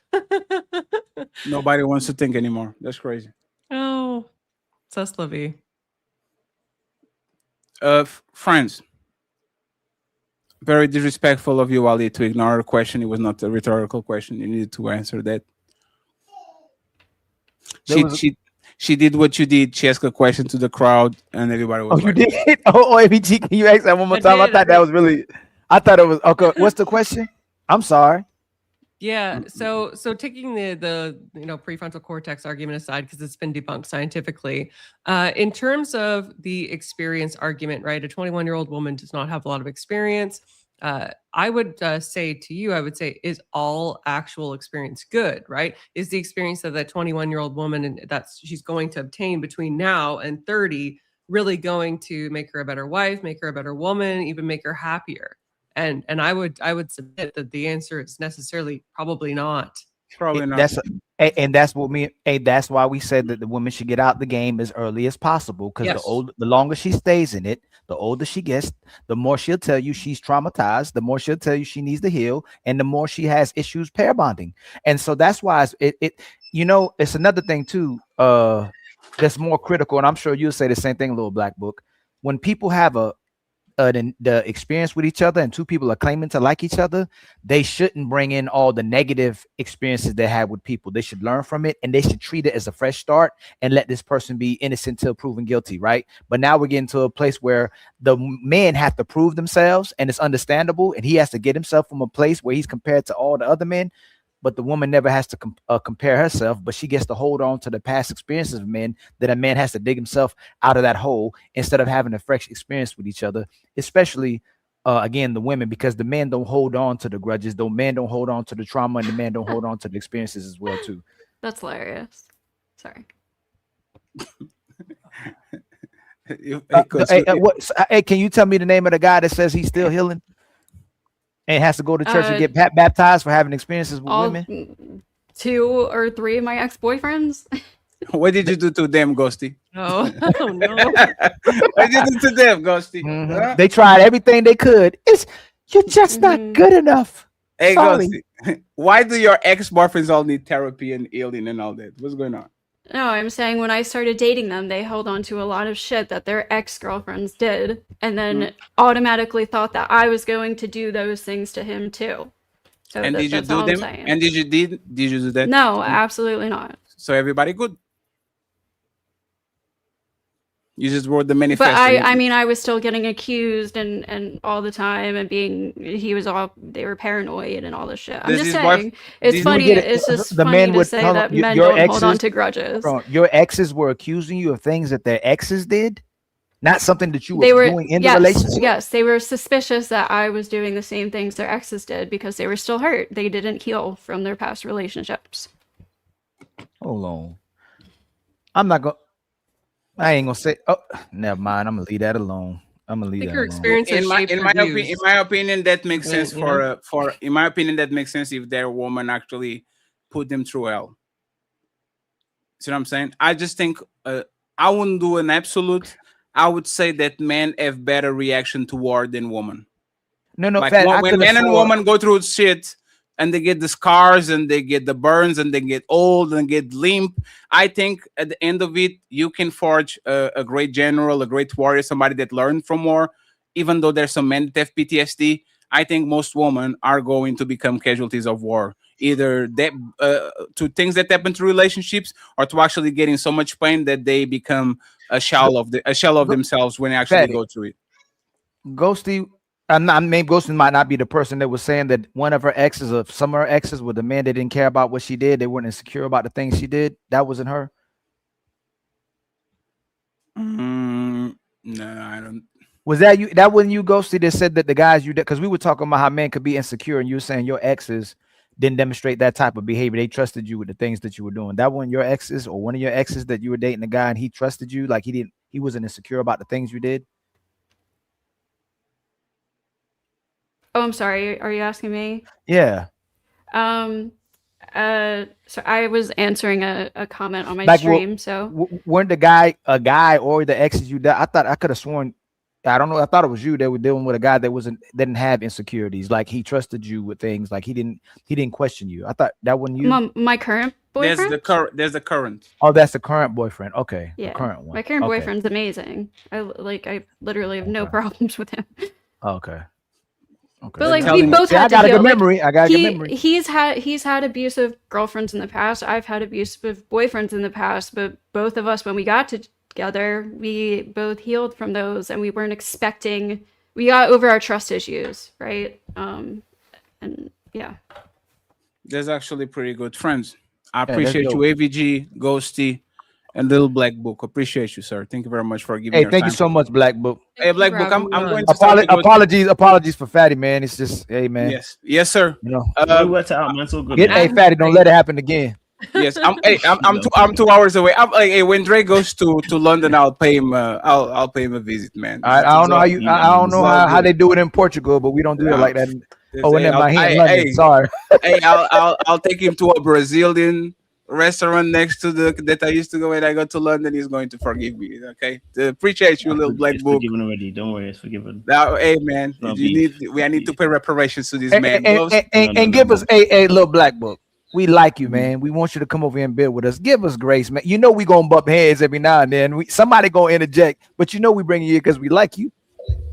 That's fair. No, that's fair. Grace can be given. I need to also be graceful. I have to also be aware. So No, I you can't appreciate be. the All right, lesson now as don't well. let your don't let the don't little beat black me. books Hey, don't watch. beat me Don't with let the the little black book ecclesiastical shit. watchers. Yeah, don't be letting the little black book people Yeah, watching, and you ain't showing that grace. Hey, VG, this man No, is no, hitting no. me with Bible verses and shit. That's fucked up. Is he a Protestant?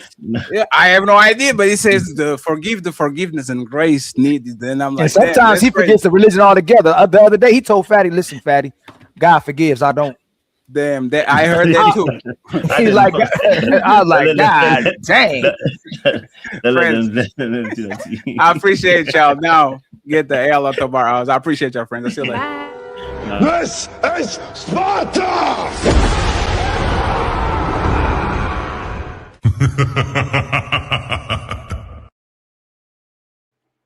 Ali, I really need this AC going immediately, man. I am. Ooh, and it's 2:20 a.m. I can do nothing while the sun is up because good show, man. Good show. Good Yeah, show. great. Good Hey, show. great show, man.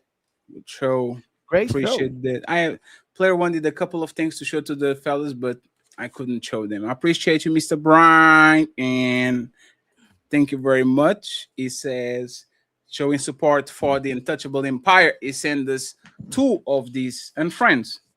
We need, if I'm not mistaken, 122. We need $78.